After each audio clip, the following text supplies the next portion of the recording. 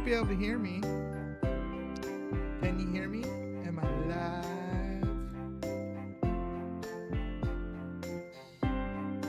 Post. Now just to post all my links.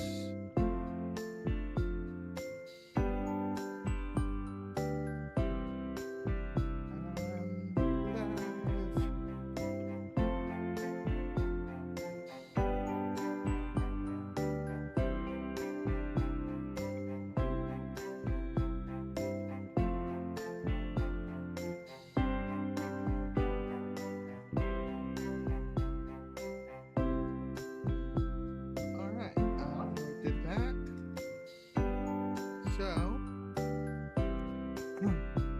now is my chat working today? No, chat is being, well, yeah, I mean, I technically have a minute. Let's see if I can fix chat.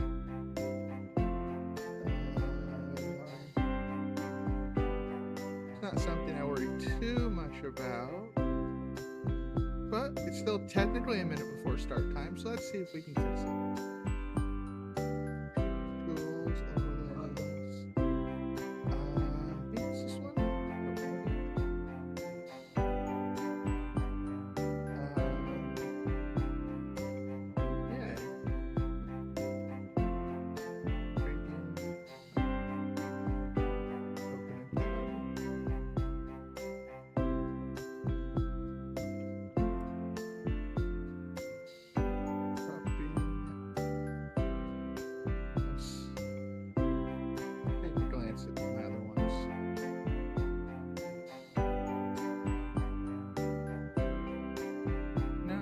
This one.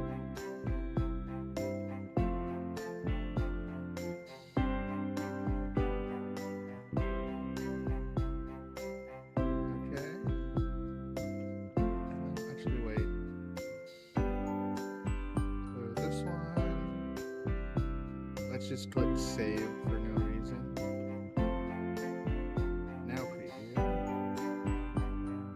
Copy.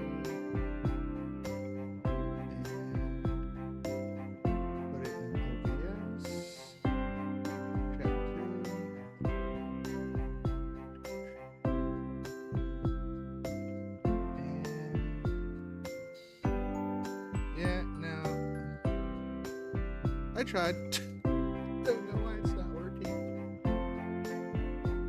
Oh, let's see. What else can I look at?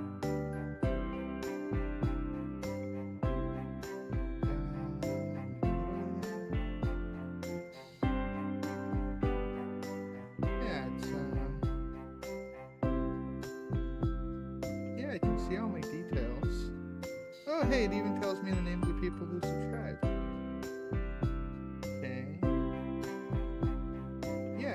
Who's subscribing to me? It knows my YouTube channel, so yeah, no, we're done playing with that for today. I tried to make it work. Stream Elements is just weird sometimes. Okay, and here we go. Today's gonna be weird. I only have one water bottle with me. And I've already cracked it open. Alright, camera. Okay, we look good. Chat up. And actually, let us do something a little different today. Just to help me with chat. Okay, I got chat there.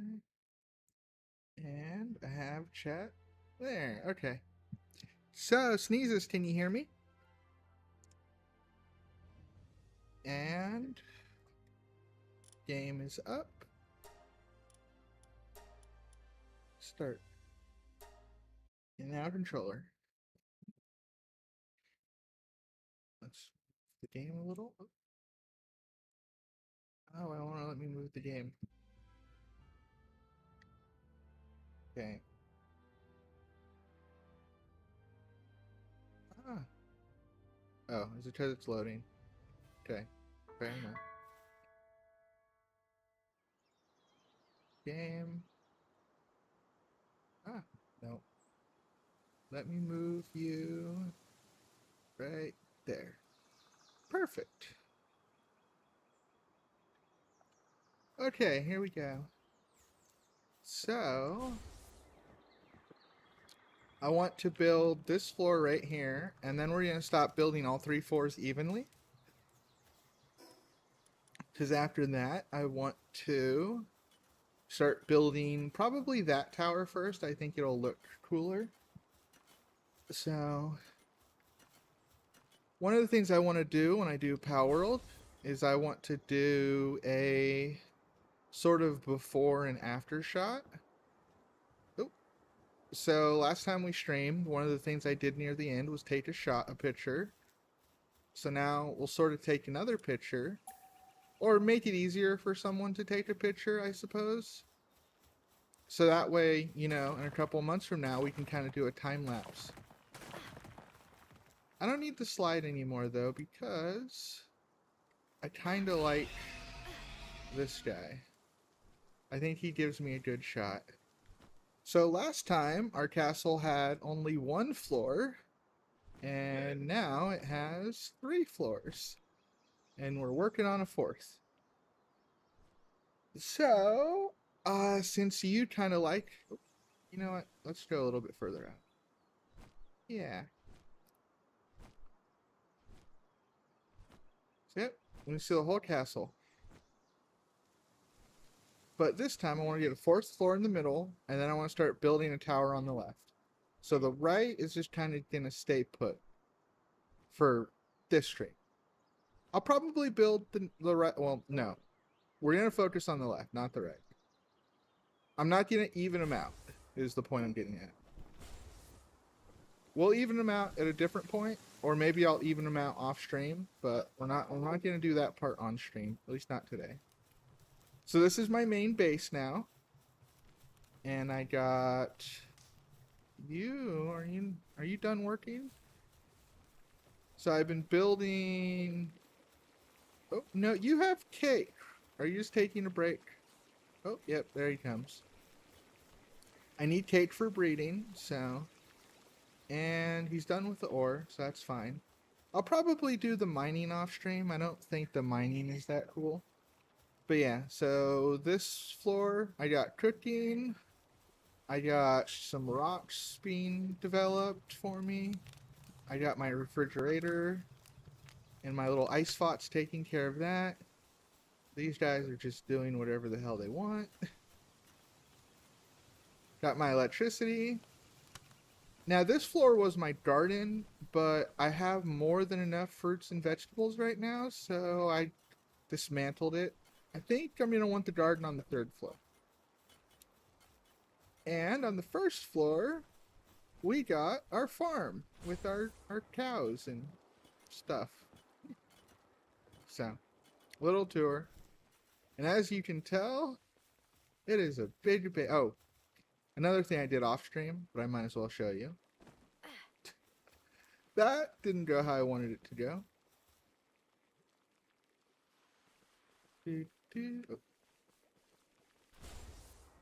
Is I have lights everywhere.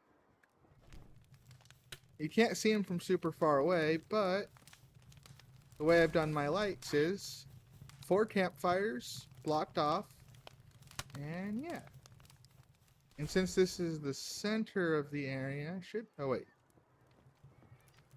Oh right, the 1st floor doesn't have a divider wall. So just from here. It looks so dark and... Oh, darn it. It looks so dark and eerie, like, here, doesn't it? Because it's so big, and you can't see the faraway lights. But you'll notice the lights are across the full 1st floor. So, my guys are in the middle. So, I can't really build any infrastructure outside of my base, though, so... You know, outside of that blue line, so. But yeah, so that's my current base setup. What do you think? See, the 2nd floor, we have a middle wall. I don't think I finished all the lights. The lights from the bottom shine up here pretty well too. Yeah, I don't think. Yeah, so put a door. I'll make all of this look cleaner at some point. Just right now, just making it functionable. So yeah, I got second floor lights right now, but I haven't done it across the entire area. So. Aw, look, my little moot cow is sleeping. Aw. He look happy. Am I taking care of him properly? Alright. And now, I guess we'll get to building. I learned a trick that should make building faster. 310. No, that's good enough. You don't have to worry about the last little spot. A friend of mine showed me this, and I felt like such an idiot.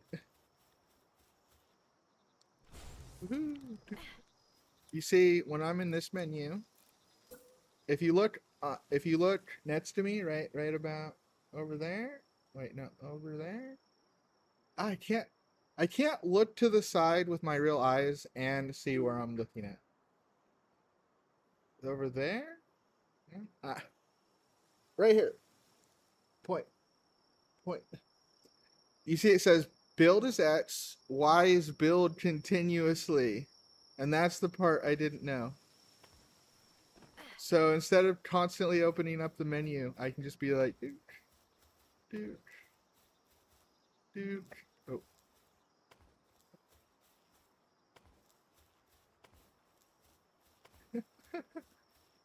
It's so much faster.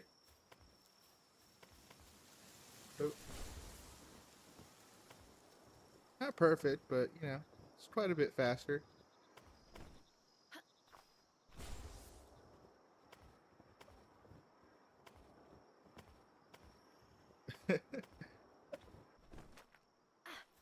So we need this center wall first.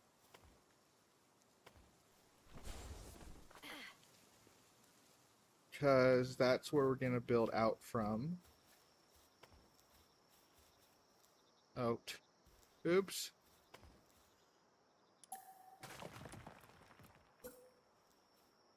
That work?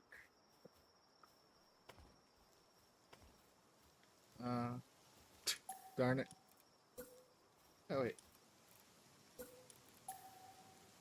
Okay.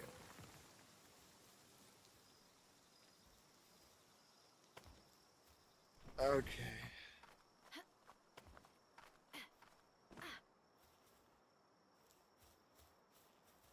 It's not perfect, but, it works.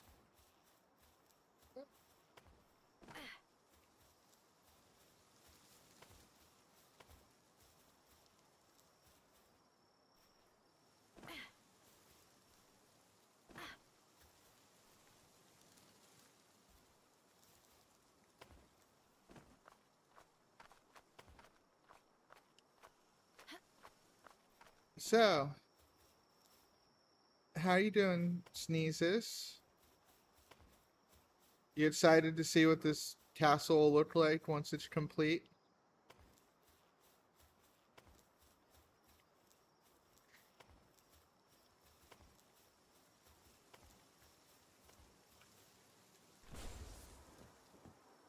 Ah. As a general rule, I want to get some progress on stream and then some off, and that's what my opening little shot was for, to help with the time lapse later on. Yes, I'm excited and doing. Yeah, is that what is it? Doing well, I hope my voice and I hope my voice and being here for chat will help, even if only a little bit.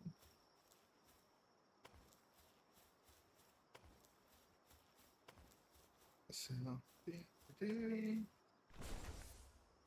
Oh, I got a higher level too, which means I have a better new weapon. I think I showed you a picture, but you know, I'm on stream. I should show you on stream too.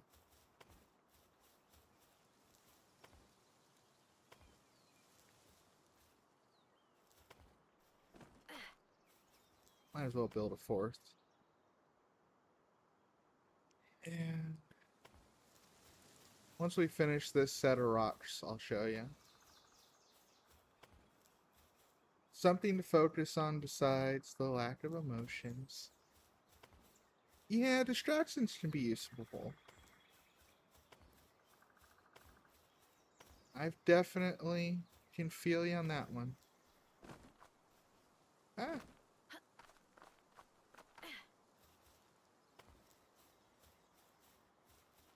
Ah. Okay, come on.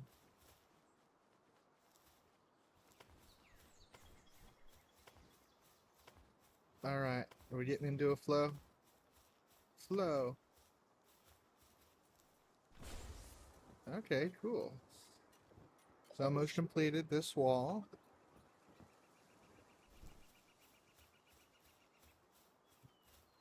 Can we complete this wall in one go?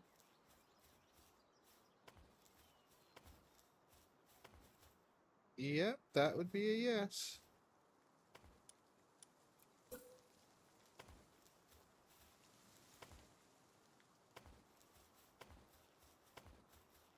And my new weapon is sword. She still swings it around like a stick, but it's so big. It's bigger than she is. Oh, that reminds me. I don't think I built it yet, but I think I can build a weapon. Let's see. Do I have the parts I need? I do. I haven't built this yet. I can build an assault rifle. I think this is one of the better weapons in the game. So I need some polymer first, which I can make. Ooh, it can't make too much polymer though. I need more pan oil. We'll still make 10 for the moment. This guy works really quick, so you do it. Where are you? Okay. Oh. Yeah, I guess 3 is more than enough. Yep, they work quick. Okay, so then... Oh, right. Well... Assault rifle ammo they can make here. Okay, so it's... 5 rounds per... thing. So that's 500 rounds? Yeah. You guys work on that. And the weapon one is down here, I think. Yeah. So I need this one to craft the assault actual rifle.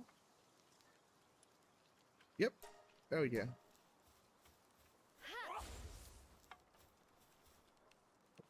Where are you going? That guy just does not like to work on what I tell him to work on anymore. Stay.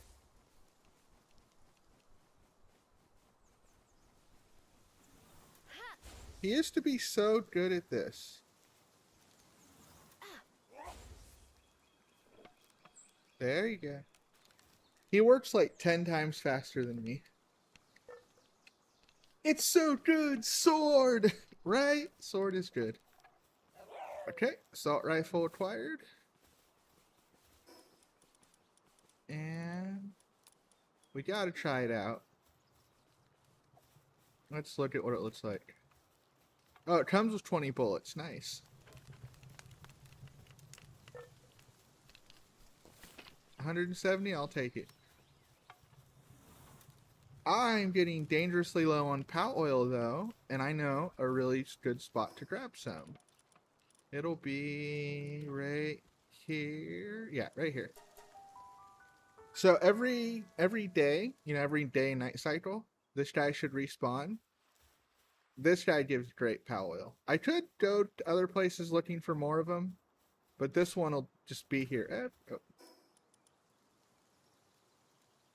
Wait, I picked up the bullet. Darn it! Could have swore I picked up the assault rifle bullets. Were those not assault rifle bullets? Oh no, they're just rifle bullets? I could have swore I... Darn it, did I make the wrong kind of bullets? Yeah, it added to my normal rifle. Which is probably fine. I needed more rifle bullets too. Can I make bullets here? Yeah, assault rifle bullets. So, max. I can't make a lot, right? Oh, I need more gunpowder. Darn it. Well, I just want to try the assault rifle anyway, so. But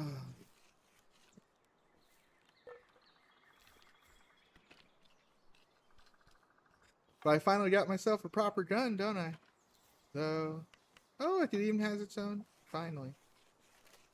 You see, this is the other gun I have on me right now. It's the grapple gun.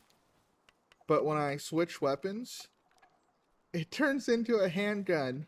They don't have a model for the grapple gun on me. Can I? Yeah, see, me trying to do work doesn't really make them any faster. These guys are just so quick on their own. Now I'm sad. I wanted more assault rifle bullets, but oh well. We're more testing it. It's not probably going to be my main weapon. But I can farm some sulfur later, and that'll be all I need for more ammo. Or what I mainly need for more ammo. Okay. So now... over here? Yep, over here. So without having to look for these guys, this will be the best spot to just teleport over here once a day and just blast them and then done. Let's see how well the assault rifle does.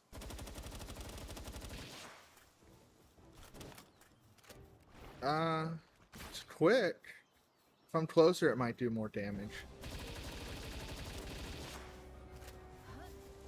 Yeah, no, it's doing damage. It's just not a lot. Especially when I can... Oh, okay, he's not doing a lot of damage either. What about when we combine?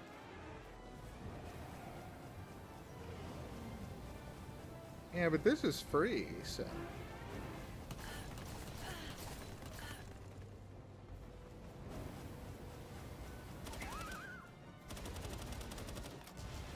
You know, this is probably decent damage. But I'm already out of bullets. While at the rifle... Let's see.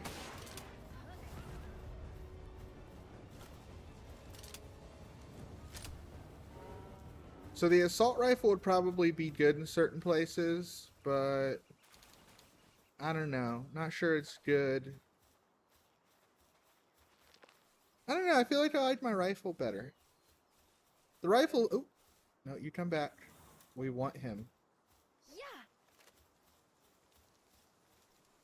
I'm finally here after chores. Good day, Miss K. You didn't miss anything. It's only been like 20 minutes.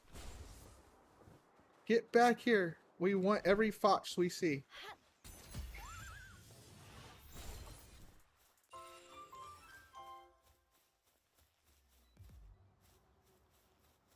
So... Only 5 POW oil. That wasn't very much, but it's better than nothing.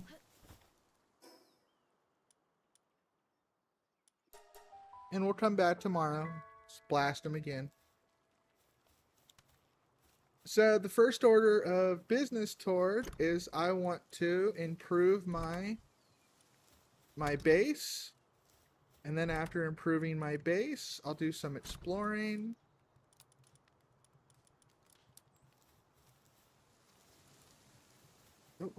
But for, like I said, first order of business, we're going to do just some casual building.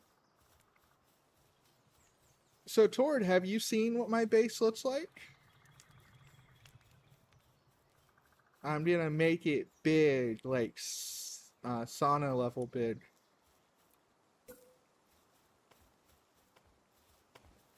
The legendary Tord has said hello to me. Aw, look at Sneezes getting all blushy. First over Mike and now Tord. It's the Sneezes' season of love. Alright, when I build in the center, I actually don't need bricks on me. Good point.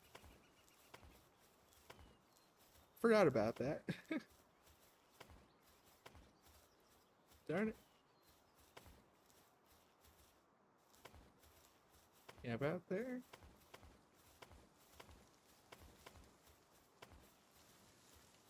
No legend status for me. I don't know, Tord. Once you release that cover, Sneezes might not be able to resist.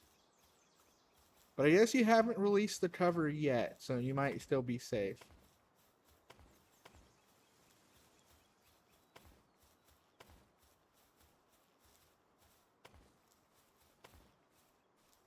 I'm just a goofy little guy who plays Portal. Well, here's the thing that bothers me about that sentence, Tord.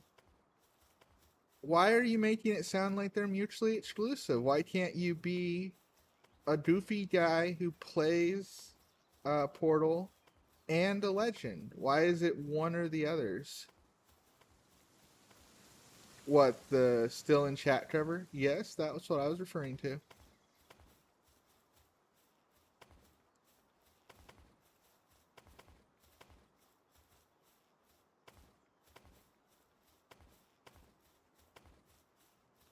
Now I'm inside the parameter of my base, so I can just use as many rocks as I want, pulling them directly from my base.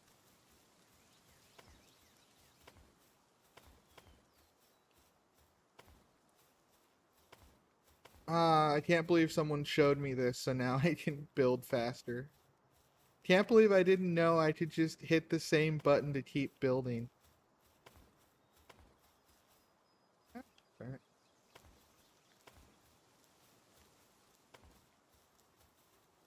The game lags because whenever you see the red marker over an actual built tile. But overall, it's still so much faster.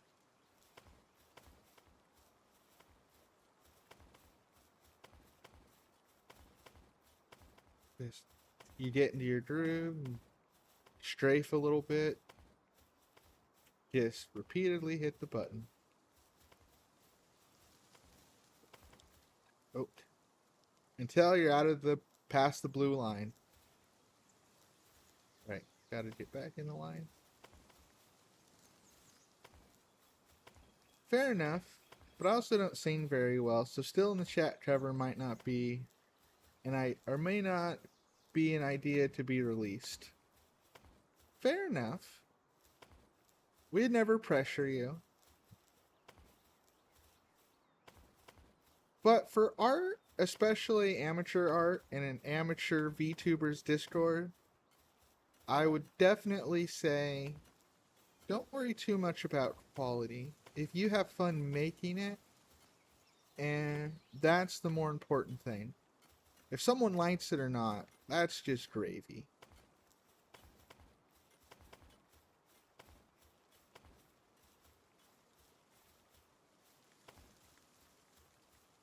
All right. So yeah,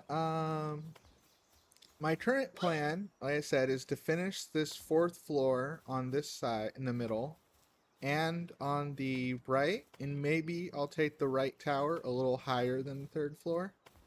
We'll see. Haven't quite got everything figured out yet. Depending too on who comes in chat and if you guys kind of like the chill atmosphere of building versus, you know, me actually doing like fighting and other kind of stuff. I'm not going to focus too much on capturing though, because I don't really have that many balls right now, and I kind of just prefer breeding. I could breed on stream, I just don't think that's very exciting. So, I want to definitely keep you guys entertained. Do you have any good free audio, or do you have any good free audio editing software you could recommend? I I'm bad at that kind of stuff. Um, I know a few video editing softwares that might be able to do stuff like that, but I don't know about music specifically. Though I could ask around and get back to you, Tord. I know a few people that might know a few things, so if that helps.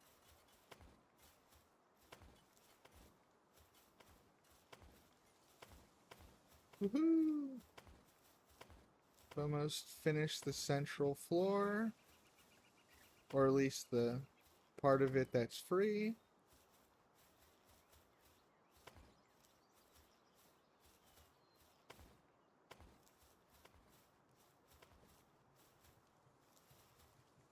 I need to buy new strings for my guitar, but soon you'll be getting terrible guitar along with terrible singings from you.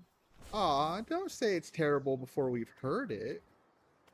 You cannot be confident in your quality. That's sure, we all go through that. I go through that. But don't call it bad before we've seen it. You never know, Sneezes. You might have some fans in the Book Bud community.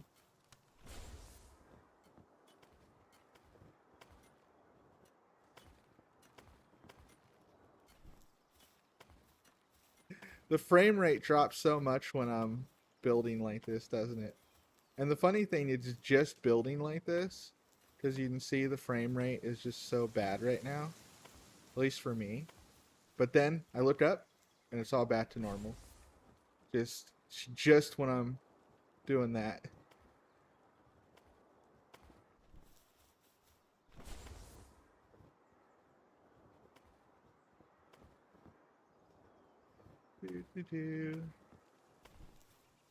Where's the blue line? Oh. Blue line has to be around here somewhere.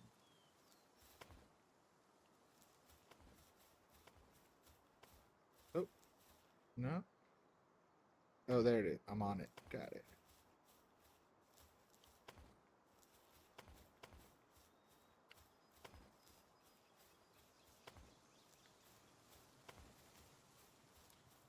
So, yeah, the frame rate gets so bad. I feel bad about that.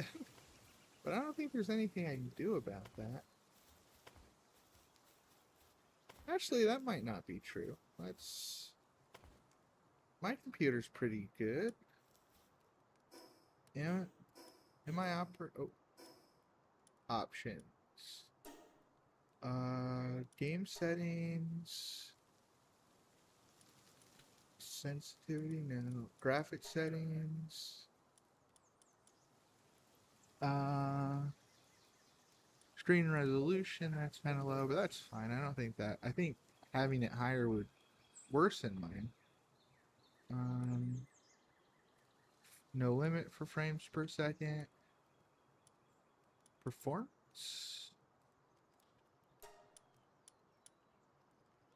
Uh, oh,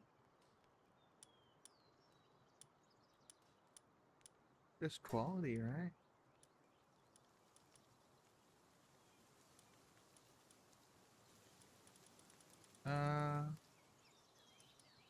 Yeah, I don't know. Let's see. Does it affect it? Nope, not really. I tried. Uh, Changing subject a bit. Did you hear about the live-action Naruto movie that got announced? I did not. Though, I'm not a fan of Naruto, so that's probably not for me. Live action and cartoon animes are usually not good. That's kinda true, unfortunately. I'm hearing it being directed by one of the directors of the previous Naruto animated movie, so that's nice.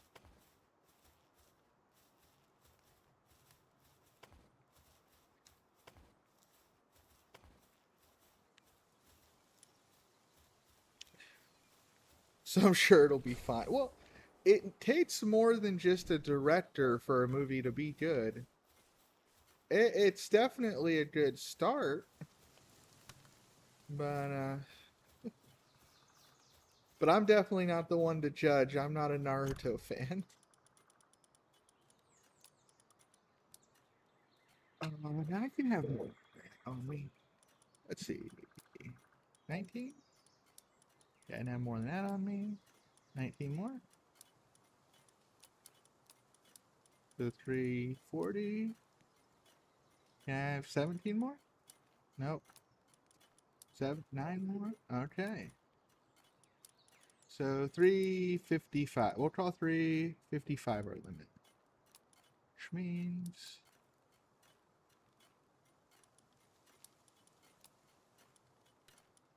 5, 55.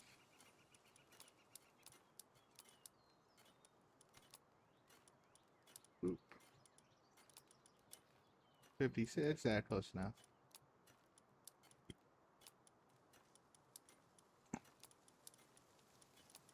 Oh, wait.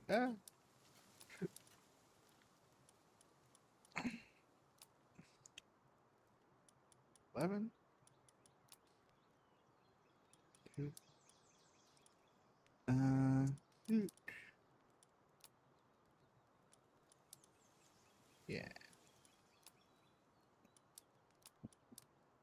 There we go. Okay. Uh, why do you use so many E's for serious statement or for serious statement? Oh wait, sarcasm. Frick, I messed it up. Yeah, that stuff confuses me too. I'm not really good at that stuff. Oh man, now I'm overweight limit. I picked up a few rocks on the way. Okay, so yeah, we'll go over here first. Doot.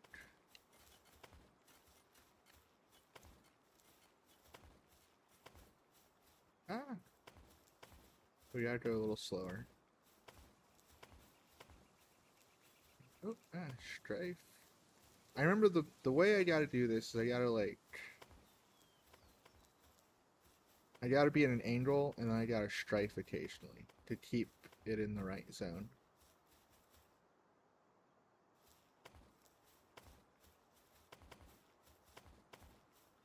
But now I can jump again, so we should probably start focusing on building these walls. Miss K, I sent you a list. Um,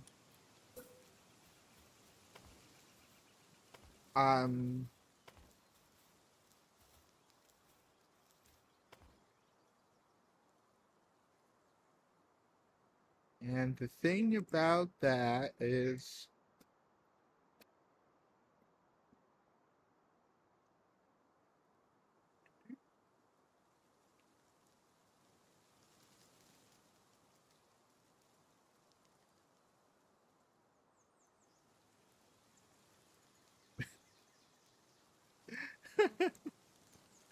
oh, wait, OBS?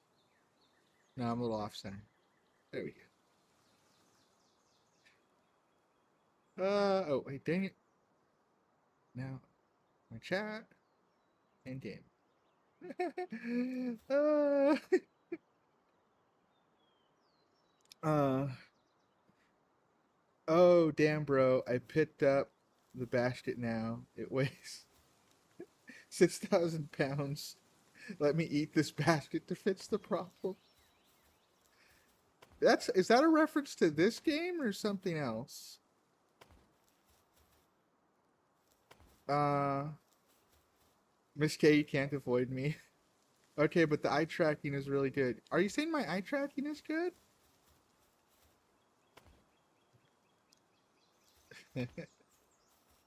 Also, we got another person in chat according to my analytics. Welcome, new person. Right now we're doing some Palworld building. And after that, we're going to do some exploring and stuff. Oh, wait, was it? Oh, okay, so this area is pretty straight. Nice.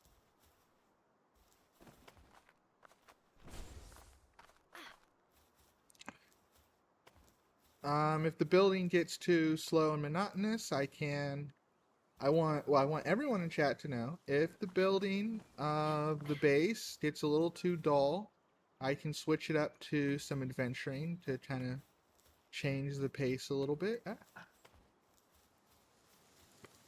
But I want to get at least one more floor done, so that's why I'm starting here, but we can definitely do some exploring.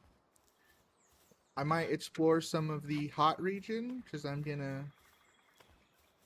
definitely gonna need some sulfur, and I don't really have a sulfur mining place. So just exploring the hot regions, I usually find a decent amount of sulfur. Ah.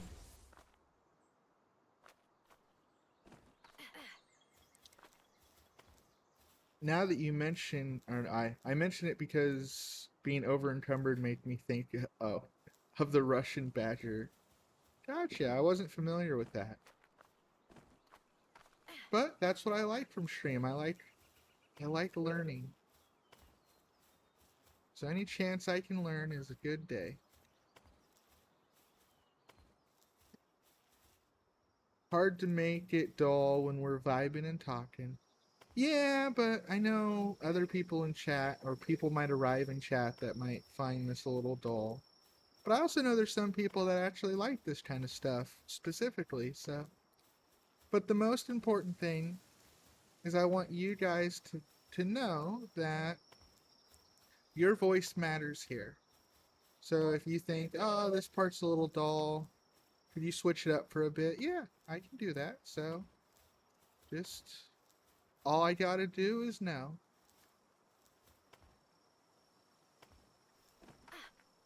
It's one of the advantages to a small community.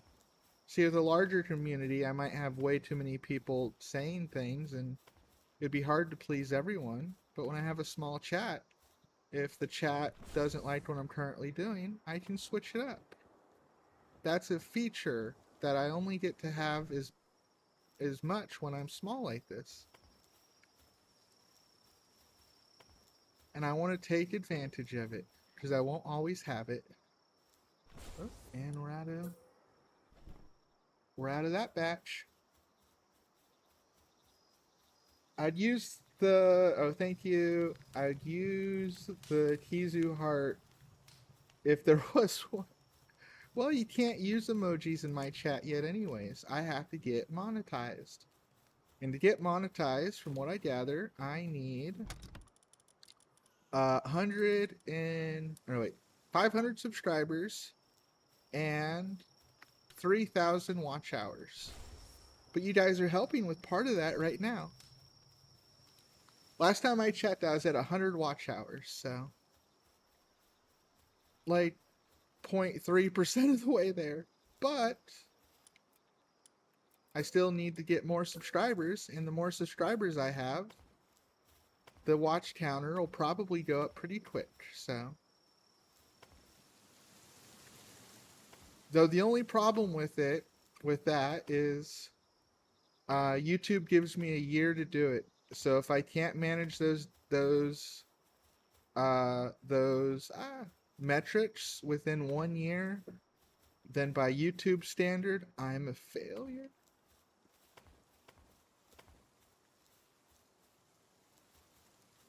But considering this is still my first month of being a YouTuber, I think 10% of the subscribers is not a half bad start.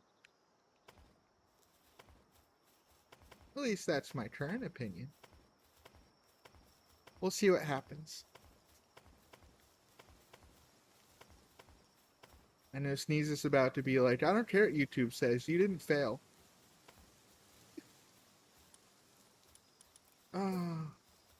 And then Sneeze is gonna be like, "How are you reading my mind?"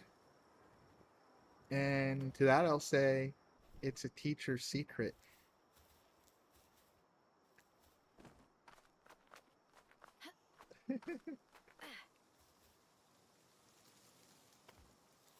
True being small and indie has perks of being able to make chill and a comfy community. Well, by book bud standards, you're a huge success. Another Portal reference. Sneezes, get out of my mind! Sneezes, if your house was Bud, how would I know what you're typing? Buds are usually just audio. And to answer your question, no, I will not get out of your mind. I live there now. Can't get rid of me. Sorry. Too late.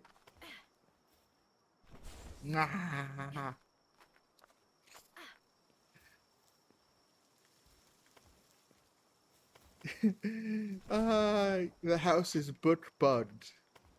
Well, I mean, I guess that's true to a degree. I mean, Sneezes is a book bug, so in that sense, I suppose his house is book bugged.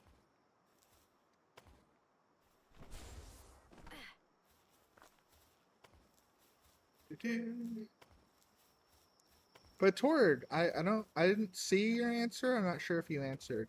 Have you seen what my PAL base looks like? Crap. Yep. Have you seen what my base looks like?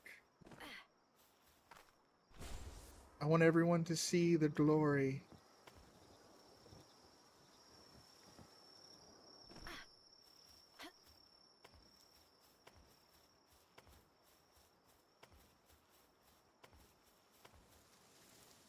Oop, crap, crap, crap.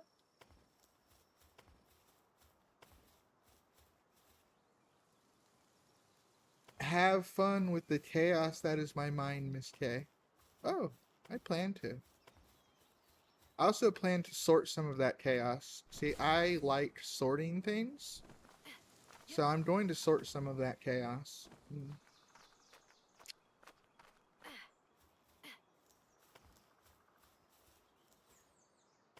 I haven't until now, but it looks good. Oh, Tord, you haven't seen my base yet. You've only seen this section of my base. You want to see my base? I'll show you my base. Darn it. Let me finish these bricks, and then I'll show you my base.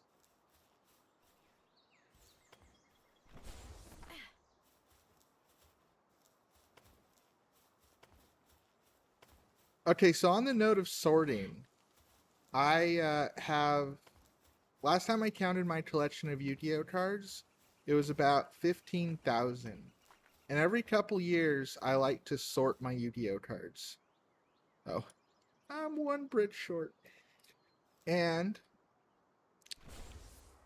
do you know how long it takes to sort 15,000 Yu-Gi-Oh cards? It takes a minute.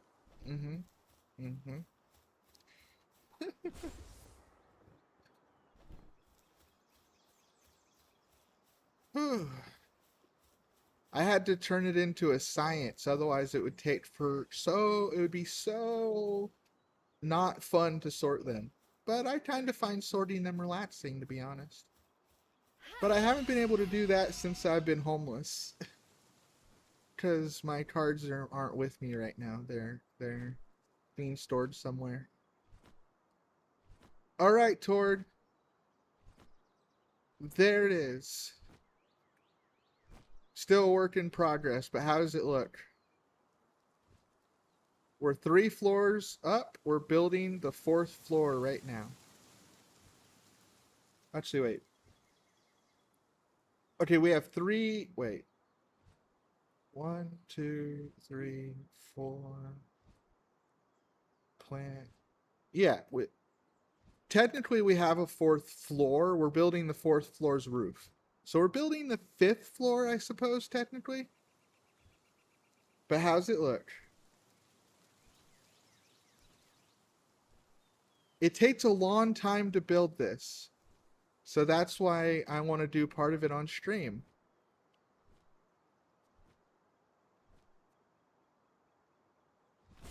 And the idea, we're not, it's a proper castle? No, you'll see proper castle. We haven't got to proper castle levels yet, but we will. Ow, that hurt my eyes.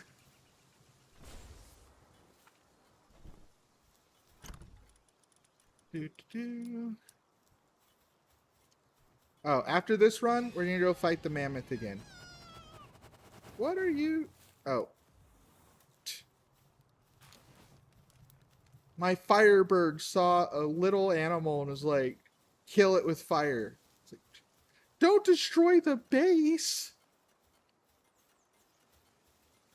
Okay, so... I have... Wait. I have 3... Wait. I have all 3, just can't decide which to paint my nail. Oh, wait. Miss K, I missed the first line. Miss K, I need nail polish color. Blue, pink, or green, or pink. Well, green is my favorite color. Well, okay, pink and green are my favorite color, but I definitely like green a bit more. Pink's a nice color, though. I definitely think pink is a mood you get into a lot. But, yeah, no, my vote is green, though. At least this time. I do love pink, though. But yeah, no. Green. Green's my answer.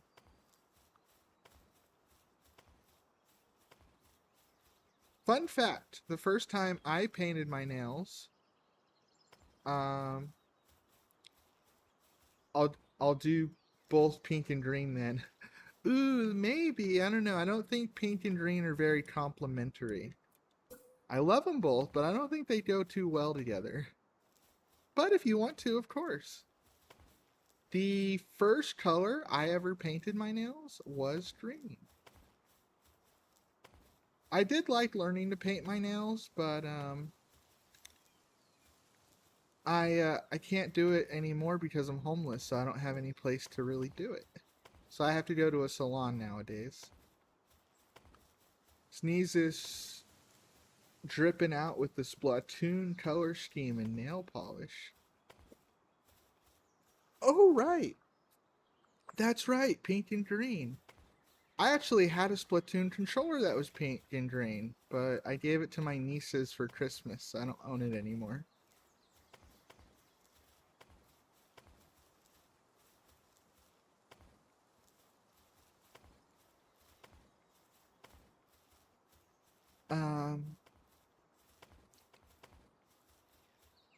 But yeah, so green was the first color I ever painted my nails on my own.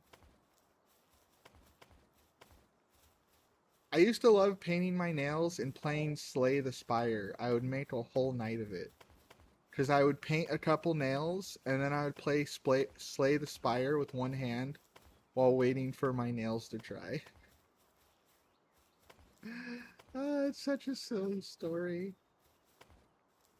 It's one of the reasons I wanted to play Slay the Spire on stream, but when I played it on stream, I didn't really, I don't know, I didn't have as much fun with it on stream as I thought I would. It might be worth coming back to that, but for now, I thought, you know, other games. Though, fun fact, since Tord mentioned Splatoon, I do own Splatoon just on my Switch. And I got the adapter I need today, so I should be able to play Switch games on stream now. I just gotta learn how to set it up. Oh, wait. We said this one, we're going to fight the mammoth. Want that POW oil. Very TSKR story, though. I have a bootleg version of it. A bootleg version of what? I wonder if this guy, he's a lower level, but he's a stronger pal.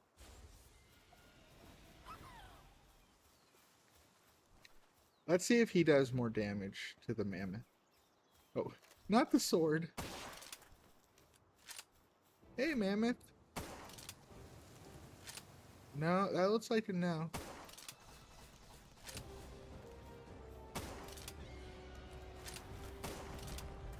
Yeah, that's a no.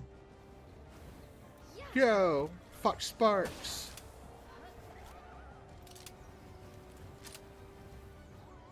Come on, Fox Sparks. Ooh. Combine! Hey, buddy. How about some fire up your butt?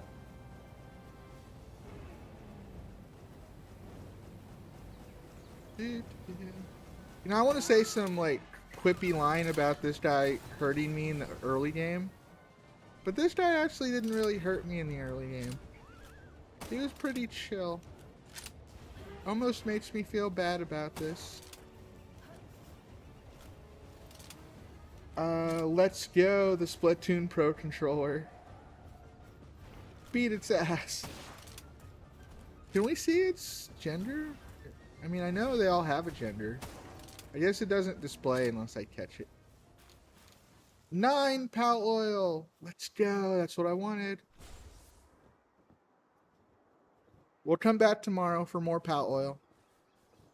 Oh. I see 2 Fox Sparks.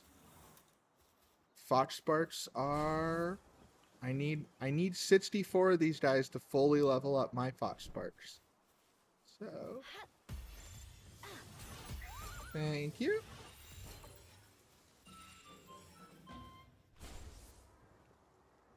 I know I'm using a ball that's much stronger than I need, but it's the ball I carry on me.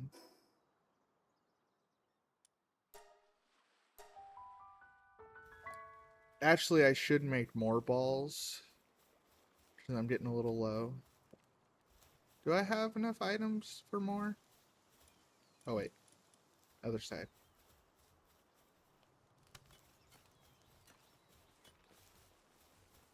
And... yeah, okay. I need it. Ooh, I need a lot of idnits for it, though. 40's good. Well, let's go for 40.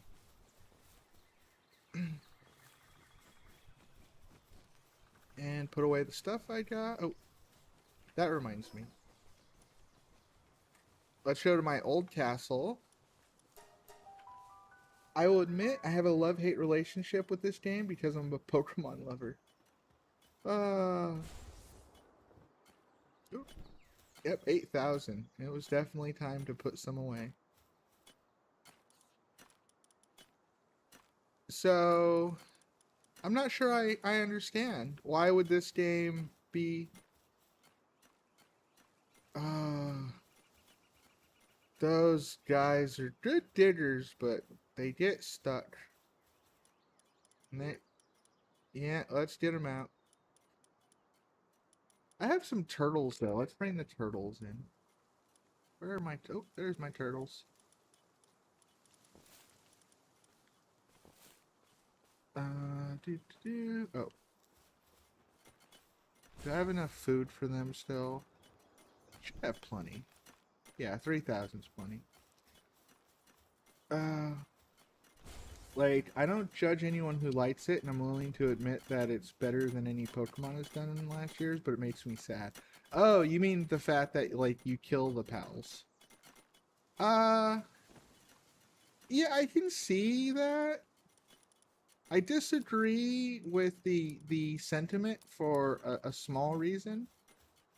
You know, Pokemon never, like, mentions death, but the idea that Pokemon doesn't involve death, I think, is, you know, like, Pokemon definitely probably has death in it. It's just, they don't really make it the forefront of the conversation, which, you know, makes it easier to deal with. So I get that.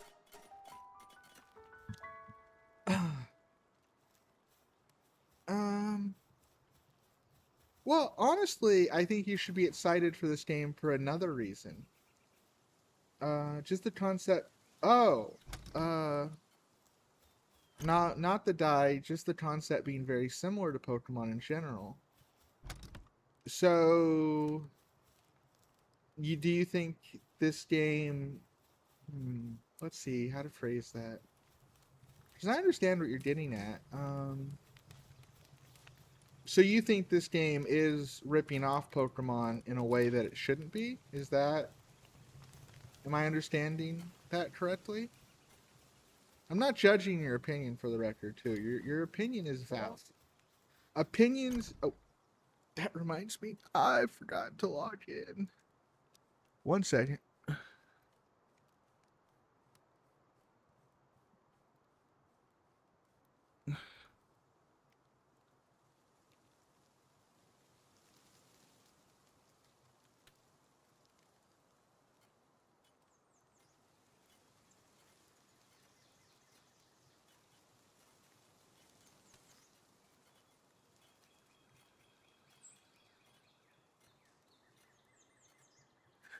Oops. Sorry about that.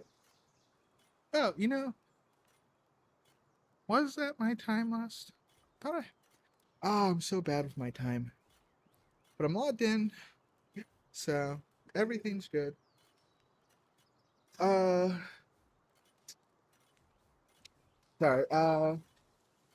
I mean, a little too closely similar. I understand that they're pals and look nothing like Pokemon. My brain works in mysterious ways.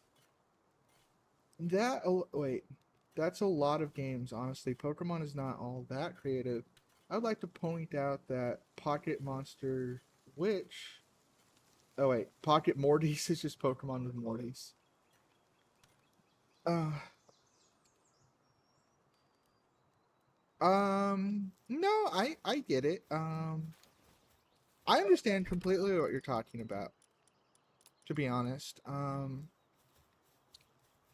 You see, this is a theme that I'm going to bring up a lot, and that's there's really two methods of thinking your average person uses. One is emotional thinking, and one is logical thinking. So, logical thinking is the one you think of more. When it comes to should something happen, like should this game exist, you understand logically, yes. Like, you understand Pokemon hasn't done the best, you understand that there's nothing wrong with this kind of creativity. Logically, you know. And a lot of times, people sort of think that the logical side is really the only side that you should be valuing. Like, that's the main argument. Logical. Like, why would you do something beyond logical? But the thing is there's also emotional thinking. And emotional thinking in this case is, yeah, it's this game is taking an idea you like and it's sort of taking it from someone. Um and you're allowed to not like that. This game clearly is Pokemon. Like you said, they're pals. Nope, you can just call them Pokemon in that sense. Like, sure, they have a technical name, but when I talk to people about this game, I generally don't say pals. I'll say Pokemon. Like, Fox Sparks is my favorite Pokemon in this game. Because that's what he is. I mean, in a real sense. Words are a means of expression, and I find it just as simplistic to describe Fox Sparks as a Pokemon as I do a a pal. I mean, the fact that he's called a pal, we both know is the simplicity or is the legal argument. He had to be named something different. Um, so yeah, there's nothing wrong with how you feel. And honestly, uh, there's something that Pokemon lovers should celebrate about this game. And it's not like it being a ripoff or anything like that. No, it's competition. You see, I think the biggest weakness to Pokemon recently is its lack of competition. Pokemon has essentially been the winner for years. For years, no other franchise can really compete with Pokemon. You know, when I was a kid, there were moments when people were thinking that Pokemon might actually die in the sense of like the franchise losing steam. And there were other contenders to shows and franchises that people thought might be the next Pokemon. Pokemon survived though, but when it eliminated all of its competitors, there's a certain complacency that comes with that.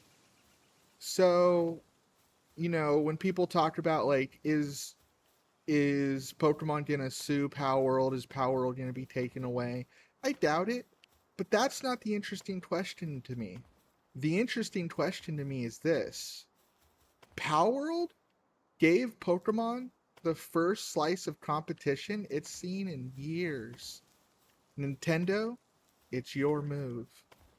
You can take everything Palworld has done, everything it's shown you, and you can build upon it and make an even better Pokemon game.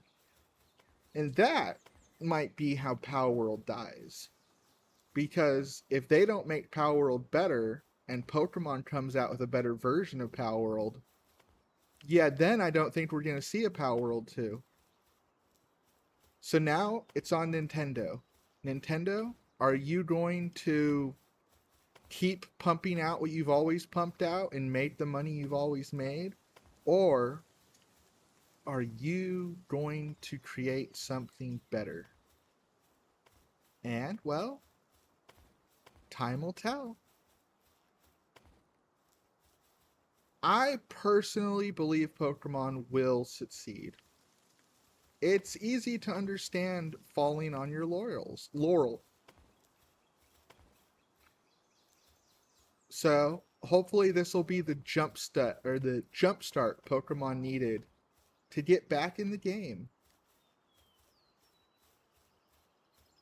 Let's see, now you guys have been talking. It's much like a brand name. I don't usually call something by a generic name, but rather a brand name. Yeah, that's fair. The more I think about it, about Palworld, the more I realize it's Pokemon Legends of Arceus on steroids. Yes. Yes, it is. Here's the thing. I bought Legends of Arceus. I liked it, but I never finished it because it really it was a nice idea. It was a nice concept, and I definitely liked it, but it wasn't everything I wanted from that concept. This is everything I wanted from this concept. You know, people said, "Hey, why did you buy it when it first came out? It's still in early access. Why don't you wait till it's finished?" I don't care if they add new features. There's enough features in here where I'll play this for the next like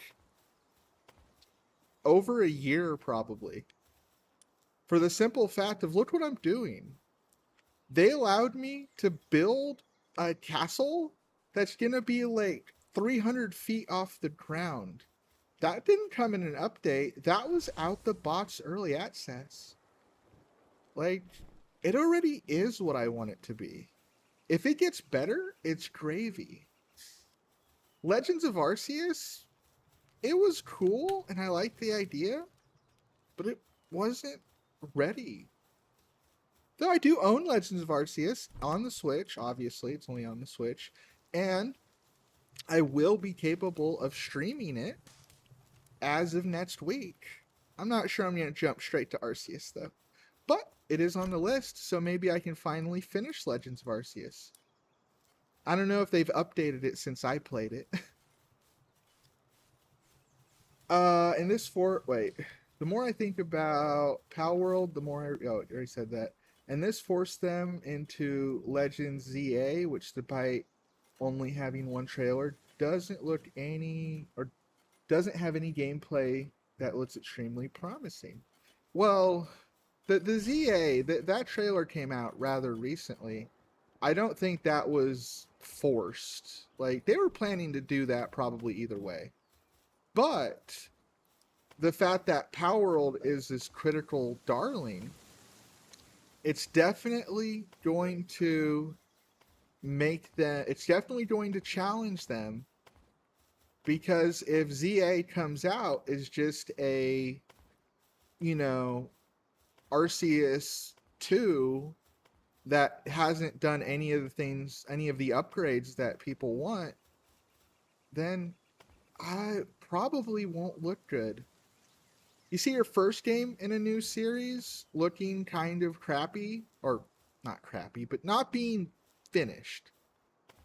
You can kind of get away with because, you know, there is this sense of, hey, you don't know what's stuck yet. But once you're on number 2, it's a bad look. Honestly, it's a bad look modern day. Pokemon's been around forever, but, you know, just my take on it. Correction, forcing them to listen, as you say, and keep up with the competition. Now, that's fair. They might have released the trailer to RCA or to ZA to try to tell the community, hey, we can do this too. We can make a Palworld. You know, we have it in our Arceus series. We can do it. Just give us some time to cook. Yeah, that could be what they're trying to do by doing the trailer.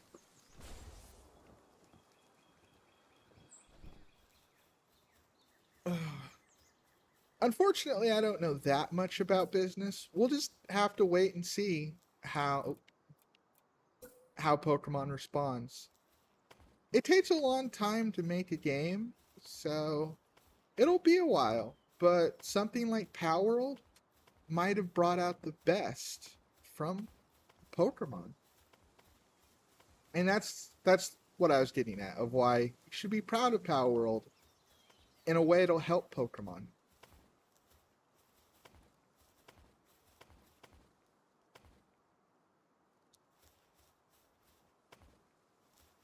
Okay, Tord, I have a question for you then. Since you brought up this conversation, what do you think of Digimon? Because let's be honest, Digimon is just another Pokemon clone. When I was a kid, I tried to argue otherwise. I was wrong. I'm personally stoked for ZA because X and Y were my first Pokemon games specifically. Ooh. I love Pokemon X. Fun fact, I wanted to do a Pokemon X run on stream, but I ran into some difficulties on that one. I will get back to that story, but first, I'm curious what you think about Digimon.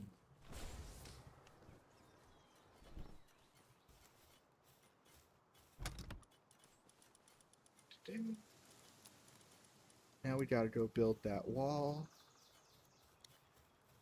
I'm neutral on it because I wasn't as exposed to it as I am Palworld.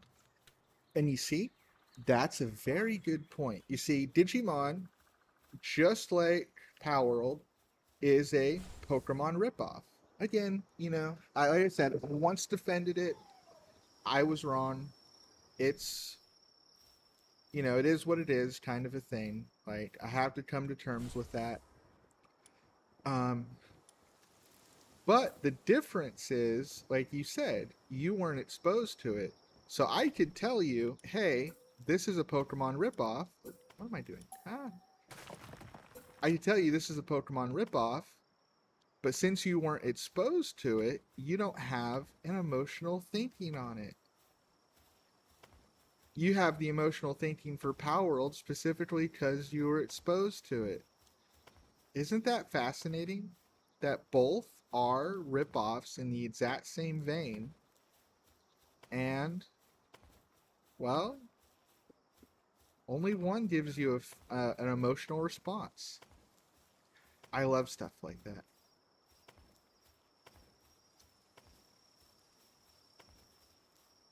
I love what makes people think. I love questioning beliefs. You see, when I was younger, I came to a realization, and this was the general point. If I if I feel something and I don't know why, then I need to reanalyze why I think that way. Because if I can't explain what I'm feeling or what I'm defending or what I'm saying, then I need to find out why I'm thinking that way. And there's nothing wrong with emotional thinking. Your emotional thinking is just as valid. But it's a very good tip I would offer anyone, which is if you ever if you ever have a belief, every once in a while, try to explain your beliefs. And if you can't, question why they're your beliefs.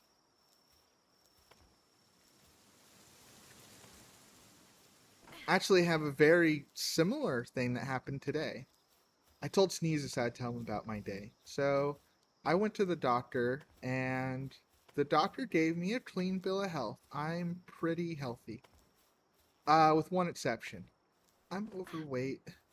Something I'm extra self-conscious of because of, well, I'm a trans girl, so I want to be pretty, I want to lose weight, I don't want to be fat. And it's been a hard road for me trying to lose weight. And months and months ago, I talked to a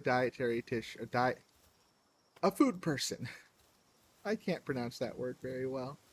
And she gave me some tips on how to maybe make food even though I don't have a kitchen. And honestly, I dismissed it. I wasn't really willing to put in the effort. And I was doing okay at losing weight on my own, so I was kind of just doing it my way. And there's nothing wrong with that.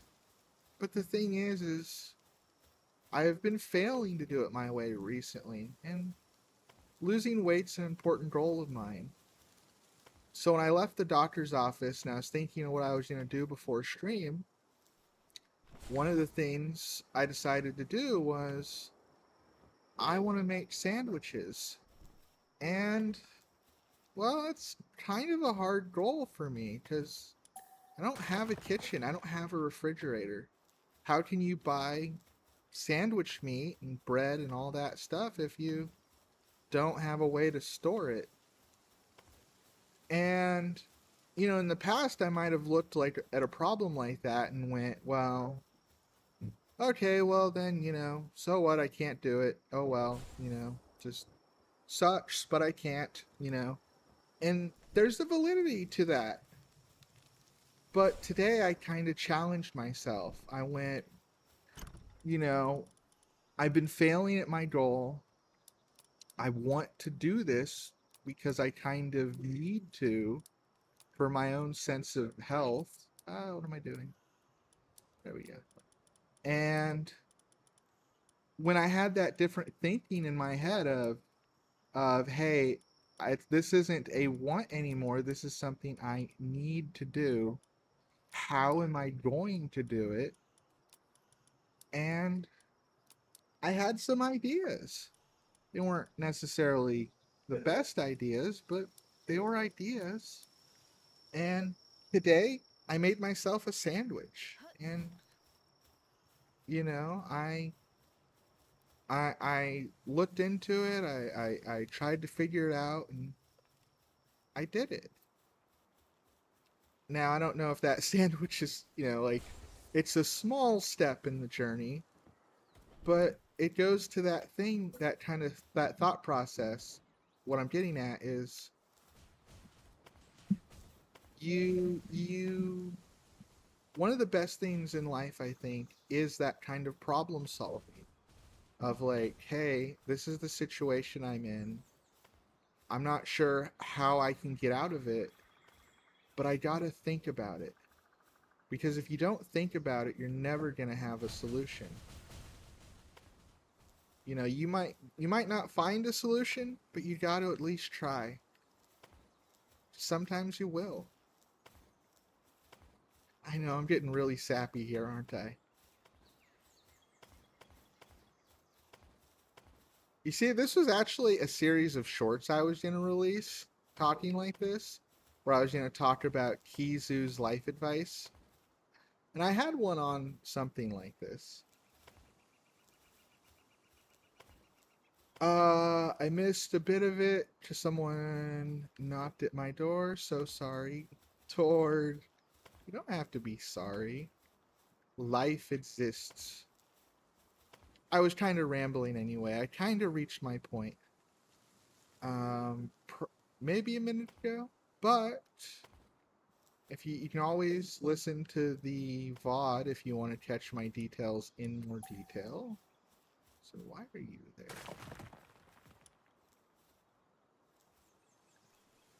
We're at a good timestamp, about an hour and 20 minutes, so if you want to look it up later. Actually, I have another story that's sort of on the topic, so I'll tell that story too. So I I was living in my car, and because that's what I've been doing for the past year and a half now, and there were certain things that were sort of bothering me. They were sort of in my way, and I forget exactly what it was. I just remember the main point. I was dealing with it rather than fixing it because uh I didn't think it was worth fixing. I didn't think it was something that would be easily fixed. I didn't think it was worth the effort to fix. And you see, when I first came to that conclusion, I think I was right. I think I made the right call that I had a problem and I was just putting up with it instead of fixing it. And that was oh, I remember. I can give you the exact details. I The sun was in my eyes when I was sleeping sometimes, and I have tinted windows, which helps. But there were certain times and certain places where the sun was just in my eyes, and it would hurt. And it wasn't every day, and I wasn't really sure what I could do about it because I already have tinted windows, and my the space in my car is very limited, so it's not like I can have a lot of extra stuff. And I was getting really annoyed at the sun in my face, and I decided that I didn't like this problem anymore. I wanted to fix it, and I tried to fix it, and I figured out a way to fix it, and my life improved from that. But there was that moment in time when I was like, this isn't every day. I'll just deal with it. I'm only dealing with it for an hour. Like, it's not a big deal. And when I brought that kind of energy and that kind of thought process to the situation, I I was stuck, I wasn't trying to fix the problem. And if I wasn't trying to fix the problem, I was never going to. So I had to kind of have that moment to tell myself, hey, just because I was okay with this, a month ago and I didn't consider it worth fixing, well, I'm kind of not okay with it now and I want to fix it. And I tried to fix it and I managed to fix it. So it's kind of like a life philosophy of even if you can't or you don't want to fix something, it's really easy to get into this line of thinking of, well, I've solved that problem or I reached that conclusion. It's not worth fixing. And you think, we're not revisiting this. I've already got the answer. No, the answer can change. Sometimes things you couldn't figure out in the past, you can figure out in the future. Or some things that you're okay with dealing with in the past, you're not okay with dealing with anymore. And it can be a very valuable lesson to learn when your feelings change. I had a friend who is a perfect example of this. She would say, "I don't like chocolate," and she said, so she self-identified as someone that didn't like chocolate. No, she didn't like say it like that. She just said, "I don't like chocolate." But I would catch her eating something with chocolate and go, "Hey, you're eating chocolate," and she'd go like, "Oh, gross," and she'd spit it out, and I would kind of laugh because like, well, you were enjoying it, weren't you? And they'd be like, "No." It's like, well, why were you eating it then?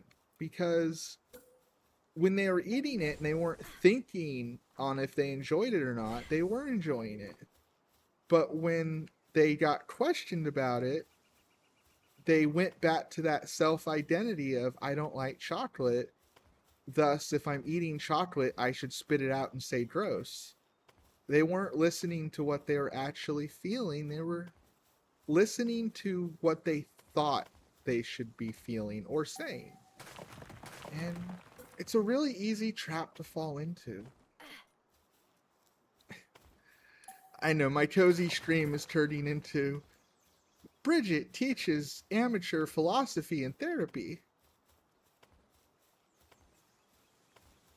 But that generally gets to the point I was getting at toward. But so Tord, you said the X and Y series was when you first got into Pokemon. Which one did you get, X or Y? I'm curious. Tell me. I wish to know.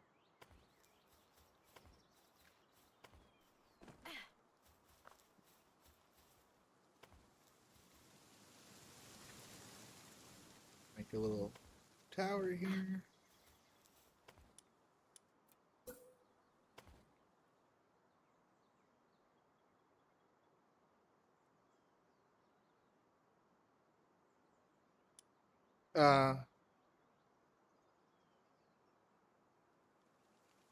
You heard nothing.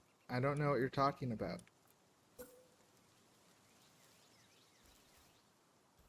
Quiet, sneezes. You got Y. I got X, so I was X. I've always liked Yvelto over Xerneas. I like cool mons like that. That's fair. Uh, Honestly, I didn't really like the legendaries, either of them.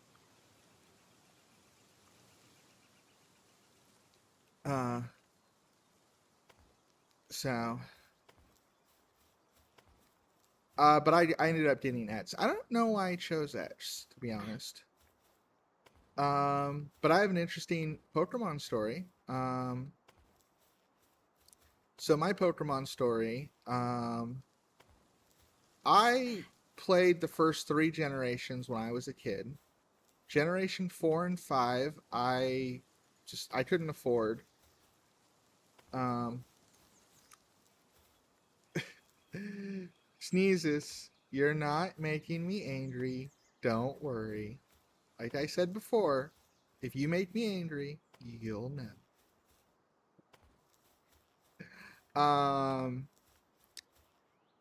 So my Pokemon story. So I missed the fourth and fifth generation. Wait. I mostly got into Pokemon through the X and Y anime because let's be honest, that's the best season of the anime. I haven't seen that season of the anime. I mean, the girl they introduced is pretty good, but I don't know. I might have to fight you on that one. The first season of the Pokemon anime was pretty decent. They brought in some really compelling story ideas back then. Not saying they don't now, just honestly, I don't really like the Pokemon anime, even the one I grew up with and liked at the time. But that's a sidetrack. So I had a job when the sixth generation came out, and I decided to treat myself by buying a 3DS, and I bought Pokemon X. And I loved it. I thought it was great. It was just love. Um, And when I was beginning my VTuber adventure, when I was starting out, and by starting out I mean prepping this model, like getting all the details ready, I was thinking of my first stream being a Pokemon stream. I was actually making a video. I was going to do a video content for Pokemon. But as I learned more about streaming, I ended up not doing it. I was considering doing a Pokemon X run as my first stream thing. And fun fact, the fact that I'm a painter is actually, you know how my model's covered in paint? It actually began as a reference to Smeargle. I was originally considering giving myself Smeargle ears. I decided not to do that, though.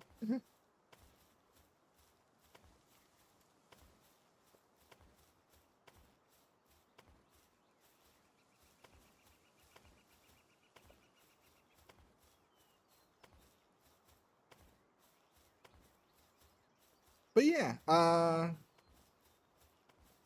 I still might do that particular run at some point, just because it's a run I wanted to do. But Tord, do you want to know what I wanted to do that would make that run special?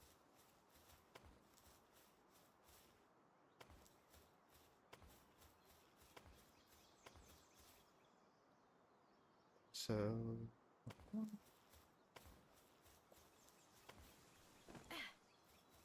right about there.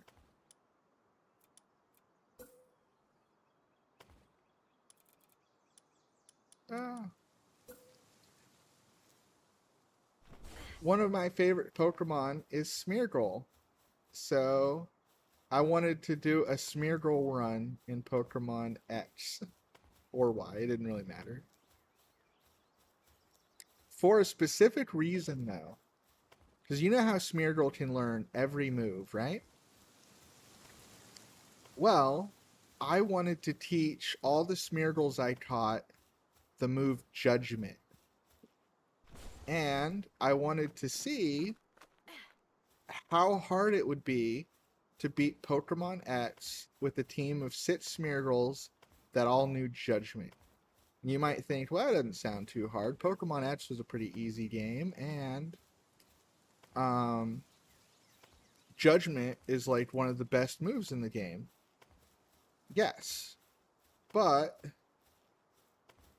back when Darkrai's signature move wasn't severely nerfed, yes. No, I didn't want to give him Dark Void. I just wanted to give him Judgment. And here's the reason why. Oh, I think my controller died. That's fine, I can just plug it in. My controller? Oh, right. I played with my controller last night. I was playing a Pokemon ROM hack last night. So my controller's out of battery. Let me grab my my plug.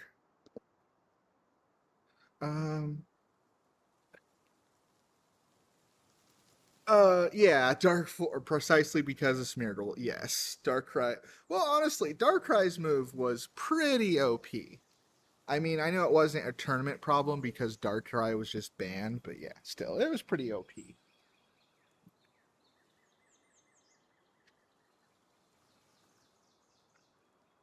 Oh. So here's the thing. In all the games, Arceus's signature move, you should do Pokemon Ultimate Fusion at one point. That is the thought. So Arceus's ultimate move, Judgment. There is a special condition to Judgment, which is if you hold a plate, it'll change the type. But here's the thing. The Pokemon games, they don't generally give you the plates at random points. In most of the Pokemon games, model's not in most of the Pokemon games, they just give you all of the plates at some point.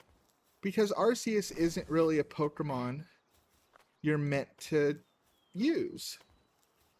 Oh, Ultimate Fusion. I said ultimate. Flubbing my line so hard today. Infinite Fusion. I am familiar with Infinite Fusion. But yes, it changes type according to the plate. But here's the interesting question, Tord. Pokemon X is one of the only games where they give you the plates one at a time in towns. And the reason I find that a very cool idea is because that means that when I go to the second badge, for example, I can pick up, I think, my first plate. And I know what the plate is. I don't want to say it, though, because I don't want to ruin, like, the surprise. But will that plate help Smeargle beat the gym leader? Are the plates actually placed in cool locations to help me win? When I get to a new town and I find the next plate, will that help me win? I want to know. Because how cool would that be? You know, the plates should have just been random. The game could have been done. Someone could have said, oh, we need the plates in there. How about we split them up? Here, we'll put this plate here. We'll put this plate here. We'll put this plate here. Just no thought to it. Just that plate there, that plate there. That's all they had to do. But what if the plates actually are put in strategic places? What if right before I fight a strong gym leader or a strong trainer, I find a plate that's their weakness? How cool would that be? And I know I could just Google the answers here, like, what are the strong trainers in this area? What plate can I get? But I want to play the game, and I want to find out if the location helps me. That's what I want to do.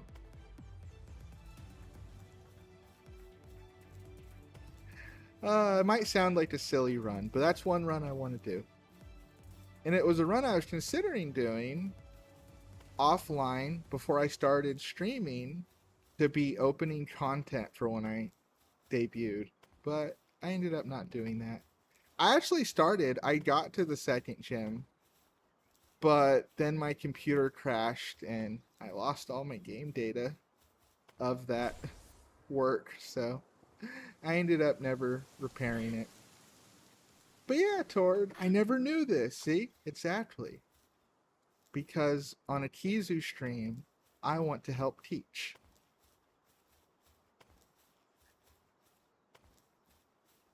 Okay, so you mentioned Pokemon anime.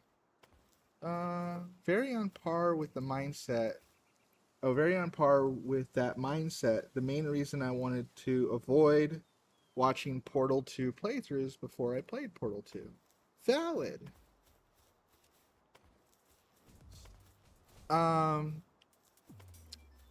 But another thing, so you mentioned the Pokemon anime, and I have a lot of feelings about the Pokemon anime. I haven't seen it all, so I'm sure there's good moments in it. I'm not going to be making the statement that there isn't good moments in the Pokemon anime or anything like that. But I realized something, well, actually, let's be honest. When I was a kid, I didn't know why, but I loved Digimon so much more than Pokemon, and I didn't know why. Sorry, hydration break. And as an adult, I learned why. That they were fundamentally different stories. And that's not a bad thing. You know, different stories are fine. But Pokemon is, well, actually, let me challenge you here. And maybe I'll learn something myself. I might be a bit wrong here. But what do you think the story of Pokemon is?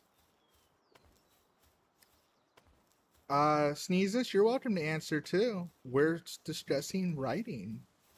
If you know Pokemon anime at all, or if you just know enough about it that you think you can give an answer, by all means. I'll give you guys a moment to type on that one.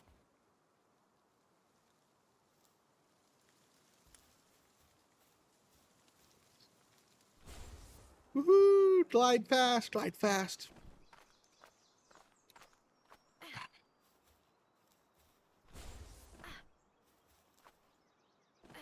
So yeah, I'm not building another floor over here. I just wanted to build the wall. Really depends on the season of the anime, the game. I don't think what I'm getting at does. But hey, let's go with the one you were the most familiar with, the one that you said you liked the best.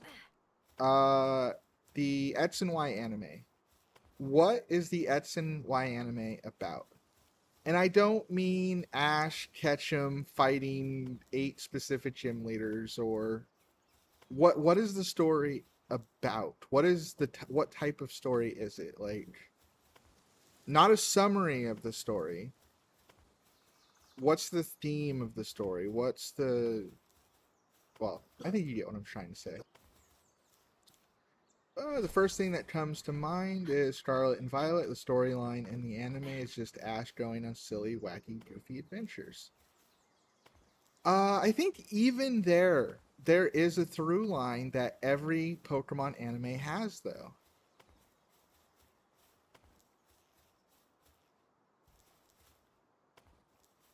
Don't worry, I'm not going to hold back what I think the answer is forever. But I do want to challenge your brains here, so if you have any other answers you want to throw out, let me hear them. I haven't seen the Pokemon anime, nor do I know much about the story, sorry.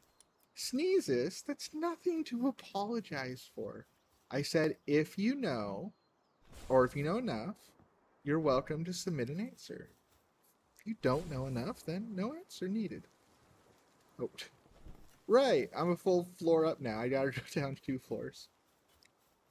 It's kind of like a shonen anime, or it's like a shonen anime, kind of sprinkled with mostly friendship and stuff because of media evolution. Exactly that. So the answer I was looking for was, it's a coming of age story. Pokemon, at a fundamental level, is about Ash Ketchum growing up. The central question that Pokemon tries to answer is Ash ready to pass the test of growing up?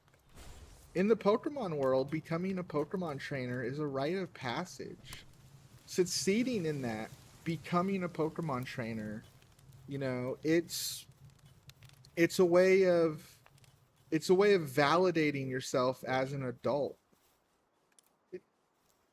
Oh, okay, no, there's stairs there. The central theme of Pokemon is, will Ash succeed in becoming an adult?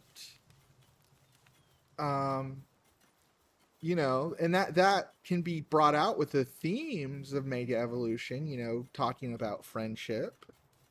But everything that Ash does is about the central question, can Ash pass this trial? And specifically, one of the greatest examples of this is Ash's dad. Ash's dad is a character we don't see. He's a character that stated that he went on a Pokemon adventure, but he failed, and he never came home because he was ashamed of failing. And the question is, will Ash fail? Or will Ash succeed where his father failed? That is the central question of Pokemon. And it's a beautiful way to tell a story. But there's a problem. Ash isn't allowed to succeed. Or wasn't, I suppose. Didn't they graduate Ash, actually, now that I come to think of it? But let's digress, because even if Ash had been retired at this point, he hadn't been allowed to retire for a long time. Wait, is that canon? I'm also not caught up either. I believe that's canon. Remember, my Pokemon knowledge comes from the beginning of the story, not like the later seasons. I saw all of the early stuff. And if I remember correctly, that was the early part of Pokemon. Yeah, they did his final journeys over.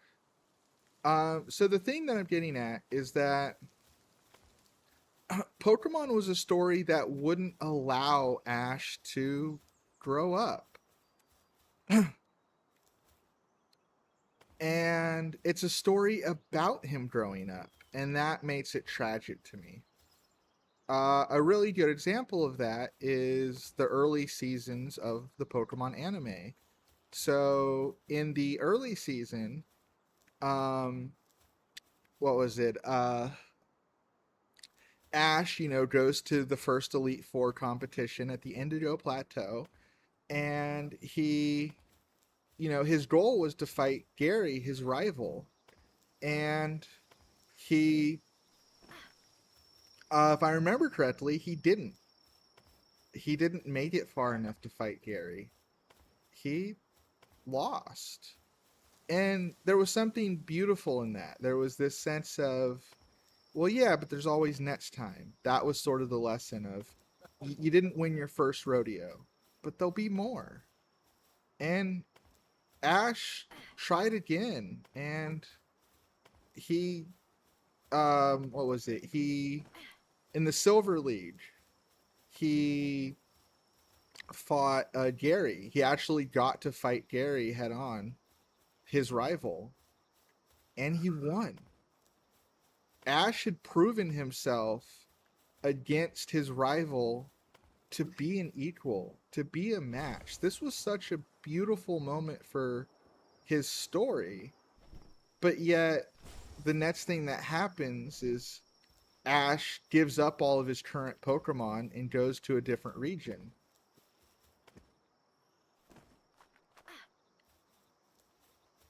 I personally think that every season of Pokemon anime was bouncing around with all different genres while sticking to the source material. Yes, but there's another reason for that. Because if Ash succeeds or fails, then the story's over. So if Ash succeeded, if he became a quote unquote Pokemon master, then his story's over. And if he failed, if he couldn't hack it and he gave up, then the story's over. So Pokemon always kept Ash, at least for 20 years, it kept him in this perpetual loop of never succeeding, but always willing to keep trying.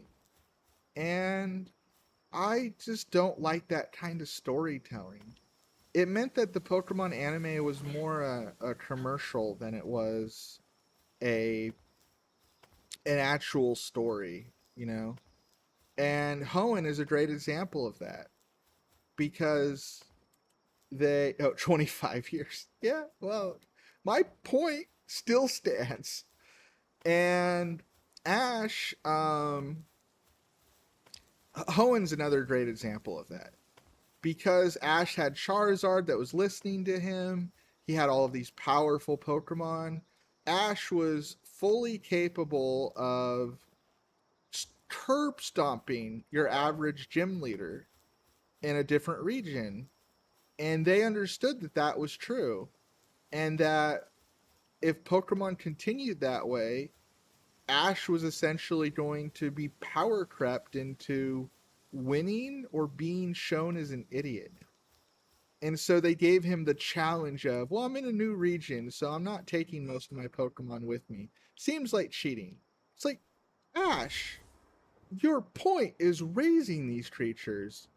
Why are you leaving most of them behind? Well, because it wouldn't be a challenge otherwise. Well, yeah, because you're not allowed, because Ash fundamentally is not allowed to win. Times when he should win, he's not allowed to win. Because if he did, the story's over. I will still not forgive Gen 4 anime for not giving him Garchomp proper. See? Exactly. And And here's where Digimon differs here. Digimon, at least Digimon Adventure, and pretty much every Digimon anime, though varying qualities, not vouching for all of them.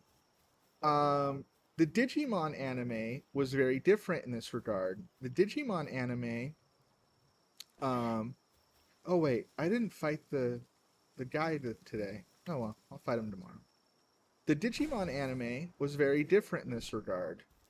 Um, the Digimon anime wasn't a coming of story. It was in its own way, but it wasn't a coming of story in the way Ash was. Ash was the challenge of, can he prove himself by the challenge that his world expects him to do? Can he become an adult? Digimon presents you with a very different story. The story of Digimon is one of earth-shattering stakes.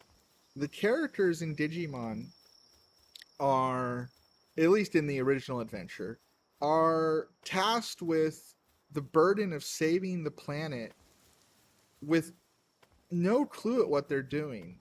They have to mature fast so that they're capable of saving the world. And the really cool difference about that in storytelling is it allows you to have a proper arc. Because the thing is yeah, you can have the characters learn, grow, and become awesome because that's what you want them to be by the end. And once you reach the end and they're awesome, well, that's it. The story's over. So they're allowed to have their arc in a way that Ash was never allowed to have his arc. So in that case, I think Digimon is superior. Like, that Gibble stayed a Gibble until the end, and that makes me angry. Like, yes, Gibble is a cute little guy, but Garchomp is my favorite Pokemon, and I'm sad they didn't make that Gibble evolve. You're singing to the choir. In the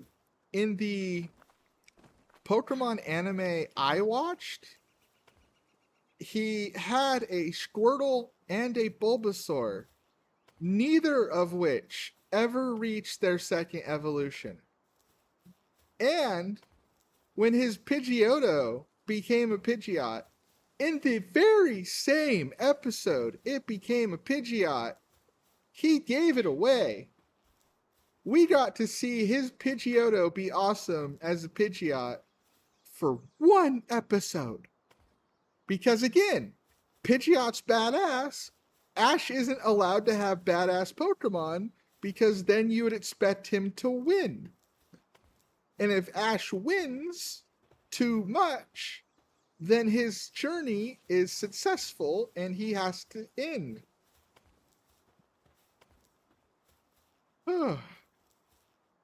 Eevee and Fennekin? You mean, it's Fennekin, isn't it? It's a Fennec Fox. Are my favorite and second favorite Pokemon. I love the Fennekin line, except for the final evolution, which is a pretty normal thought. Middle evolution all the way on that one. Don't even get me started on Greninja. You see, you don't get any of this crap in Digimon. In Digimon, when they get awesome, they stay awesome because, you know, that was the point. They got awesome. Why would they stop being awesome? You wanted them to be awesome. Why would they stop being awesome? I'm bad at spelling Pokemon names. That's fine. It's not a requirement that you're a good speller here, so don't worry about it. But, yeah, no, that's one of the differences. You're allowed to be awesome in Digimon because Digimon, that's the point. You become awesome, and then that season's over because that story's over.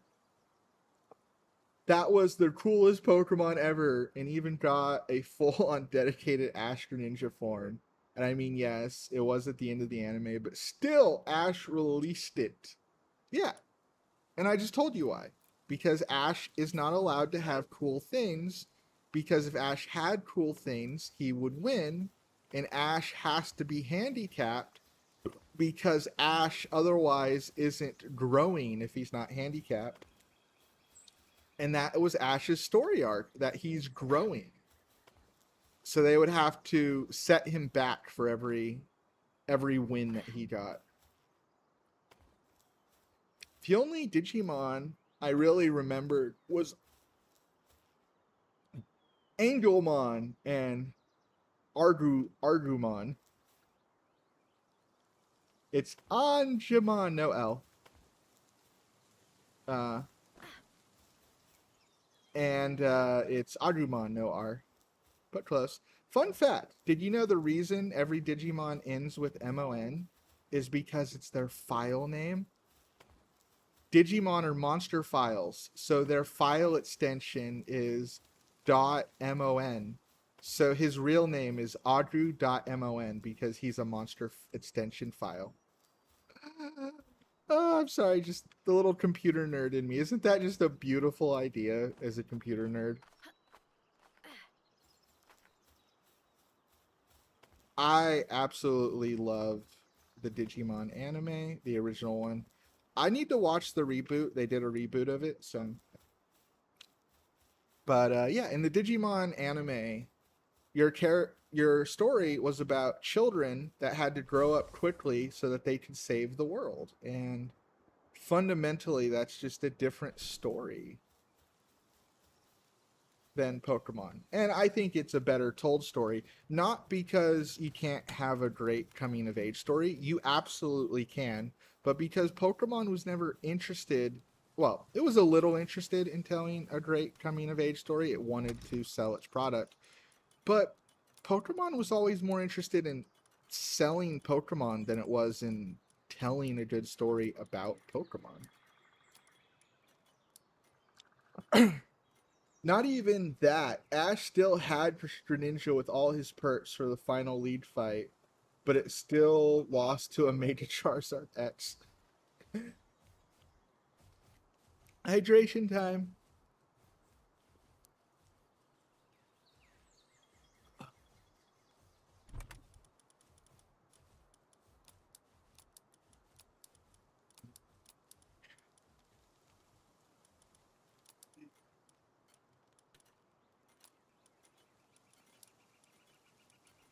Let's get a few. Yeah.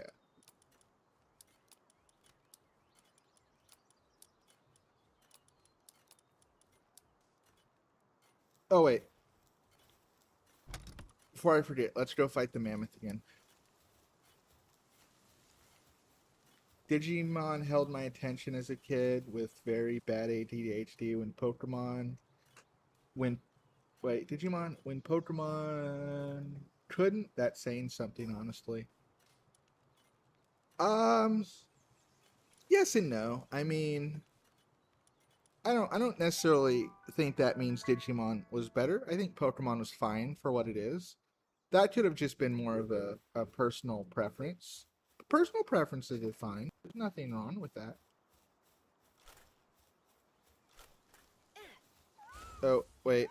Nope. Before I fight, my internet's about to do something mean. So let me fix that. Well, my voice capture software. Come on. I know you're going to do it. It opens a tab every 2 hours. So. There we go. Tab closed. And we're good.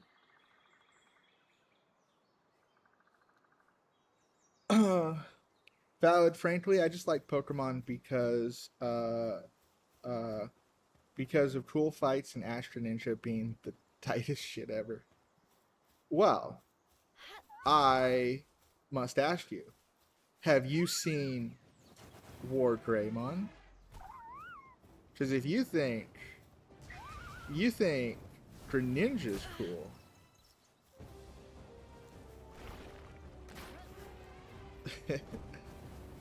Flame on, baby.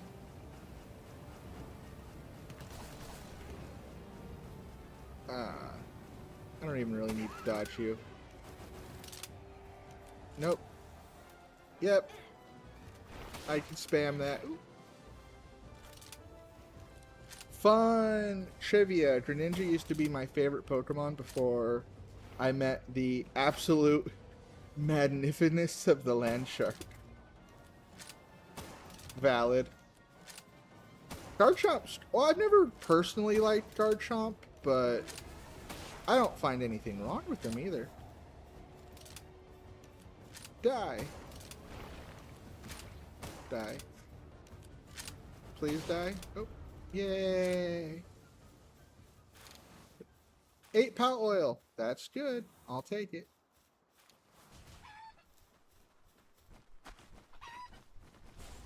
I have a land shark plushie. Their name is Mango. They're from the Click. I don't know what the Click is. And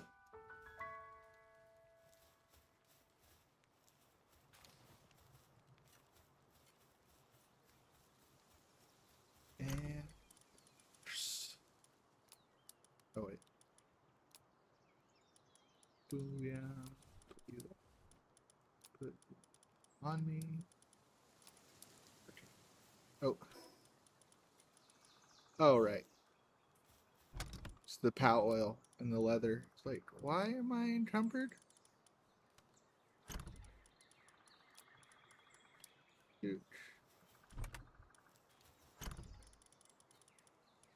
There we go. The Click is a YouTuber.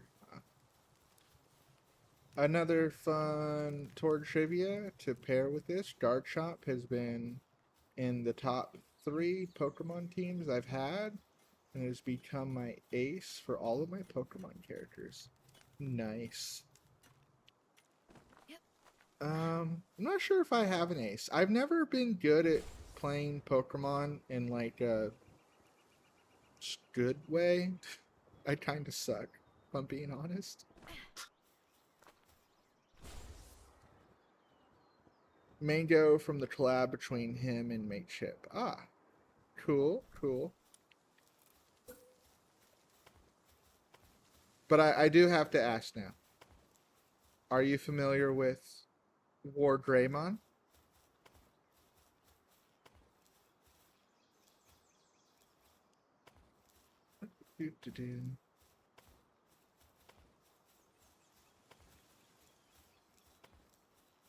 War Greymon is one of my favorite Digimon of all time. And it really almost pains me to say that because War Greymon is such an obvious choice. Like, everyone loves War Greymon, and I try not to love the ones everyone else already loves, but I can't help it. I'd be lying if I didn't say I love War Greymon. War Greymon is just the freaking man. Me, I vaguely remember him. Okay, you wanna know? So this was when I was a kid, and this is gonna date me, but I don't mind. I was 10 years old. I was in a hotel room, and it was Saturday morning, and Digimon came on. We usually got 1 episode, but this week we're getting 2 episodes, and I didn't know why. And we were getting a back-to-back, a 2-parter basically, and they weren't gonna torture us by making us wait a week. So the first episode we got ended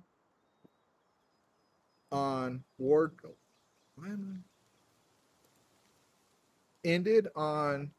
Agumon evolving into War Greymon and seeing War Greymon's design. Not only that, the emotional like weight of the story of seeing, like all of the Digimon I'd love getting trashed, and then here's this new big boy ready to do some action.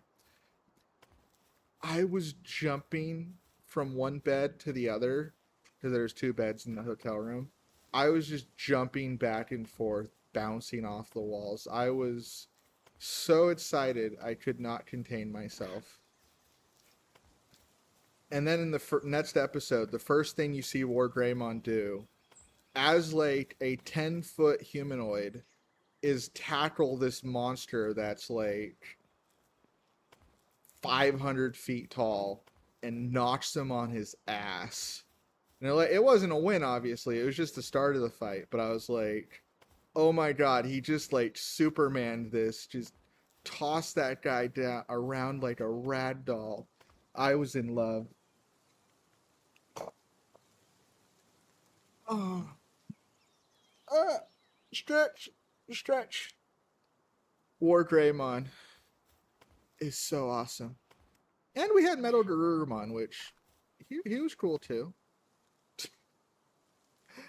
I know the moment where two were supposed to be showcasing their awesomeness, and I'm saying the other one was all right. I got to go right now to make some footage. Have fun, Kizu and Sneezes. Thank you. You have fun too.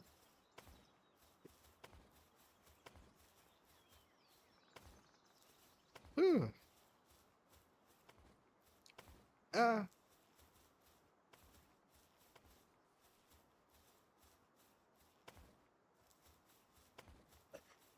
I am actually getting hungry myself.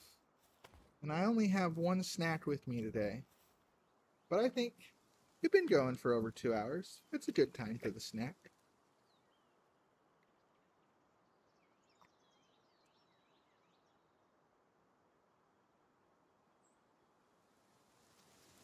Protein shake.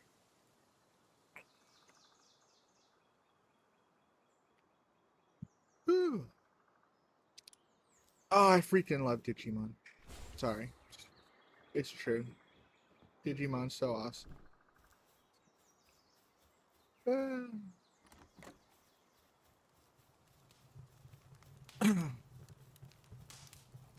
Stretch my neck. But yeah, War Greymon is so freaking cool. Wait. Oh.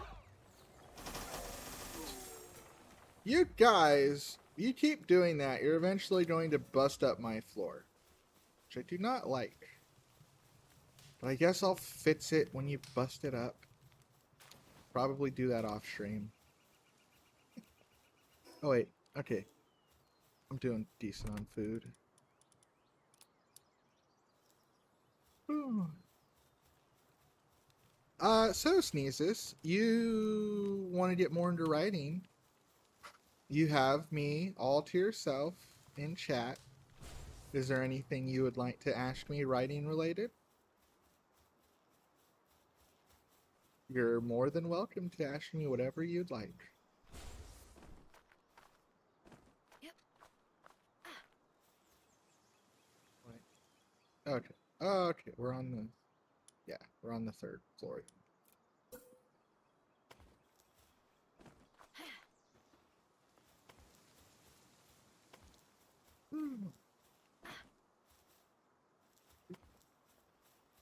Not at the moment.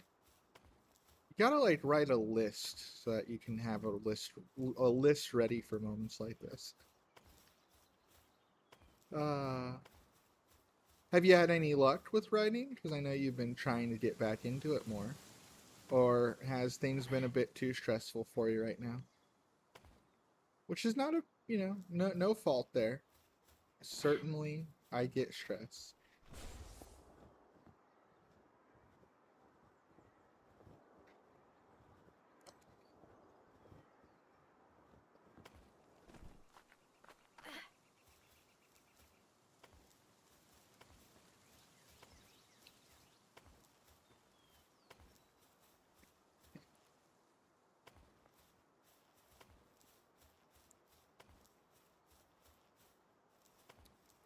Ooh, I kind of went on such a strong rant there with Digimon. I kind of tired my voice out.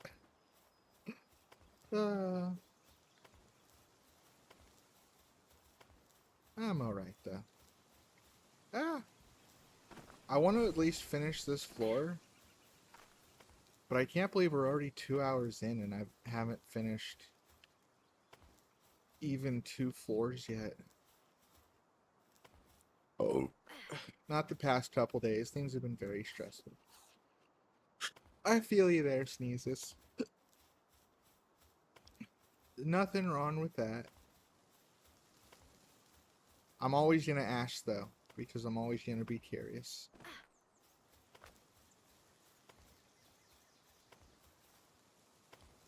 Do do.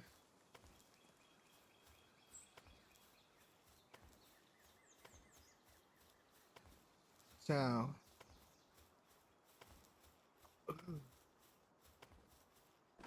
let's see. But yeah, no, I didn't tell you about my full day. I guess I could probably do that. So, like I said, I woke up. So my time, I woke up at about 8 a.m. And so my time, I woke up at about 8 a.m. and I went to the doctor. It took me about an hour to get there, which was good because, oh, right, yeah, okay, I'm going to tell you the full story.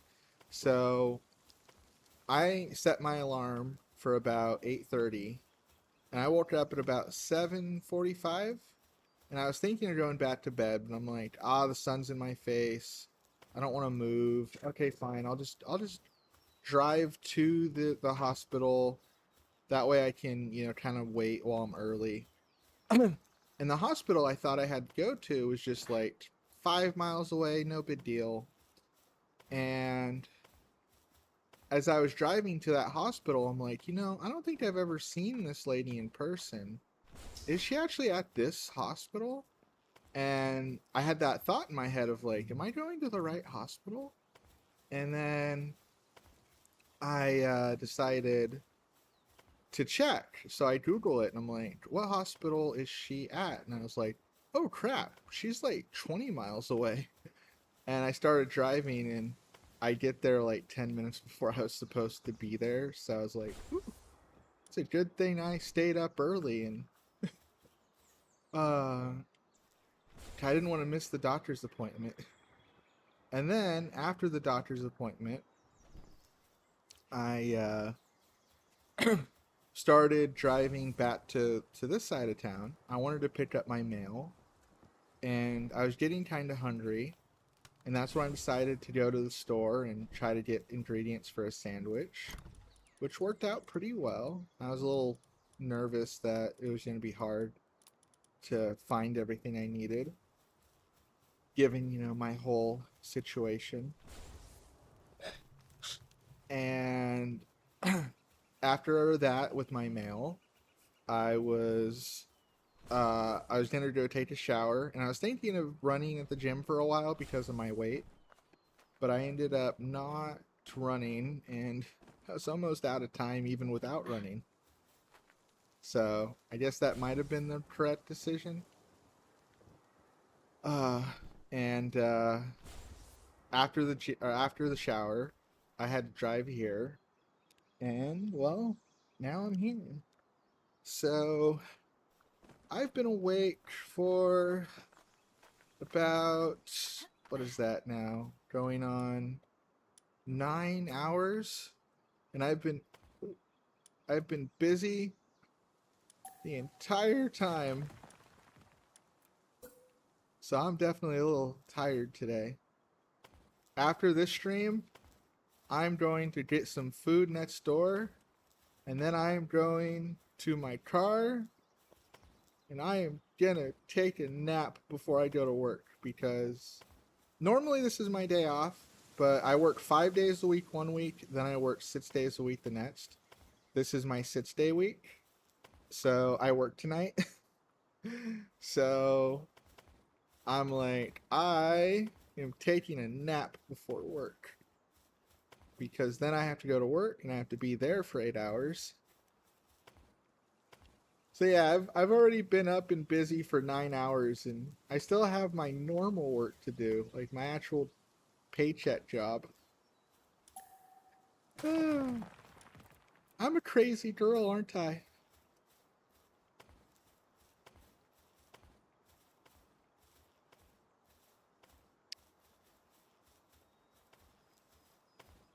Make sure you take care of yourself if you need to skip a stream to not overwork yourself will understand. Nope. Once it's on the schedule, I'm streaming. Simple. That's all there is to it. If it's on my schedule, it's happening. I have a broken leg. I'm still coming in here. I will get a crutch.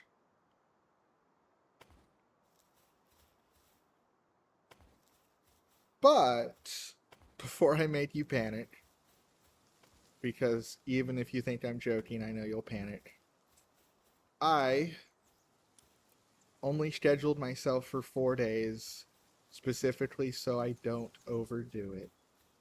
So I am thinking about that. It is not my goal to overdo it. But once it's on the schedule, it's happening. Unless I physically can't get here, or they're closed, or there's some technical thing I can't help, it's happening. Once you see it on my schedule, it's happening. That's just all there is to it. But yeah, my first week of streaming, I had 6 days. My second week of streaming, I had 5 days. And that's when I realized, okay, 5 days might be a bit much. That's why I've been doing 4 days. Because tomorrow I have to do my second job, and I still have to work my normal job. So, and I need to make some more calls to doctors. So that's why I'm not streaming tomorrow. So every day I'm not streaming, I'm probably, well, the plan is every day I'm not streaming, I'm going to be working at my second job and my normal job and probably talking to doctors because there's some more doctors I need to contact.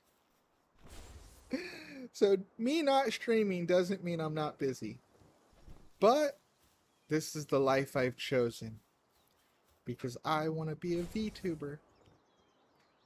Also, look at those teeth. Just me, or is that freaking scary looking? Nightmare fodder.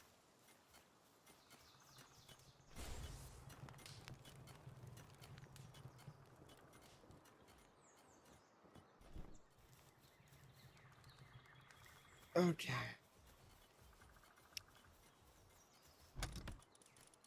Do, do. Oh, I also figured out I'm going to make a big booby trap. But I'm not going to do it until the final floor of this tower. So it's going to be a bit.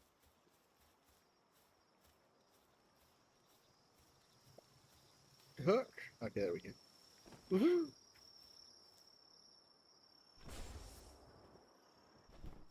Okay, so words. Okay.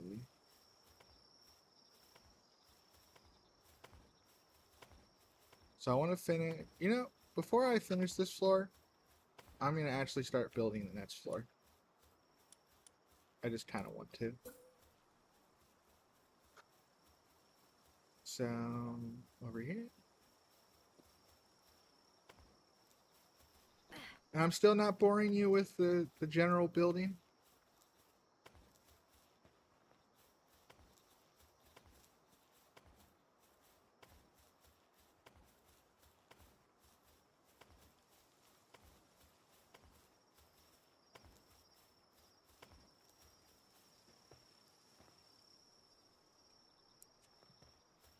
I didn't see the teeth. I was doing research with you in the background. Sorry.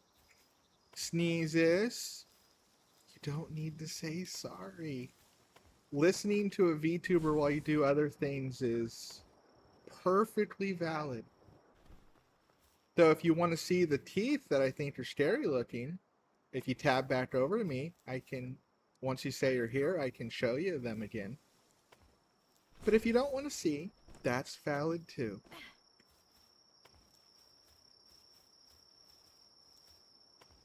It's peaceful and actually calming. I don't mind or clearing my mind down so I'm not numb anymore.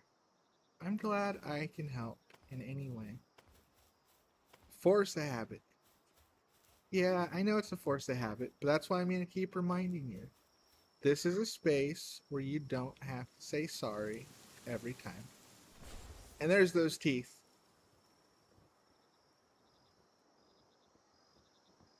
Horrifying, right?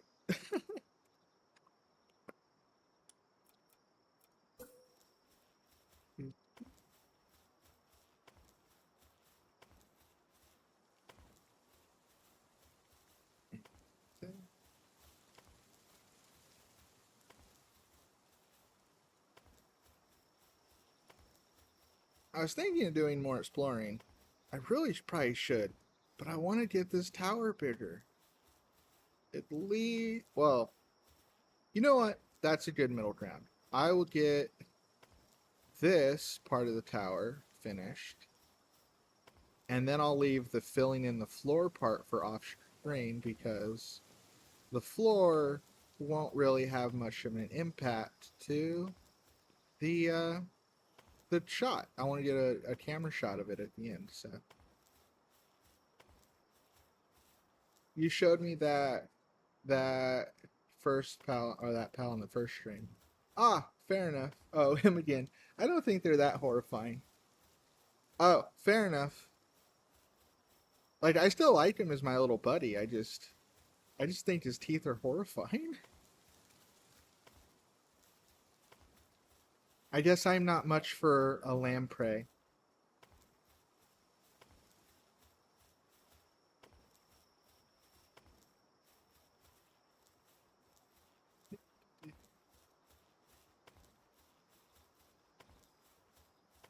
So you said you're researching photosynthesis? That sounds fun. Are you like doing homework or writing a paper or something?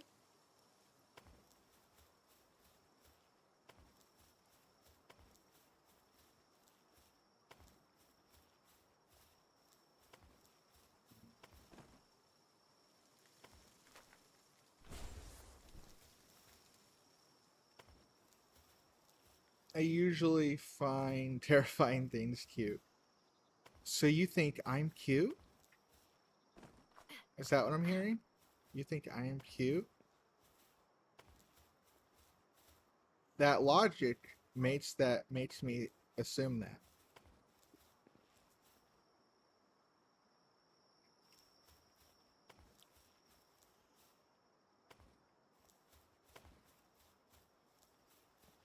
Do, do.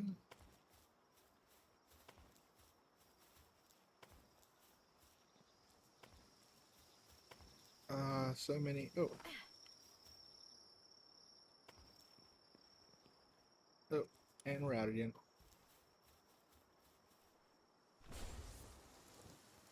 Wow, it's so dark. I need to build more lights. So I'm terrifying. You find cute things terrifying. I'm cute, thus I'm actually terrifying. Got it.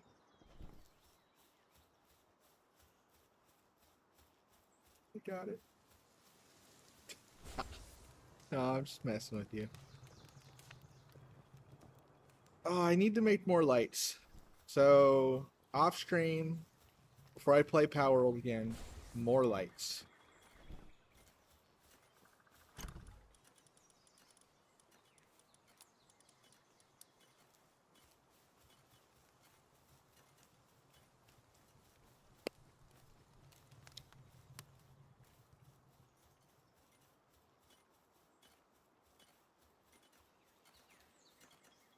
Cute and terrifying are mutually exclusive. So you're a fan of what do they call it? I think like goth Lolita? Or no. Ah, okay. Are wait. Actually, that's just a good question in general. Are you familiar with Madoka Magica?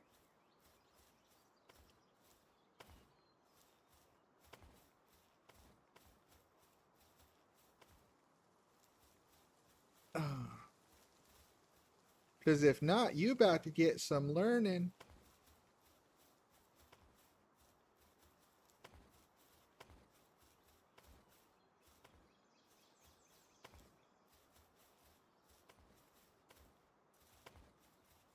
Yanderes. I mean, I think they have some of those, but no, that's not what I'm getting at. No, I'm not entirely familiar with whatever that is. Oh my god. It is something you will probably love. Okay, so how does this sound? A story that is so good quality that it has changed the entire landscape of the genre. And it's about cute girls that are actually in a horror story. Madoka Magica, I would describe as, imagine if someone gave you a very pretty pink box with a white bow on top, and it looks adorable, and you think you're going to get something really cute and feminine, and you open the box, and inside there's a severed head. That is Madoka Magica. Its music is brilliant. Its writing is 10 out of 10. Its art style is unique and breathtaking. It is a story that deserves no less than 10 out of 10 in every category. And that is not something I would usually say. So how's that sound?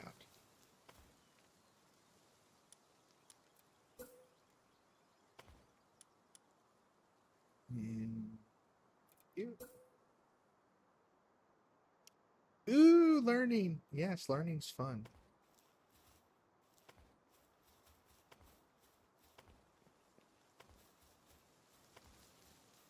The reason I brought it up though is actually not from Madoka Magica specifically. Not only that, Madoka Magica is a story that's changed the course of my life. It made me realize parts of myself that I didn't know yet. But there was a mobile game for Madoka Magica called Magia Record. And in Magia Record, there was a character named Ashley. And Ashley had a very interesting sense of style. She loved, I forget what she called it because there's a name for it, but she loved a style of fashion that there was a name for, and the idea to the style of fashion that she liked was that you would blend horror elements with cute things, and that the two would mix in a way that was weird. Not weird in like a you shouldn't do it. Well, kind of weird in a you shouldn't do it sense, but that was the point. The point was the weirdness. I think an example of it was imagine a pretty doll, but its arms and legs are sewn on, and you can see all the stitches, and its face is like disformed in certain ways. Like it's still a pretty doll. It's wearing this pretty dress, and but there's these elements of like horror to the overall concept, and that was the style she liked. And it was something. I think it was like something like goth Lolita or something. And yeah, I thought you'd like that.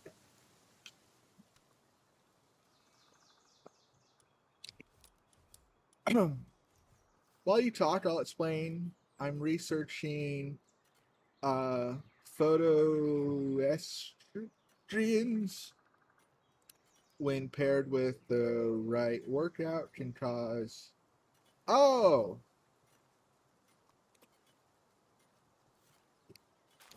you're you're looking into increasing your estrogen in your diet. Wow, that is a beautiful thing for you to do, but also something I should not read out loud. Um, one of my interests is gore, so yes, that sounds my cup of tea. Well, Ashley wasn't in the anime, so her specific thing wouldn't be here. But Madoka is interesting because Madoka is realistically, Madoka calls itself a magical girl, but Madoka is a horror story disguised as a magical girl. And there is a large difference between the two. But without giving you too much of a spoiler, because Madoka is a story I cannot fully spoil for you. It is just, I forgot to grab more rocks. I went all the way back and I forgot to grab more rocks. Madoka, yeah, is a story. I cannot in good conscience spoil the whole thing, but I can give you a bit of a background for it. So, I feel like taking my hat off. So in Madoka, your central theme or your central premise is this: there is a shadowy underworld of dark magic, and these dark magic creatures known as witches cause a lot of the world's suffering. Now you are given the chance to help save the world or help make the world a better place. To do so, you need magical powers in which to fight these evil witches. And this entity, and his name is Kyubey, he will give you the magic you need to fight these witches. In exchange, you'll be duty bound to fight witches, but he'll also give you one wish. So the deal, in its very brief breakdown, is you get magical powers, one wish granted, and he gets a new contracted warrior that must fight for the good of all humanity. So, as QB would say, do you want to make a contract? And what is the wish that will grant you your magical powers? So, Sneezes, if you just heard those terms, would you take that deal? You're allowed to ask questions, though. I think I can answer what Kyubey would say in a reasonable approximation. Kyubey's not against you asking questions.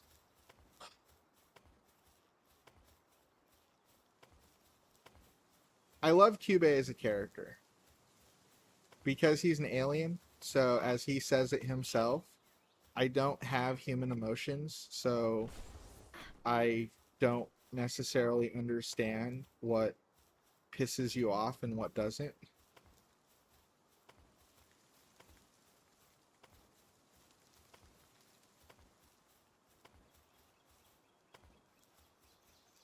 I spaced out for a moment. Let me watch back the stream.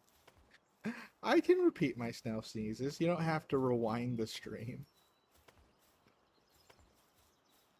Ooh, are you still there?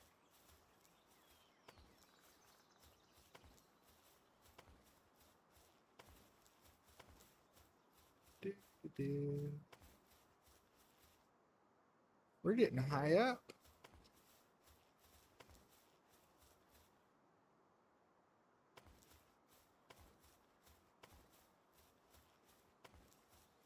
You might have already rewound the stream, so if so, I guess I'll just wait for you. But if not, I can just repeat myself. I don't mind.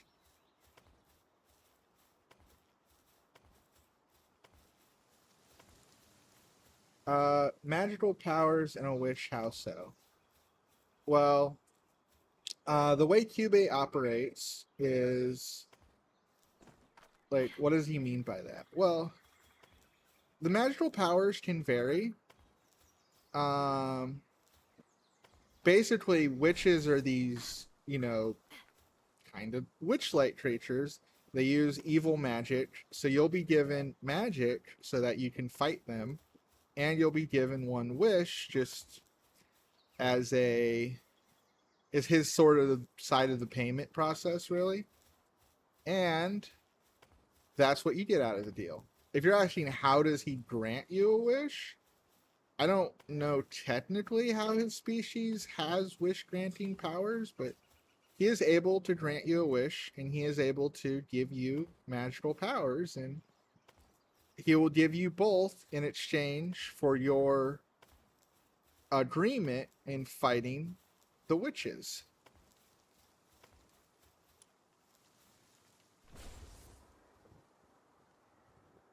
Does that answer your question? If not, ask more, like, describe what you want to know, and I can answer better.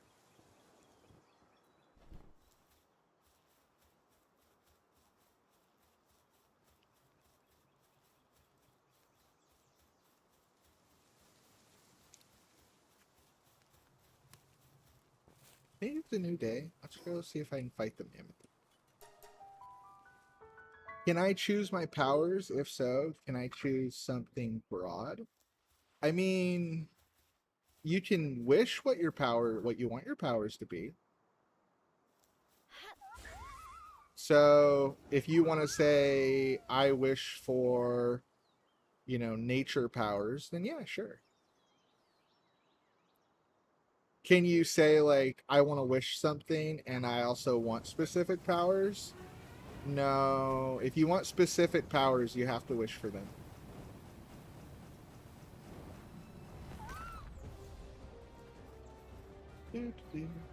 Oh. Oh, yeah.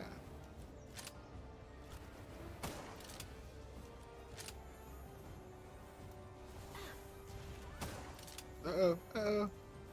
Mammoth charging. Mammoth charging. Hey, cuties. Aw, man, missed. Ooh, another one. Yes. Ah, okay. So there are people that have wished for specific powers. So you're allowed to wish for specific powers. It's just that would be your wish then. Oh. I'd wish for nature control as it is a very OP power. Truth. So you definitely take the wish?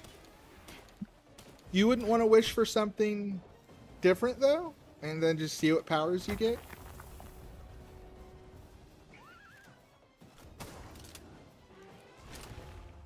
I don't know what else I'd wish for. That's valid. So now here's a question. You like Dart stories. You kind of know how Dart stories work.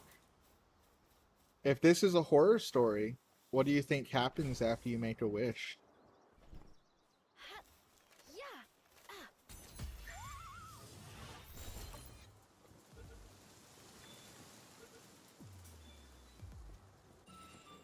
Can I wish to speak to the dead? Sure. I don't see why not.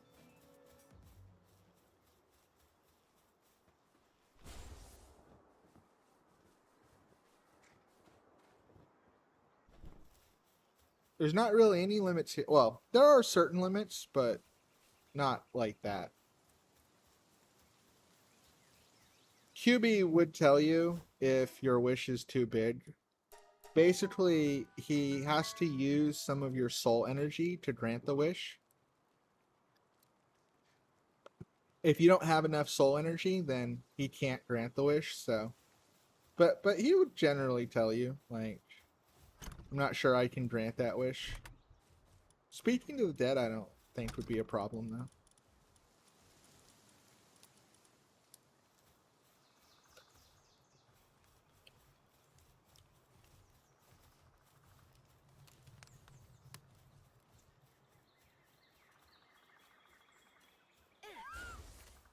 So do you think there's a catch? I did say it's a horror story. I think it would be reasonable to think there's a catch.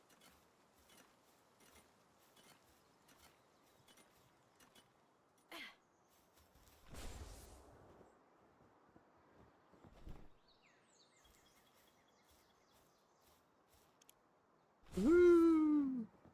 We almost got our outer wall done. Yep.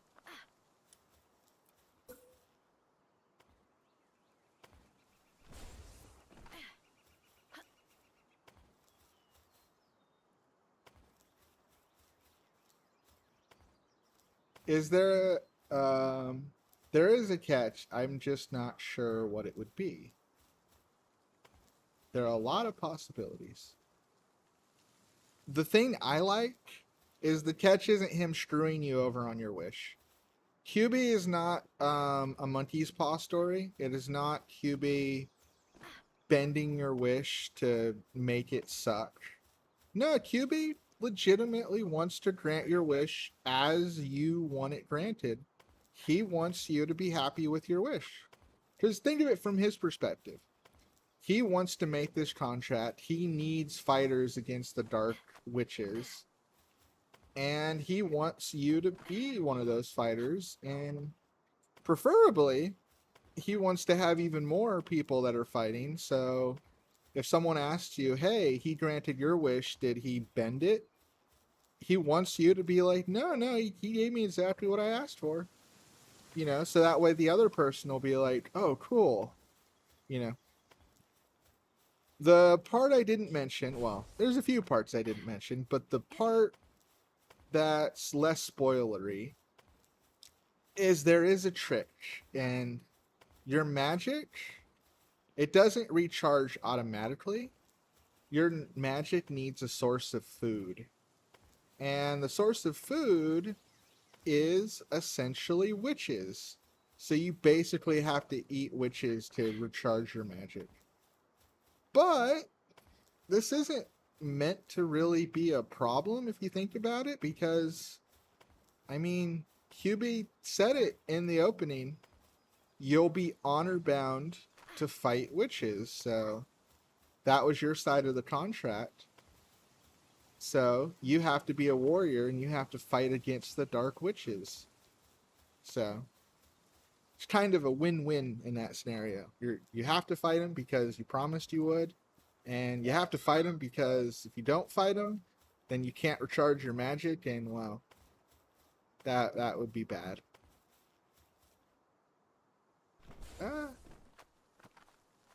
Cannibalism. I'm willing to be one for magic. I mean, would the witches count as cannibalism at that point? Would that count?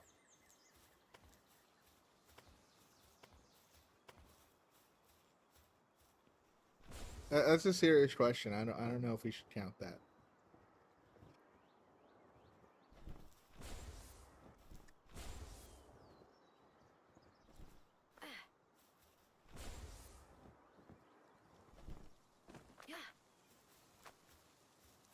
Do.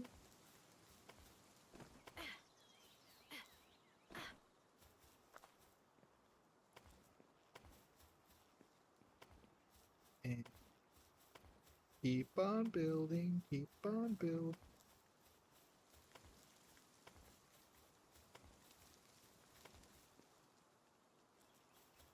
I don't know, I haven't seen it.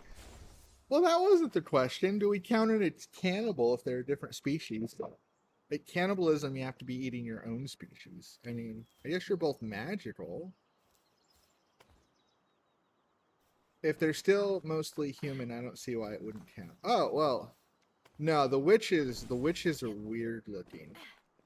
Like, really weird looking. Like, that's one of the big art appeals of the show is when you think of a monster that goes bump in the night, you know, a lot of shows will show you like a vampire, a humanoid, but he drinks blood, or you know, a werewolf. It's a wolf man, you know, and it's like that's like sure that's you can call it a monster, but it's not like you know, it's not that abstract as a monster. No, Madoka gives you some wacky monsters like Kizu, we can't judge on physical appearance. What do you mean? We're talking about cannibalism. How do we not judge on physical appearance? If you were to eat a cow, you don't call it cannibalism because his physical appearance is not that of a human. Like, we're 99% related to a cow. Like, we all come from the same genealogical tree. Like, well, okay, maybe not 99% to a cow, but like, we're like 90% related to a cow. But we don't call that cannibalism. We call that dinner.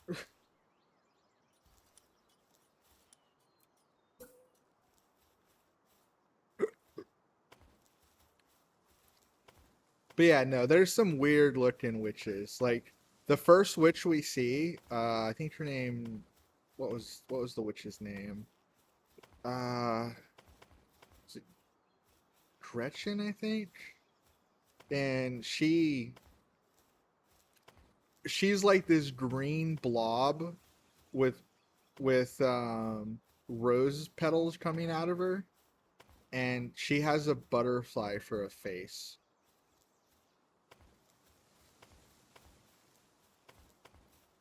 80%. You were close. Kizu, you were close. Ah, I love the fact that you looked it up for me.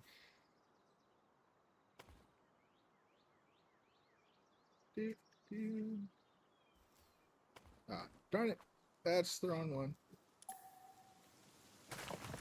one. uh, okay, one second. Let me pull up an image of Gretchen. Or was it Gretchen? Let me see.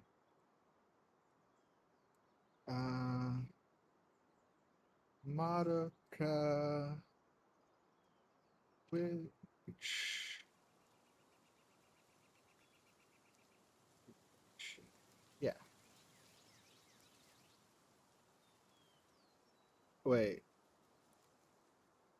No, that wasn't the first witch. Okay, let me look. What is it? Witch. Okay, just type in witch. Let's see what we get.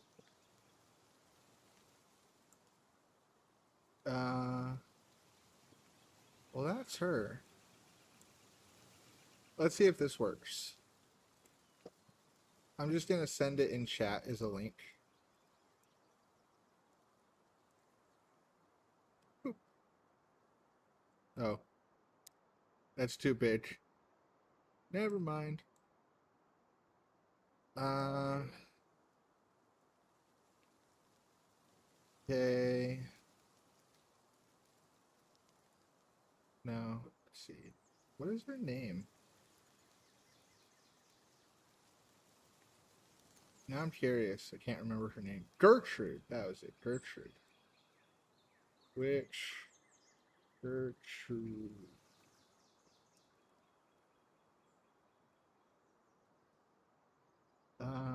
Where is she?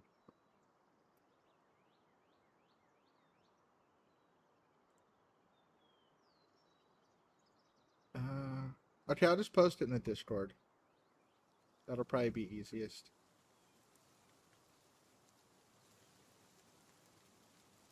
And for those who are watching this after the fact, Madoka, Gertrude. But don't look that up, Sneezes. I want to show you.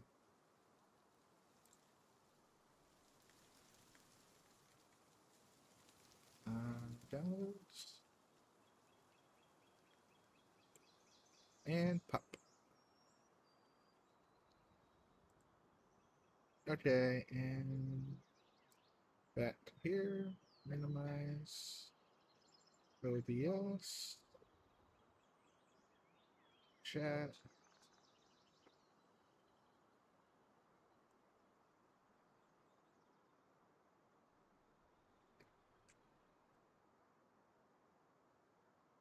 Never mind. Eating that would not be cannibalism. uh and they all look kind of like, well, not specifically like that, but they all look like that kind of art style, and they're all just wacky. Like,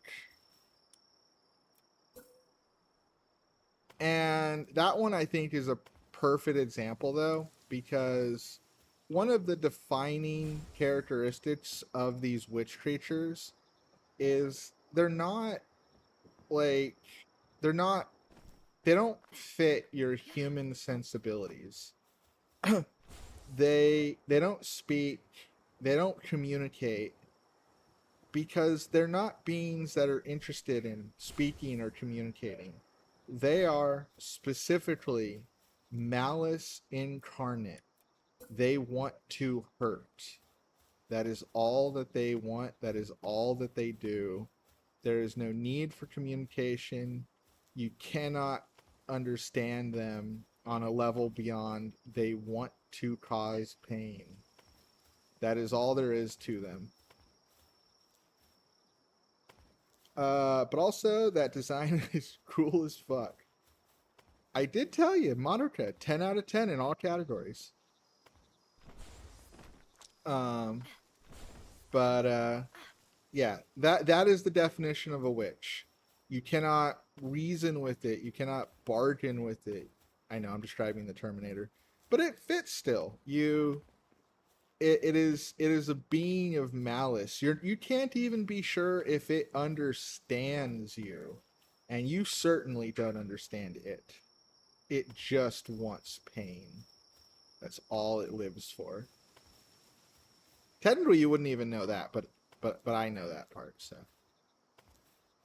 and you have to fight those things. And they're not always easy. Every single one is different with its own set of powers and abilities and sense of strategy. They're all just little fuckers. Ooh, Eldritch Horror, my favorite. Okay, this isn't too big of a spoiler, but by the end of the series, we even see one that's like the size of a planet. How's that for powerful or scary? Granted, you are honor bound to fight them. You're not honor bound to fight every one of them. You could definitely go, no, I don't want to fight that one. I'm running away. As long as you fight some of them, that's good enough. I do not fear death, for the risk is small, but a small price to pay for magic. It's funny, a friend of mine, I pitched this question to, and he always tells me, yes, I'll take the deal. My wish is I want to be invulnerable. And I'm like, QB can't make you invulnerable. At least not with one wish. Like, he can make you tougher. He can't make you invulnerable. I will fight the planet-sized one because I'm stubborn. It's well, the planet-sized one actually has something you can decipher as a face, if it helps. Not sure if it's actually its face, though. You can never be sure. Like, what we see as a face might be its asshole for all we know. I'm being a potty mouth today.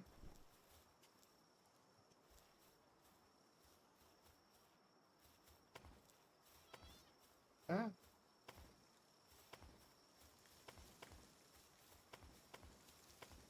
Gotta get the angle just right. Oh.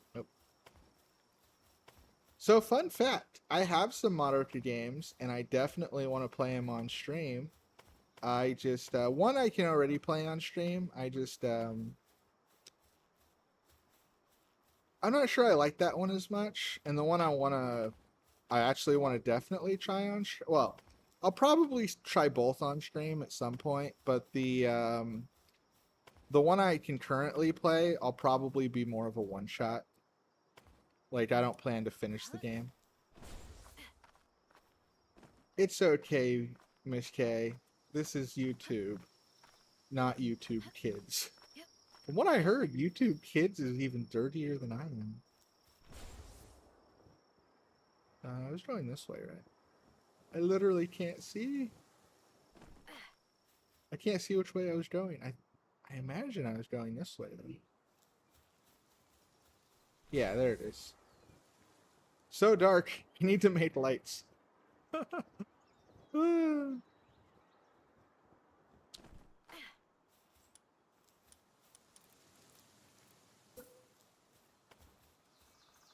Oh, and you would be joining the Madoka community at a great time. The Madoka community has been anxiously awaiting a movie for 10 years, and it's supposed to be coming out this year. It is affectionately known as Rebellion Sequel.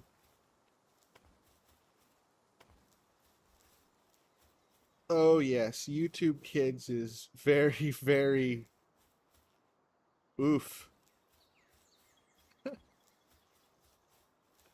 I'm going to use the word oof. Because I want to use the word oof.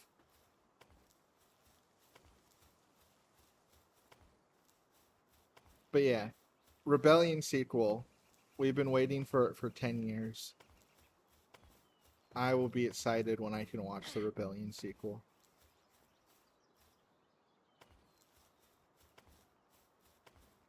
Not only that, another positive note for Madoka is it's speaking of which, any tips for anxiety? Wait. Oh, speaking of which, you typed which like the magical person. You meant speaking of which, as in like on the topic. Got it. Anxiety's a tough one. You really like the wolf in the darkness. You really just kind of gotta have that mindset that you can handle it. The only real tip I have for anxiety is deep breathing, which I do think helps. I think deep breathing helps. Just it's kind of the only solution I would really be able to give. Anxiety is something I struggle with. Yes, sorry. Still thinking of the previous discussion. No, you're fine. You have nothing to apologize for. It's not bad or wrong for you to bring up thoughts. You just have to understand if you bring up a thought that I didn't see coming, then I'm going to be like, wait, what? As long as you're not mad at me for not knowing what page you're on, I'm not mad at you for bringing up a different book. Or the last section. That's the deal. And you're taking it. I'm not giving you a choice. Just that's the deal, and you're taking it. Mwahaha. Let's see. Can I? Woohoo! Can I make it? Can I make it across? Or am I gonna hit the wall? Oh, just made it. Okay. I think we should do some exploring now. So, I'll probably do another shot of this before I turn the game off, but real quick, you saw where our before, we started with just that being the top, and now, how much bigger does our castle look, Sneezes? Is it starting to get big?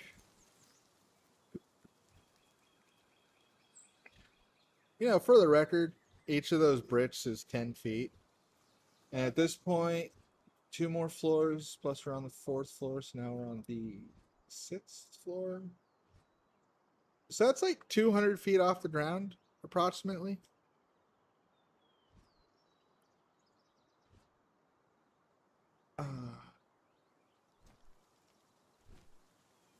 Yeah, keeping this side the same, I think, really kind of helped gave the boost in perspective. Just like, boom, bigger. We'll do some exploring, and maybe I'll, yeah, no, we'll just probably do some exploring and then call it a day, because I've already been going for 3 hours, so Uh, woo. Um, I will come back to do one more shot like that because I want to. Every Palworld stream, I want to open and end with that particular shot. Nope, we don't need any of that. Oh, I'll call you back. Let's go fight the mammoth again. He should be back. Sorry, still thinking of the previous. Thanks for the advice. Just curious because I have a therapy appointment soon and I'm anxious about it. Yeah. So you really just gotta try to put yourself in that mindset of like, of I'd almost say self affirmation, like, you know, you can do this. You know, think thoughts like that. Those kind of thoughts I find helpful. Not only that, deep breathing can help you kind of, because one of the things about anxiety, you know, let's try the sword. We haven't used the sword. This is such a silly way to be fighting with a sword, just like, whack-a-mole. Come back here. I want to whack you some more. I said come back here.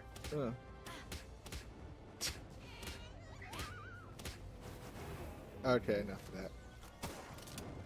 But, ow. So one of the things about anxiety that can really get to you, is, wait, that, yeah, it's not your strong suit. Sorry, that thought process is not my strong suit. Yeah, no, I definitely understand that. So one of the tricks to anxiety is that it'll increase your heart rate, and your heart rate increasing will give you a sense of anxiety, and slowly breathing, you know, calm breaths, deep breaths can really help reduce anxiety. So slow breathing, you know, deep breaths, you know, the big intake, hold, slow release, that can help slow your heart rate, which can reduce the feeling of panic you would get from an anxiety attack.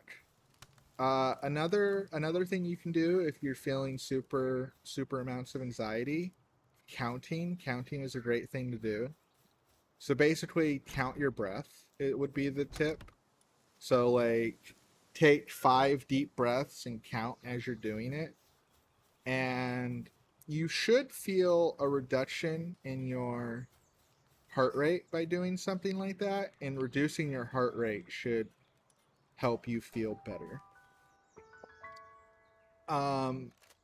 You know, you want to combine that with the self affirmation. You want to kind of do both. You want to be like, it'll be okay. You know, I don't feel okay, but it will be okay, you know? And and constantly slow breaths like that.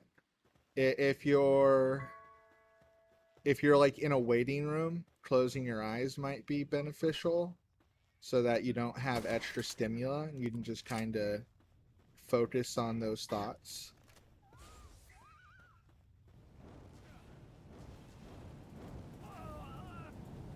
At the end of the day, anxiety is you telling yourself this shit is not good. And there's parts where that can be useful, but since it's not useful here, you know, you definitely just want to calm yourself down, and that's the main thing I would say. Yeah, those would be my main tips. If you're able to close your eyes so that you have less stimuli.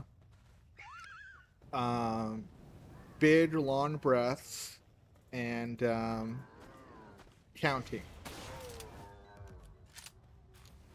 I usually try box breathing. That helps sometimes. I'm not familiar with the term box breathing, but I'm guessing it's similar to what I was suggesting. Oh, I missed him. Miss you that time. Or that time. I like stun locked him. No. I've heard the term box breathing before. I'm just not very familiar with it.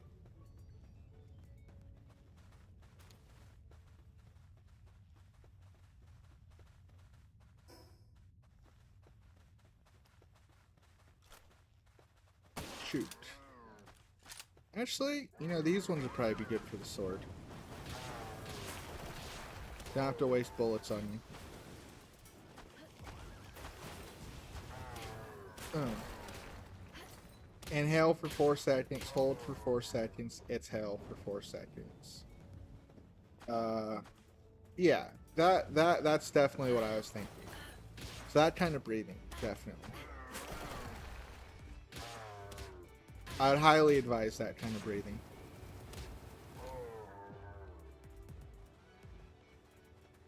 Like I said, the reason that'll help is specifically because it should help reduce your heart rate a little bit.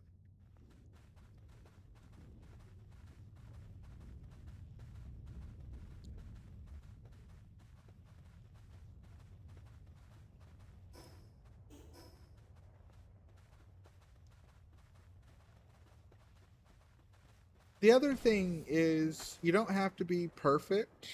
Don't think you need to be perfect. If, you know, you're trying to calm down and you're not calming down all the way, but just a little bit, that's okay too. If you calm down a little bit, that's great. Because the more you practice at helping yourself calm down, the better you'll get at helping yourself calm down. One of the best piece of advices I can give you is that, and I know I've said this before, but you know, I'm not sure who, I don't remember who's here every time I say it. And, hey, if it's a good tip, it's worth saying twice. But one of the best pieces of advice I can give you is that you're going to get better at everything you do. And that means the good and bad things.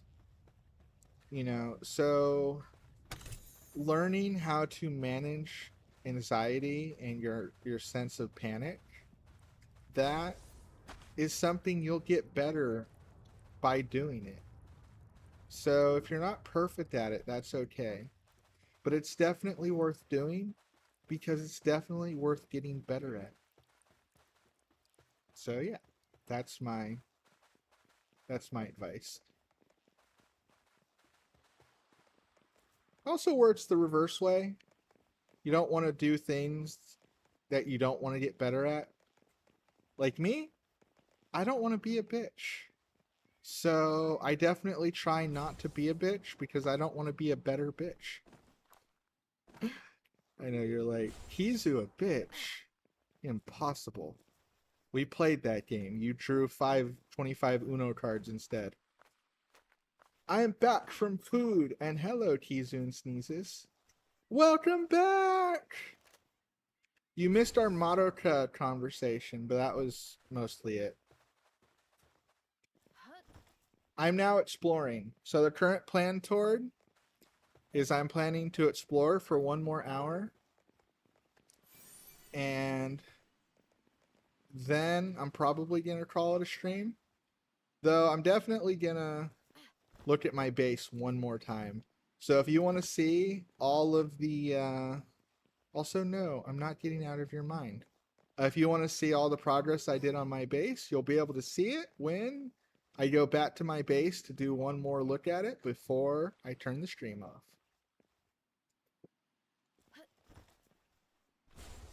We are Mirandering right now. Yep, just exploring. I thought base building was getting a little tedious. I mean, I've been doing it for like 3 hours, so I figured this would be a good moment to change the pace.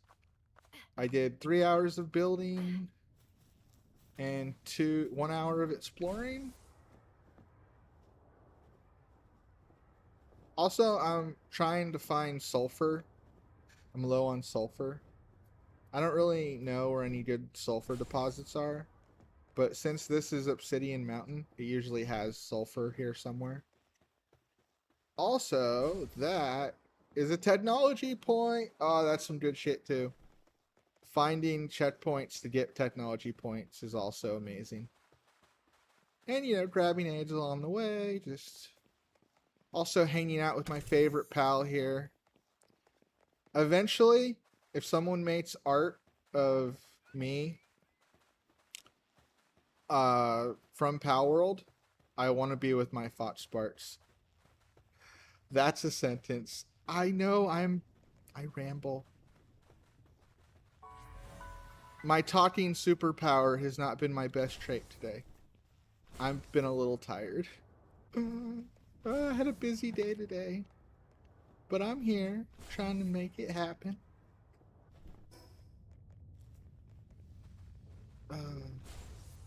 Even if I'm not at my best, I'm still here. Come on, Fox Sparks, let's go.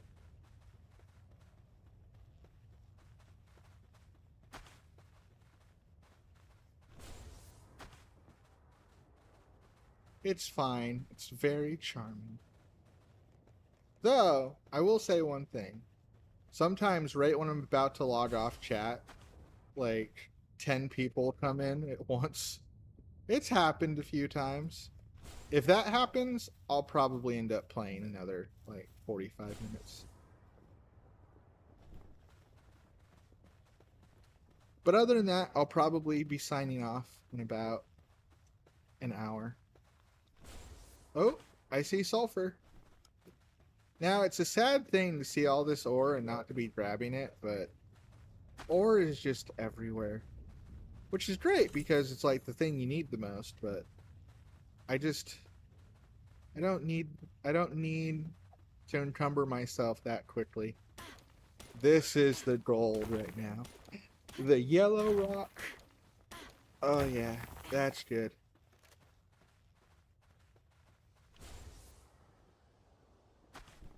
Just fill out the map, explore the mountain.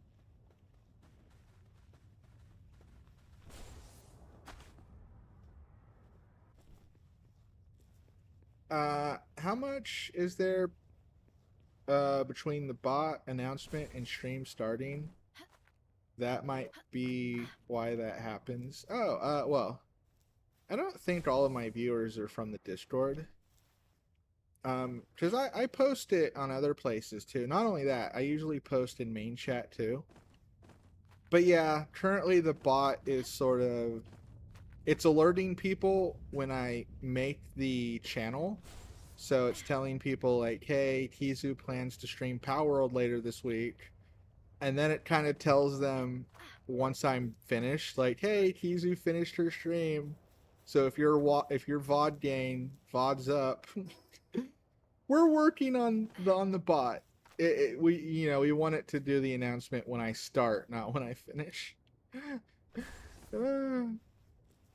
But that's more in Mike's territory. I'm not very good at that. You already knew my opinion on talking about something you like, so I have no need to state it again. Also, you already know, since you won't get out of my mind. Well, yeah. I knew you were going to say all that, too, for that same reason.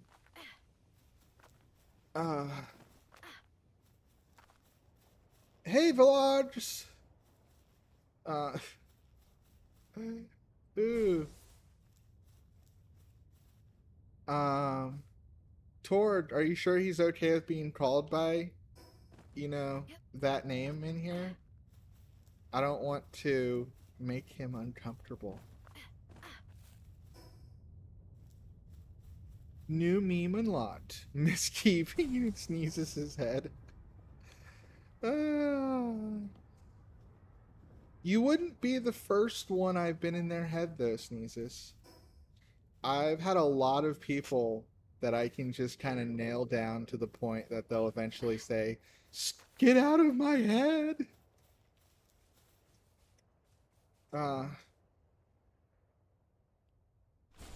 Yeah, well, I feel like Sneezes likes me. Well, I think he does like you, Vlogs.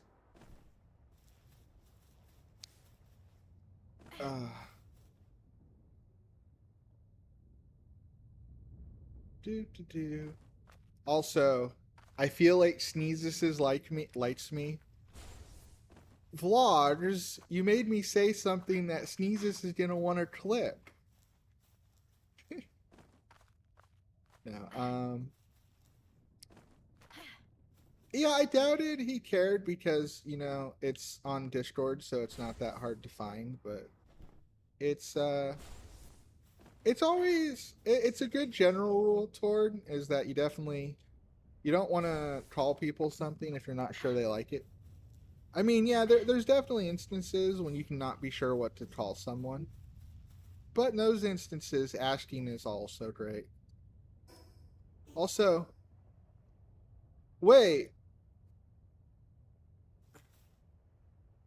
that's guys, do you see that over in the distance? Right, right there. That's my base. We can see my base from this far away. Oh. See my on the map. My base is all the way over here. This is where it is. But I can see it from here. That's how tall it is. Yeah, Tord, there's no shame in asking some or yeah, fair enough. We'll keep that in mind. Yeah, there's no shame in asking someone in this case. Death Star. Right, proper castle, I'm telling you, and it's just the beginning. It caught me off guard because I saw that and I was like, wow, that's like a nice, great flat piece of land. That would be a great place to build a base. Oh, well, that's my base. Oh, that's hilarious. Once we finish scaling this area, I'm gonna try to fly over there, just for the heck of it.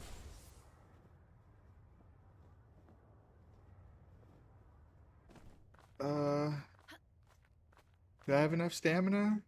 I'm not sure.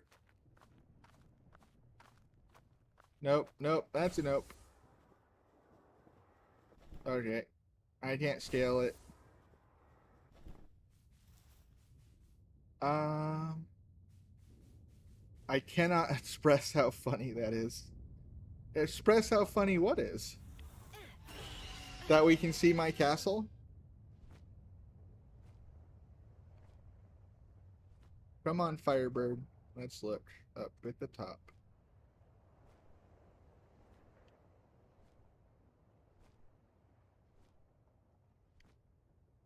Oh, more sulfur. And lava. Yep, we can still see it. Okay. Put you away. I want that sulfur. I also want that checkpoint now that I see a checkpoint. Oh, there it is. The fact that you thought it'd be a good place to build a base and then it dawns on you that that is your base. Yeah, that is kind of funny, isn't it?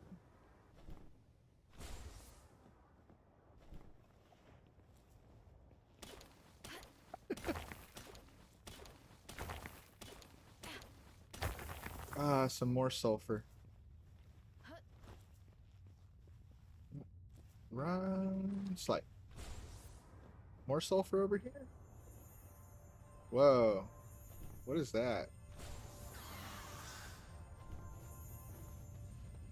Is that? Oh, it's an alpha. What level is he? Oh, 48? I'm not sure I can catch. Ah! Get off me. Okay, we'll try. Might as well try. Ooh, crap. Gun. Yes, I agree. Let's take out the little one first. Oh, no. You stay out.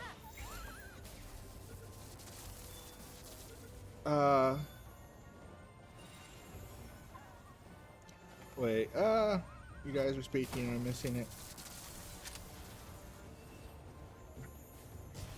Oh.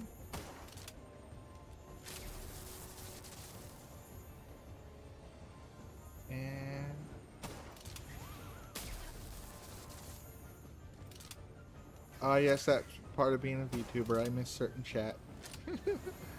Ah. This guy's even higher level than the last one I caught. That was a high level. Right? 48? That's 48, right? It's smaller on my screen because I have it in windowed mode so that I can see chat and the screen. I only have one monitor. Oh my god, we're doing like no damage to him. How much damage am I doing to him?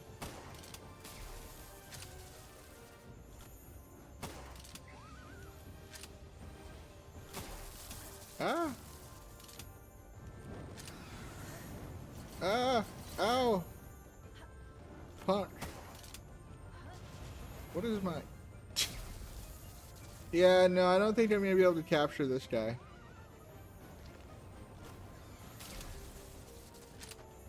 Alright, let's go for Huggy Fire. Ah! I'm at... Oh. 8. Well, at least it does something. We should raid Kai after stream again, or are we gonna look for someone else? Yeah, if Kai's online, that would be fun to do. Yeah, no. We're abandoning this. That's gonna take like an hour to kill this guy. Just run away. Leave me alone. He following me? Okay, he only follows me so far. Ah.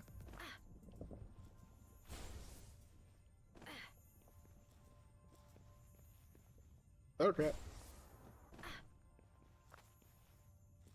So dark. Fox sparks help light the way.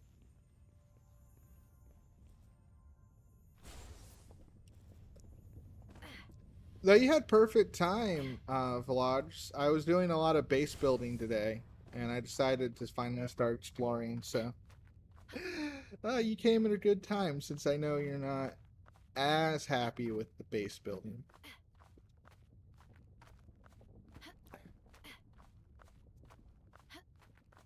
Oh.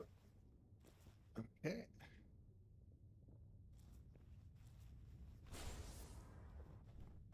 Ah.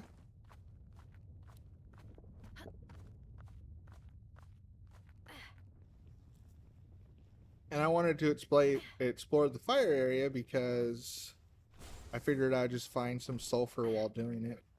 80 sulfur's not bad. I'd like a little more, but 80 is a good start.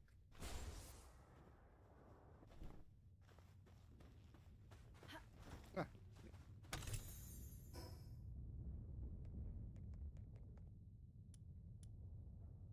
Oh, that guy is someone I want to catch at some point, but I don't think that point is today. He's a higher level than me, and I'm not exactly a battle build right now. I'm more of an explorer build.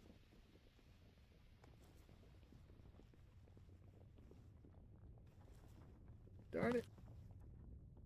Ah, the sheer cliff. But yeah, no, since I plan to only go for a little over a half hour more, a raid sounds good, especially if Kai's still going.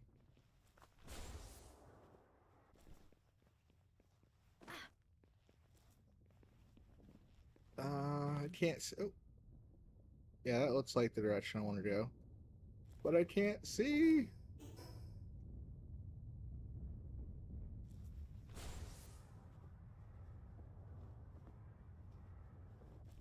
Go figure, exploring the mountains at night with such low visibility wouldn't be a good idea. It's funny, actually, Kai's playing Little Little Guardsman again, just like we rated her the first time. Yep. Actually, fun fact, that was her second time playing that game. So now it's her third. Oh, crap. Okay.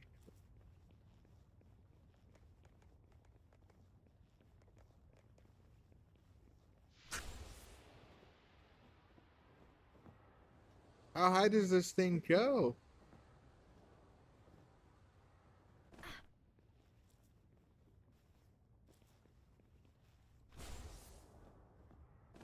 Am I near the top?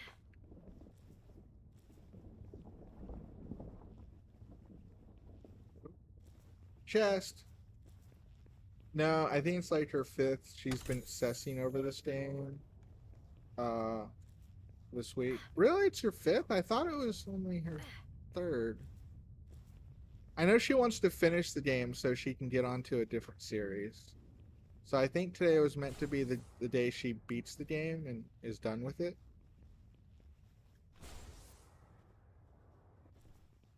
You might be right though. My knowledge here isn't the best. Ah. Ooh, we're getting close to the checkpoint. Yeah, the boss checkpoint.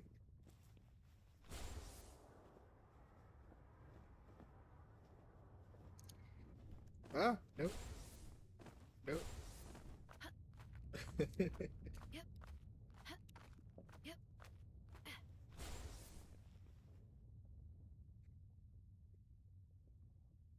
Ha! Look at that little guy. Got nails of steel. Climb a sheer rock face like this.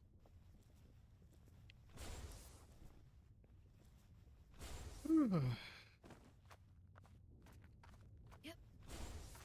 Once the sun rises and I can see better, try to make my way a little faster. Yep. Ah.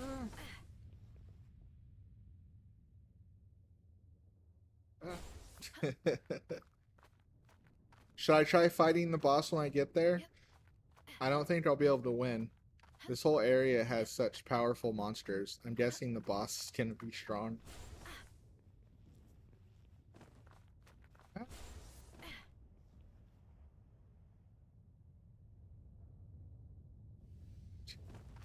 The grappling hook doesn't like this kind of angle. Wait, no, I think you're right. It's her being her third time playing Little Guardsman. Oh, are you trying to gaslight me? Uh...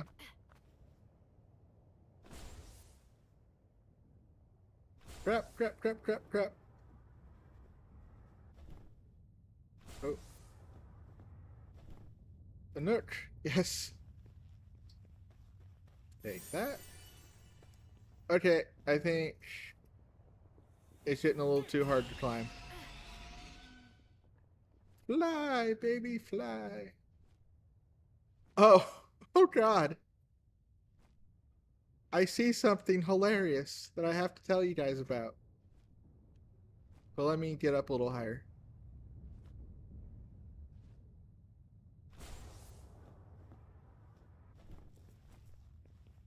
Do you see that tower off in the distance over there? There's like a blue speck around it. It's like right above my hair. Well, above my character's hair. Do you see it? That's my first base. You see, all the way. Wait. Could it be that far away? Or no, wait. Okay, so that's one base. If that's my base, then it would be that direction. Yeah, look. I'm looking in that direction. My base is so tall, we can see it from all the way out here. You see, I'm pointing, now I'm looking in that exact direction. Ah. Look, I didn't even show you. Let me get to the save spot. Oh, more sulfur. I think, yeah.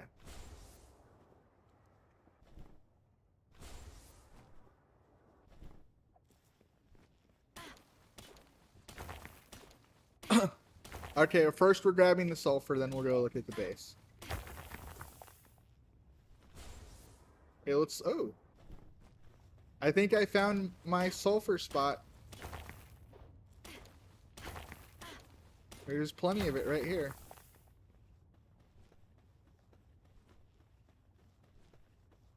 This will last me a while.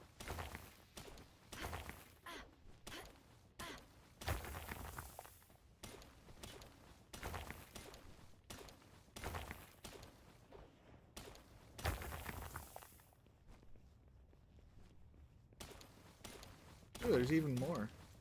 I'm gonna like max out my weight capacity on just sulfur. I've never done that before. And yep, that's enough.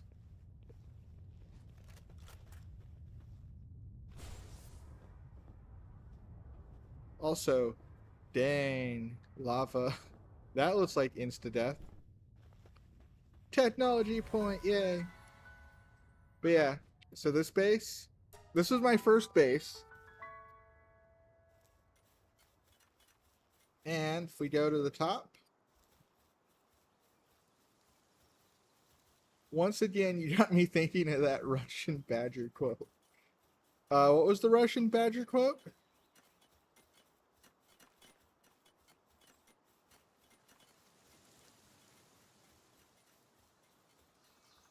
I forgot it from earlier, so. See, this was my first base. A lot smaller corridors.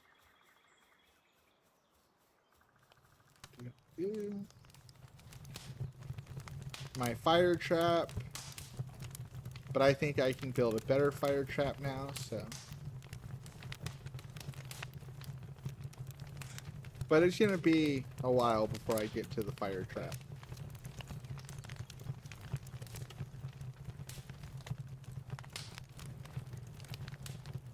Damn, bro. I picked up this basket now. I weigh 6,000 pounds. Let me eat this basket. Now fits the problem.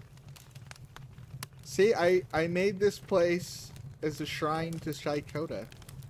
Because Kai's awesome. So...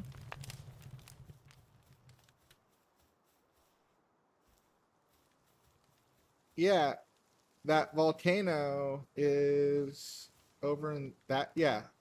That tower's over in that direction. That was the mountain I was on over there. That was the mountain I was on. And this tower, here was this base. We could see this tower from that far away.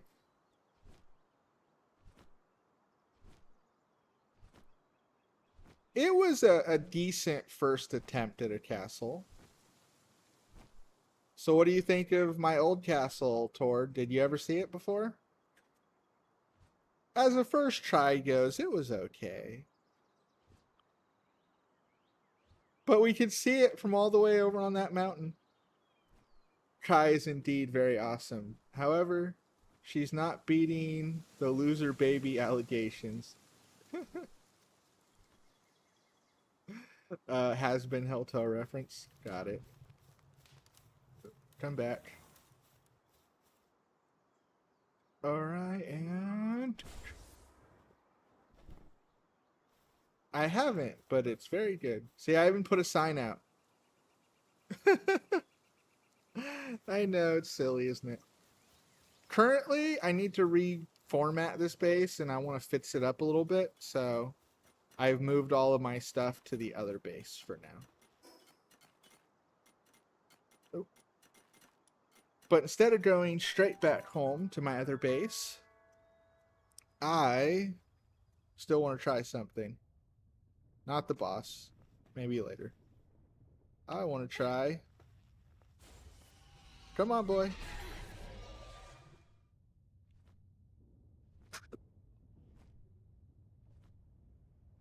So, I can see my... Nope, come back. That was it. So we can see my base over there from here. Can I glide that far? I just need a spot where I can glide. Oh, here's perfect. I don't think I can glide that far, but I want to try. I want to see how close I can get to my base from gliding. Nope. Darn it. Missed. I mean, at this point, I've drawn Rin, my Kamiyoshi, 3 or 4 times. One of them murder drones. Fused with Fox has been. Another time is Velvet has been. Aw, Rin's your Kamiyoshi? That's so beautiful. Ah, no.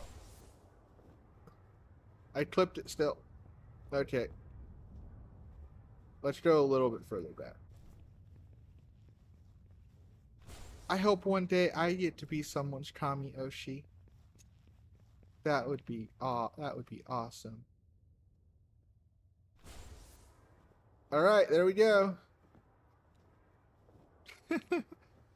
You know, we're actually traveling pretty fast, considering. But, yeah, my base is pretty far. How close do you think we'll get?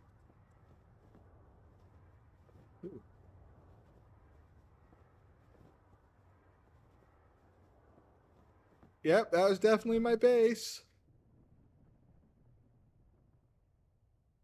Oh, that's a long fall.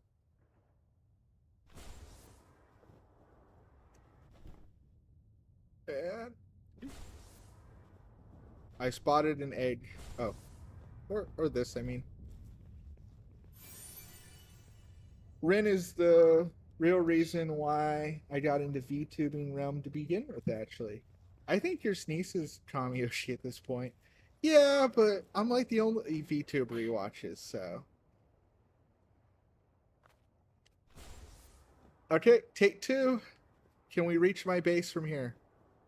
Also, fun fact, Ren is what got me into VTubing as well.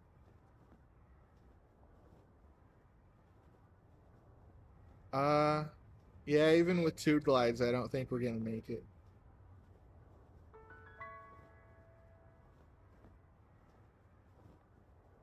I see another little thingy.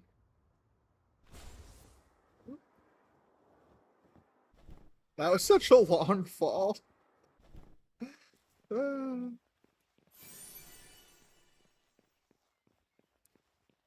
She is correct. I have only watched Kizu. Wait, you've never watched Elle Alive? I know you like Elreal.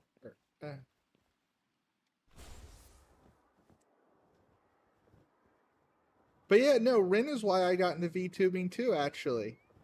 Did you know that?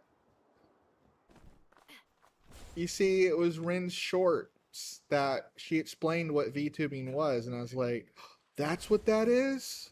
I saw people doing stuff like that, but I didn't know what it was about or why they were doing it.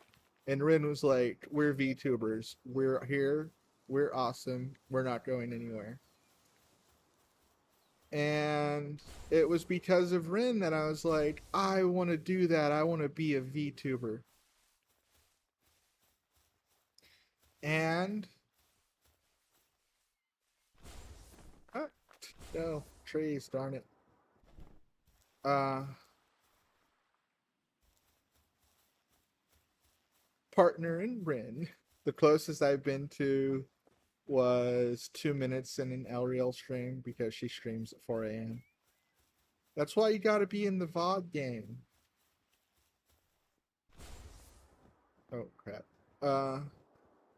Where Kizu streams at 1 p.m. Alaska Standard Time. Yep. That is true. Ah.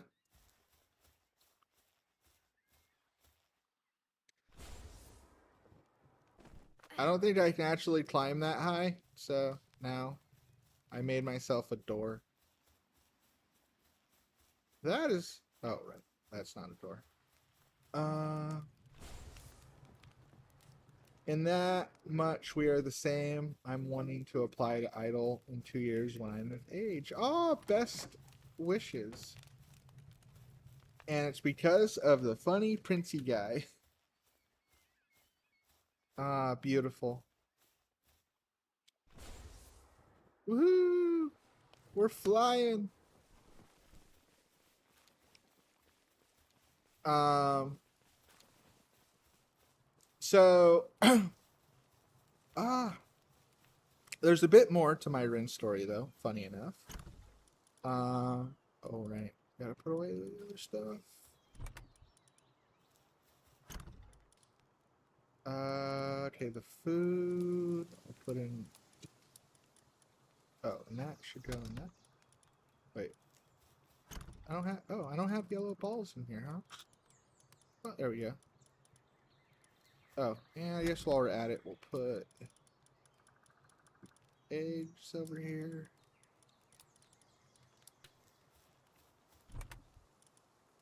Um, so yeah, when I first saw Ren, I'm so close to finishing my next video. Ooh, what's your next video gonna be about? It only took a month to make. What's it gonna be about? Um, Also, Kizu, I haven't managed to work up the motivation to watch your VODs yet. I don't think I can watch Ariel or Eliel. I don't know how to pronounce her name. Eliel.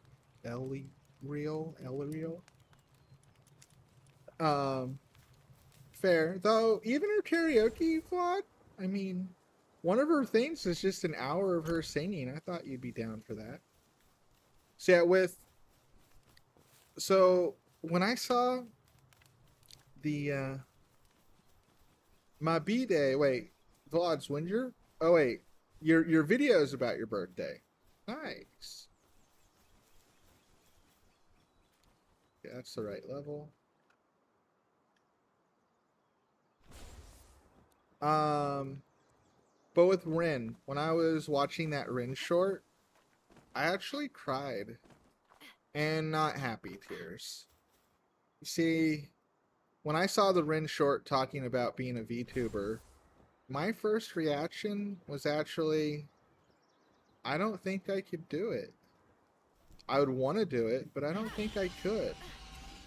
And I was really sad at that idea that I found something I really wanted to do and I didn't think I would be able to. But I decided whether I could or not, I wanted to try. And for the next 6 months, well, I was preparing all of this, including the hat. The hat took a while. Oh, so there you go, Tord. What do you think? When it first started, it was all just as big as this first section, and now we got 2 new sections. Well, 1 more floor in the middle and 2 floors on the left tower. So now it is no longer symmetrical. I'm still going to build the middle up higher. I want to build the towers first.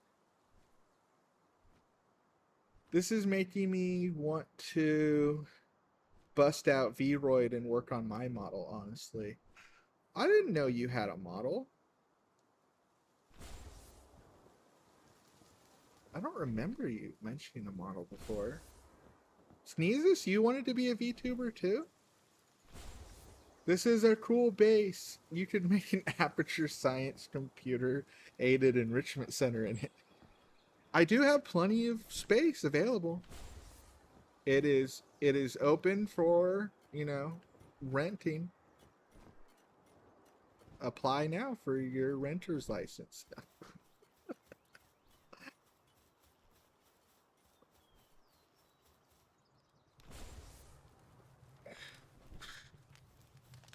Okay, I should get some more gunpowder being made. Bullets. Gunpowder. Duke. Yep. No, I had plenty of coal still. Or charcoal. You know what? I almost went the whole stream without having to pee, but I have to pee. 1 second, be right back.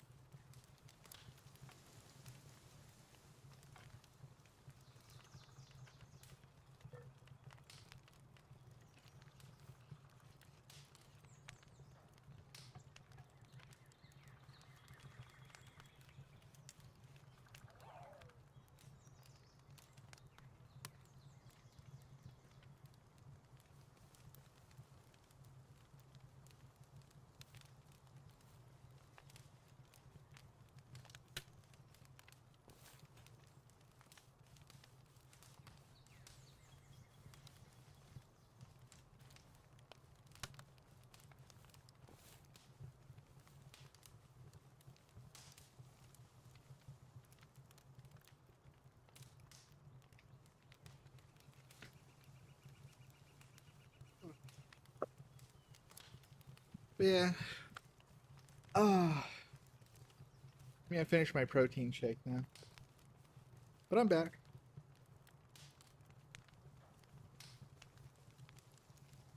Wait, I missed comments. I'm looking. What did I miss?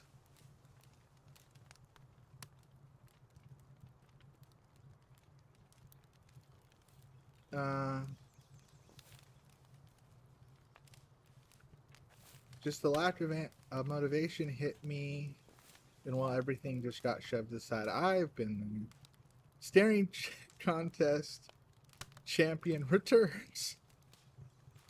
I cannot type without looking at my keyboard. That is a talent that I have. I can write and type without looking at what I'm doing.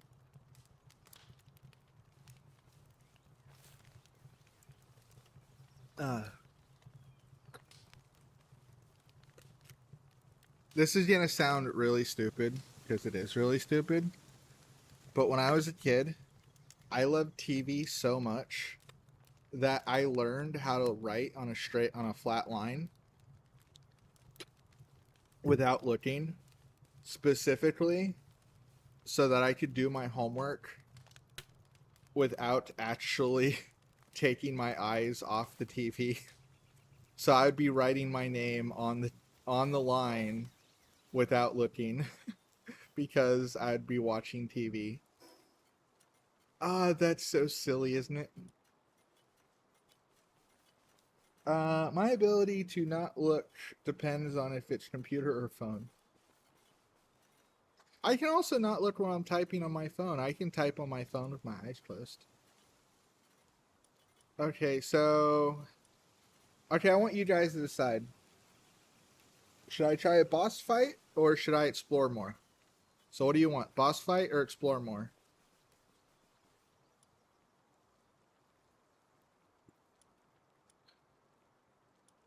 And I'm gonna look. Where are the boss fights that I haven't done?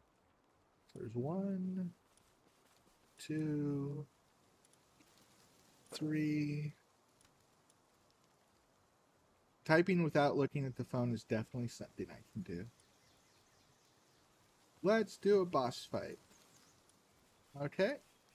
Then let's try this one. Sneezes is like, choice. I refuse. Please, I refuse. Sneezes don't want to be doing no boss fight or no deciding. And no, Sneezes, I'm not getting it out of your head. We've discussed this. Oh, wait. Here? Join boss fight. I hope he's not too strong. I haven't done this before, so. Ooh, is this like the police dude?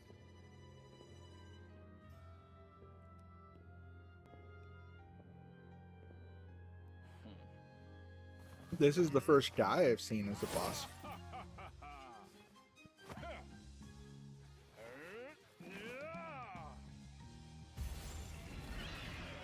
Ooh, that's a Radnahawk, I think. Oh, is he actually gonna be? Aw. Oh wait, Feralus, not Radnahawk. Got it. That's why I didn't get to say. Oh, wait. That's why I didn't get to say stay out of my head. I know it's pointless. Starting a random debate or maybe collective agreement. What is all your thoughts on Costco pizza? My thought on Costco pizza is it's technically food.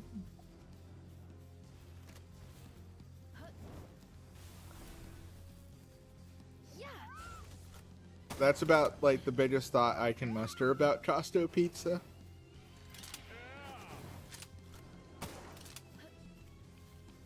At least from what I remember. I haven't had Costco pizza in forever, so I'll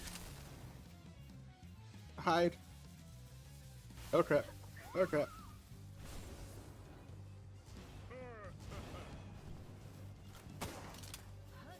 He's kicking my butt.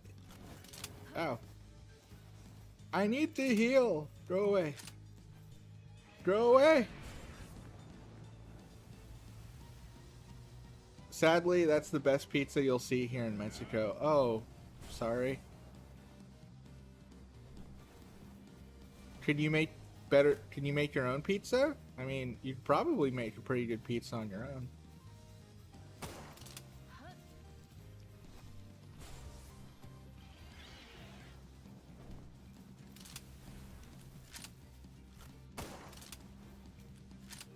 I don't know what you have. Oh, oh, I'm gonna freaking die. What's your opinion on pineapple on pizza? I fall into the camp, if there's no pineapple on the pizza, what is the point of eating it?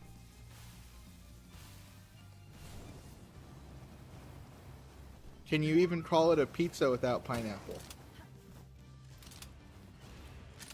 Ah! Crap. Ow. You are probably gonna beat me. I've only done like naughty. Ow. I don't know what happens if he kills me.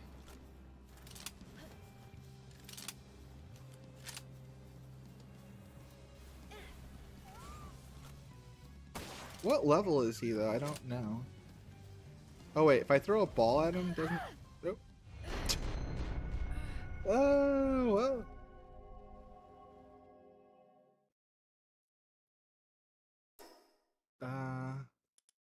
My base, please? My stuff isn't, like, in there with him, is it? It's gonna be hot. It's gonna be hot. Oh, cold. It's gonna be cold. Where's... Oh, there it is. Ooh, there we go. I could if I knew how to bake, plus had an oven. Sadly, as all Latino families do, my oven is used as a storage unit and doesn't work.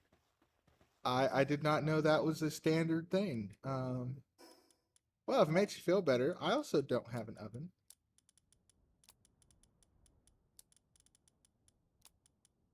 Do, do.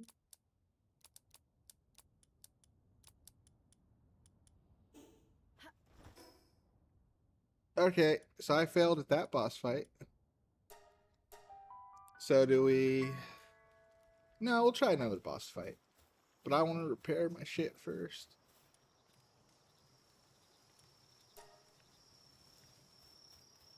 Okay, one more boss fight. Though this time we'll fight the cold one.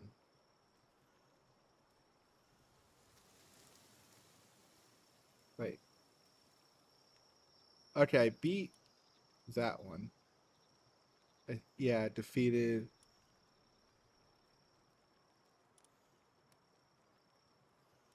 Wait. I've been to this... No, okay. So... Once I defeat him, I get the... Alright, let's try this one.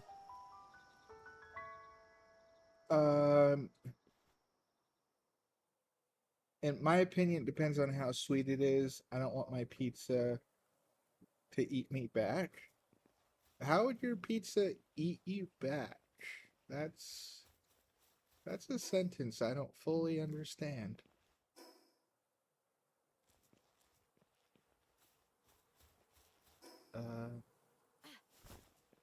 Oh, there it is.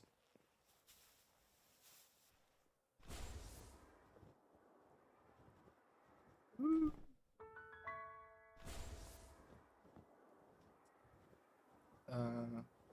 This side, yep. There we go.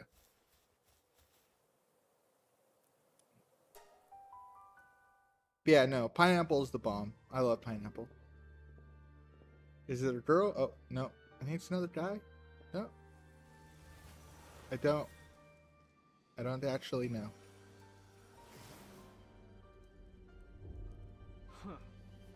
Nope, that's a boy.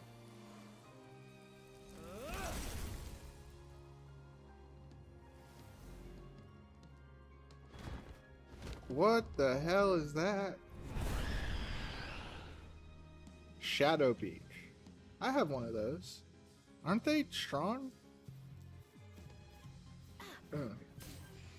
Oh, he's level 50.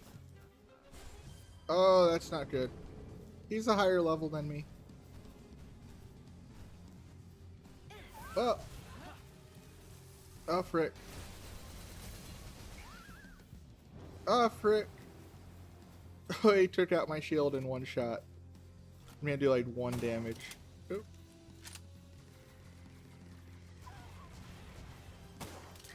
Oh. Oh my god. Okay, he's too strong. Yeah, no. You know what? Screw you. Oh, I can't kill myself.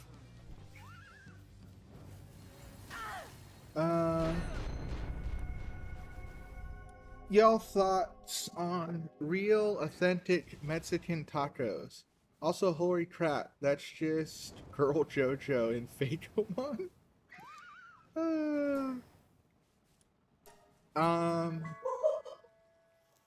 Well, that's kind of went worse than expected. Oh, up here.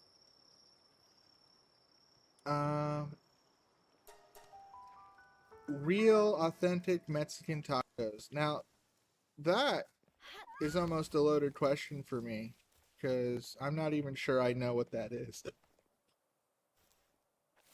So you have to remember that I live near Mexico, so I see a lot of Mexican food. Oh, crap. No, I'm gonna die. Oh, there we go. Ah, crap. Still gonna die. Cold armor. There we go. Whew. Sorry, my thingy switched over again. Let's get back to chat. Real Mexican tacos are great. Again, my question is what is a real Mexican taco? Because I live near Mexico. I see a lot of Mexican food, and if you told me to point out which one's fake and which one's not, I don't know. What US people would call soft shell tacos, just a little wackier with more stuff. Wait, no, less. Okay, now I'm more confused. So you said soft shell tacos? I thought they're the hard shells are the ones that are. I thought it's the hard shells are the normal. Oh wait, no. Because you mean like corn tortillas, or are we actually cooking them in oil and making them hard? Ah, crap. Switch.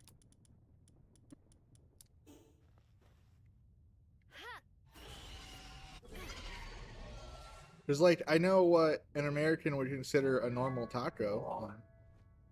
You know, I think a normal taco is generally considered one in a corn tortilla. So not cooked. Well, not fried and made hard. Do I like corn tortilla tacos? No. That's just a no. Uh, the thing I prefer, I like Taco Bell. Taco Bell is my jam, and I think Taco Bell is pretty much considered like the worst, like the most not legitimate Mexican food we have in America.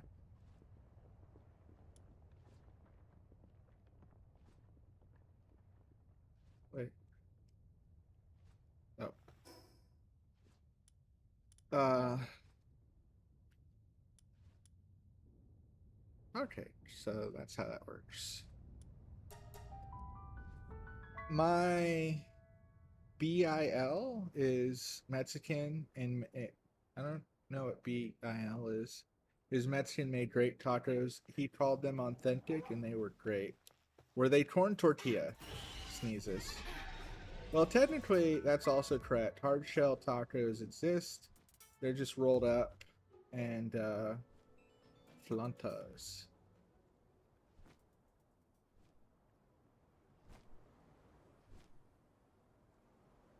So I think what I prefer is more of the American Mexican food. So I like Taco Bell, and when it comes to Taco Bell, give me the beans, the rice, lettuce, tomato, sour cream, cheese. That's what I want. When you give me a taco, that's what I want.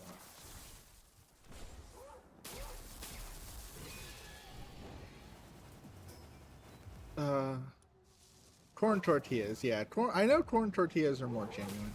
I personally prefer the taste of flour tortillas. I think flour tastes better, personally. And from what I gather, more authentic Mexican food would be more uh like just salsa and meat and maybe like rice. Like from what I gather, burritos and tacos from Mexico don't really have beans. That's more of an American thing. Like you would have your meat, salsa, and in a tortilla, and then you would serve it with beans and rice. While in America, we'll like put beans and rice into it and still serve it with beans and rice. And then we'll put cheese on top of it. And sour cream. And guacamole. And salsa. And tomatoes and all that good stuff.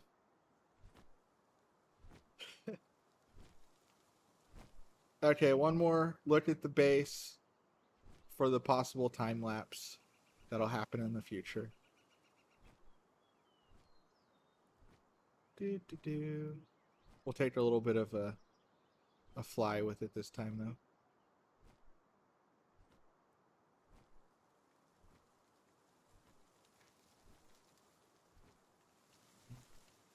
It's fine when you run out, because we'll just switch to you.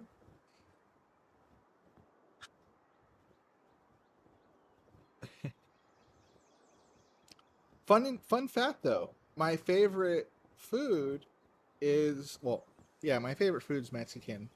Or American Mexican, if we're talking about authentic or not.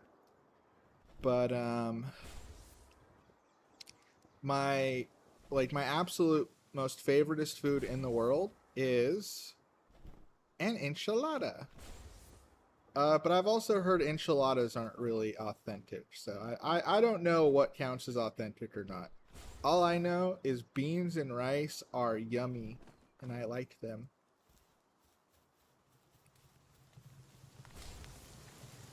The last part is a huge amount of things you put on it is actually really Mexican accurate. We actually do that. Yeah, a lot of people tell me that like no Mexican accurate. It's just like meat and salsa and wrap it in the tortilla and that's it. You have the stuff on the side if you have stuff. If you're lucky, you have stuff. Usually it's just meat and tortilla, and you be happy you have that. I don't know why I got into like a surfer accent for me describing Mexican food. That was probably racist. I'm sorry. Uh, but return to title.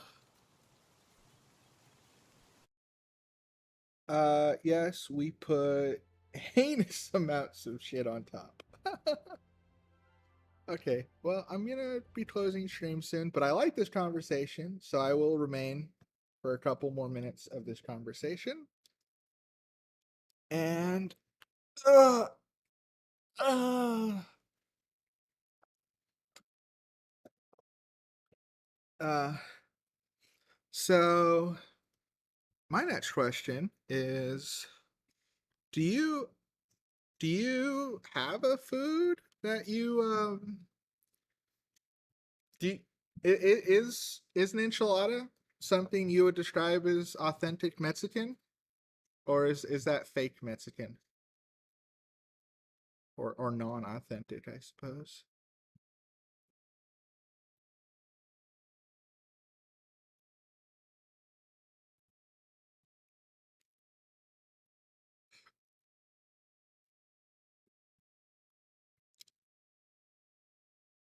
And if you do have an enchilada, if enchilada is a food you've made or have had and you consider it authentic, how is it made? What is an authentic enchilada?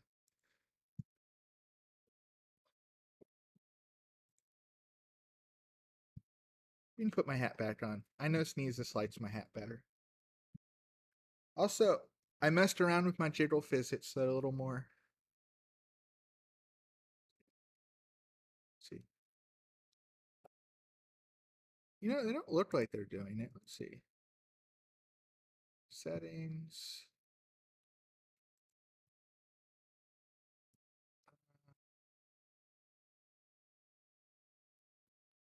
This one. Yeah, my physics. Okay, let's turn them up a little bit more.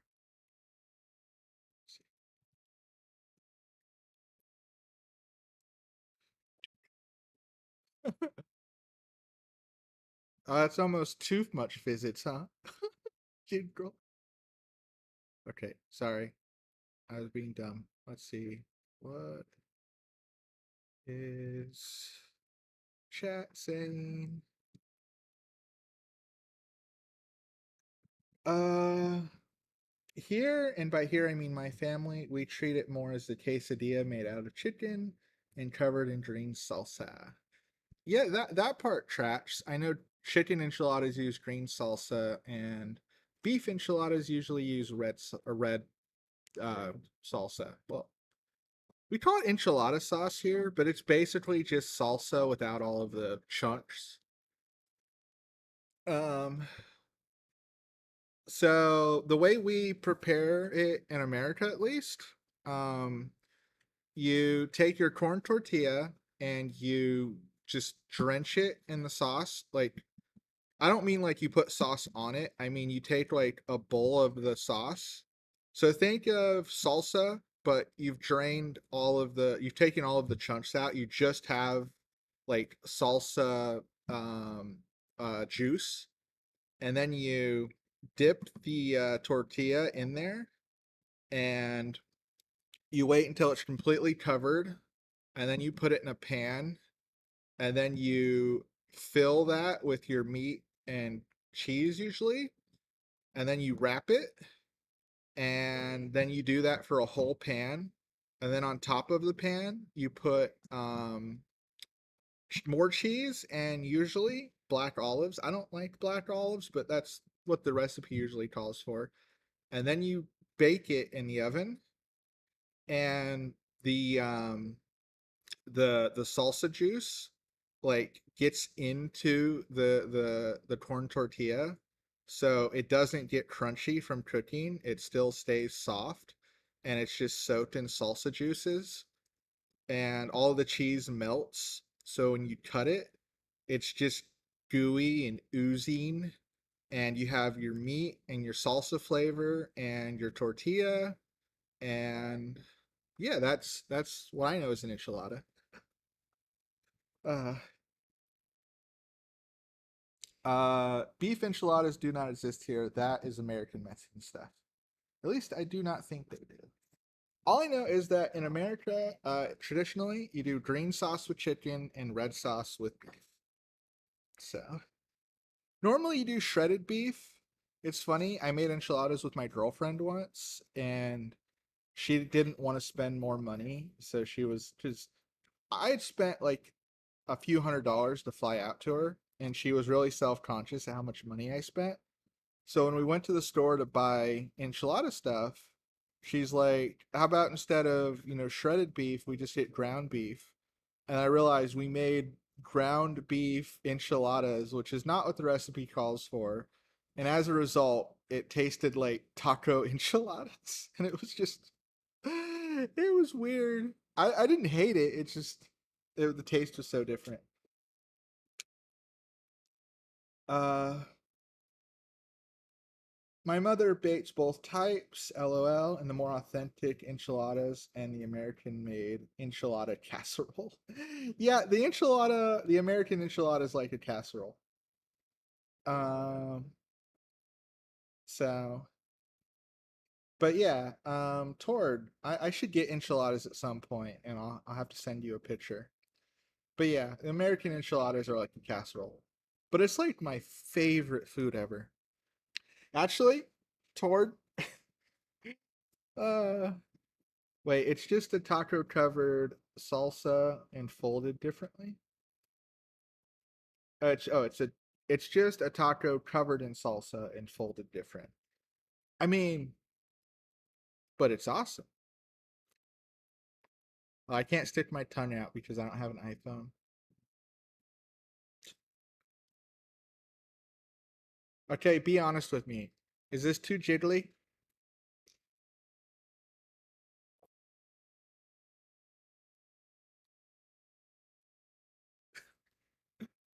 Yep, I will be the judge of authenticity. Yeah, I should send you what some enchiladas in America look like and see what you think of the look. Nice. I will send you the next time I have enchiladas. But yeah, enchiladas are my favorite food. Top of the list, easy. Though, I don't know if this is a crime against Mexican food, but you want to know something? Well, we'll call this the last story, and then I'll probably go for the night. You want to know something I did before? Why is my...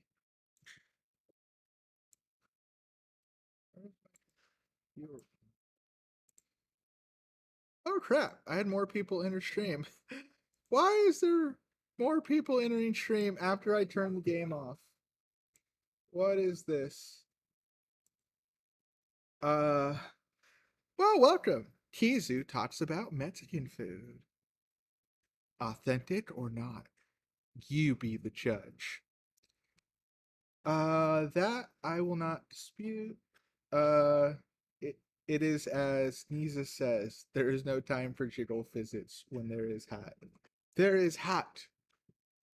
Wait, there's no time for jiggle visits when there is hat? I mean, uh-oh, look what time it is.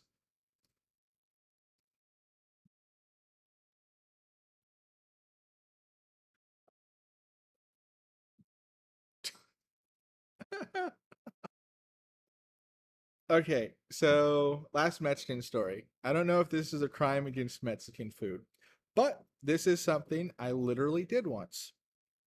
You tell me how good or bad it sounds. Uh, I I know Sneezes just loves the hat because that's actually Sneezes up there. That's the trick. Sneezes is like okay. So this is something I did with Mexican food before. I got Taco Bell. Actually, funny enough, I had COVID at the time I did this. So I got Taco Bell because I like Taco Bell and I was on quarantine, so I was trying to not leave the house as much as I could. And I gotten they had a burrito cravings pack. It came with 4 burritos and 4 tacos. I ate a couple of burritos and tacos that night and I put the rest in the fridge. But Taco Bell isn't really good the next day. So I decided I was going to mess around in the kitchen. And I took a couple pounds of beans, a couple pounds of rice, about a pound of cheese, and I cooked it all together until I had this like slop, right?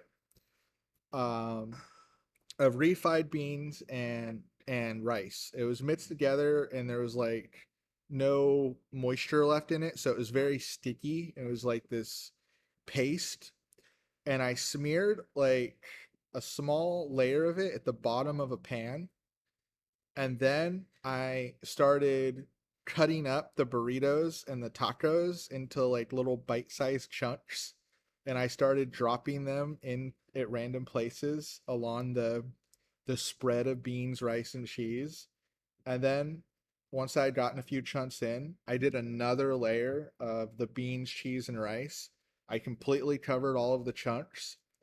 I dropped in the rest of the Taco Bell chunks I had, and then I did another layer of beans and cheese, and then I topped it with a bunch of onions and more cheese, and then I baked it for like half an hour. It was so weird and very gooey. It was funny biting into a taco that had been cold and was soggy, and then it was reheated and baked inside of basically just a mound of beans and rice and cheese. It was it was interesting. It was still soggy, you know, you couldn't really fix that, but uh it wasn't bad, or at least it wasn't as bad as I thought it could be. And again, I had beans and cheese and rice, and I didn't have tortillas at home, and I had Taco Bell leftovers. So I was like, all right, this will be my food for the next 3 days, and I don't need to go outside. Hey, do you have a good picture of your model you can share for meme and art commission purposes? Yes, I do, and I can post that in chat later. Other than the baking, that sounds like the average Mexican resourceful. So no, not a crime against Mexican food. Unorthodox? Yes. A crime? No. Yeah, I would have been fine with like frying it or cooking it in a different way. I'm not a good cook. Putting something in an oven and just leaving it there for a while is pretty easy for me.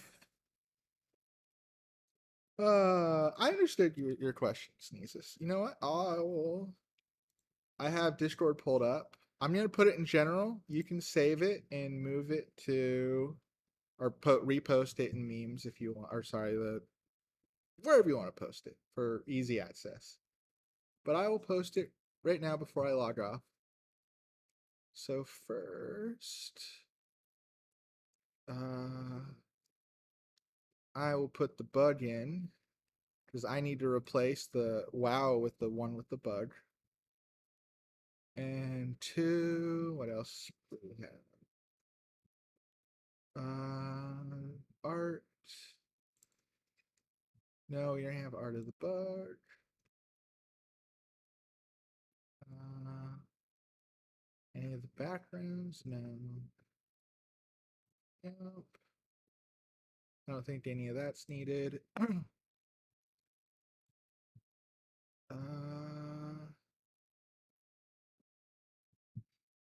wait. Oh, there she is. And we'll bring in the Kizu faces. And Kizu original art. Kizu full body. And Kizu no hat. Oh my god. The bug with the saxophone. I love that.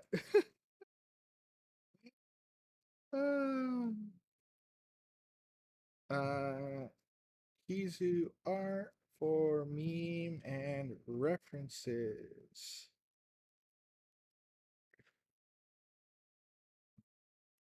You know what to do. Okay. Wait. OBS. I think that's a good amount of Kizu stuff. Uh, that's an emoji. Well, I put the emoji for my own purpose. I'm gonna save it to my phone and upload it later. Uh, I just thought of a new niche and frankly not very practical bug emote, which is the bug playing the sax. No, I love that. I think that is completely worth doing. And wow, the stream is delayed compared to the conversation. You already sent those messages. I'm sorry. Uh, well, I'm gonna be wrapping it up in a moment here. Though Tord, I can throw out a offer for you, sort of. Because I kind of already blew my budget on emojis, though we will be getting 16 emojis for Kizu's chat.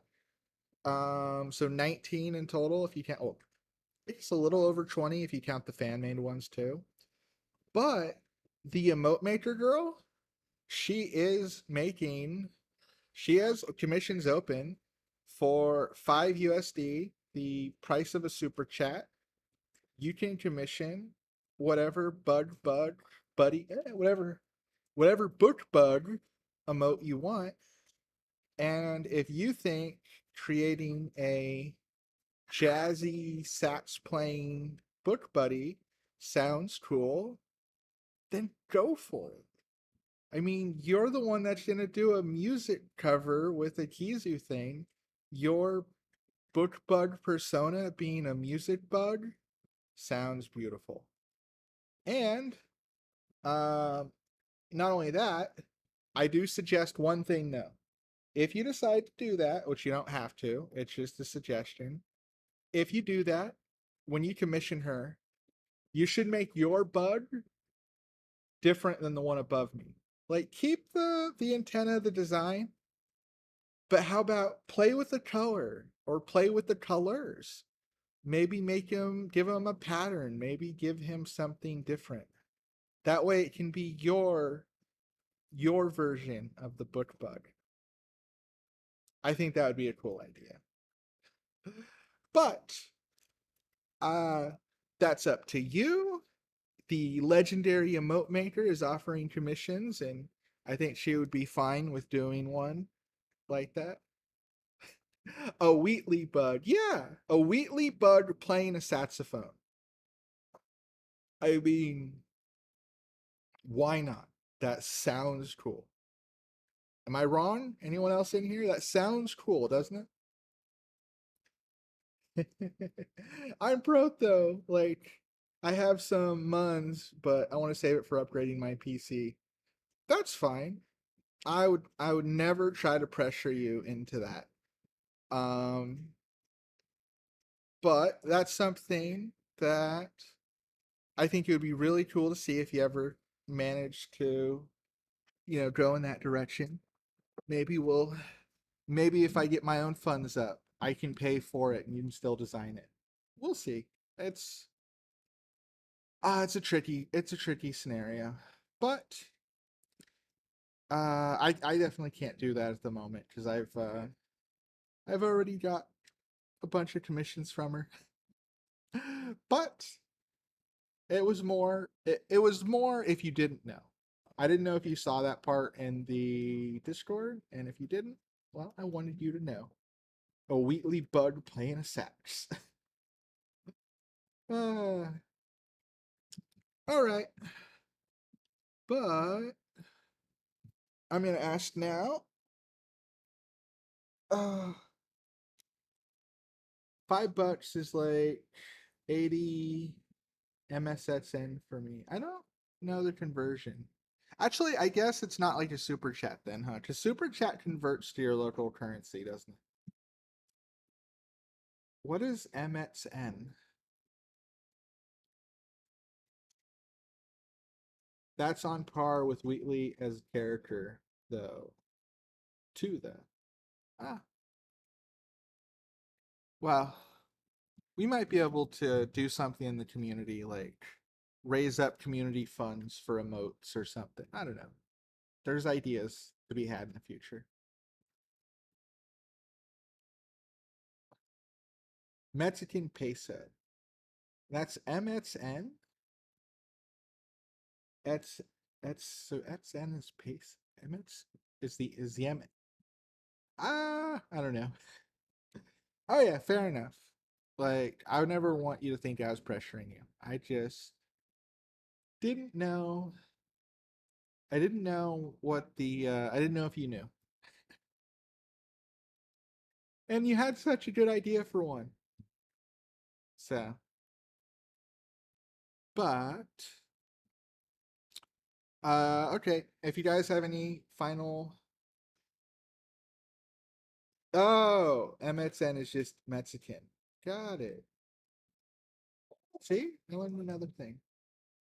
Okay. Any other questions before I wrap it up today?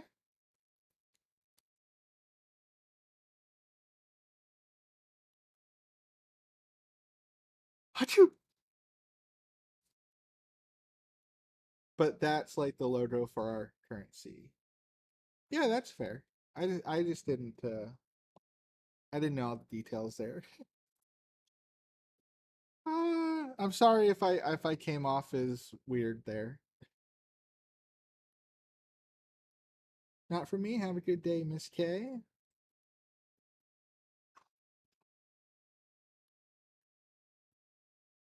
No, not really. Is it fun? Or no, no, not really. No, the hat. No, the hat. It really is delayed, isn't it? I put the hat back before you said no, the hat. Okay. And uh take care. And Kizu signing. Achoo! Kizu signing off.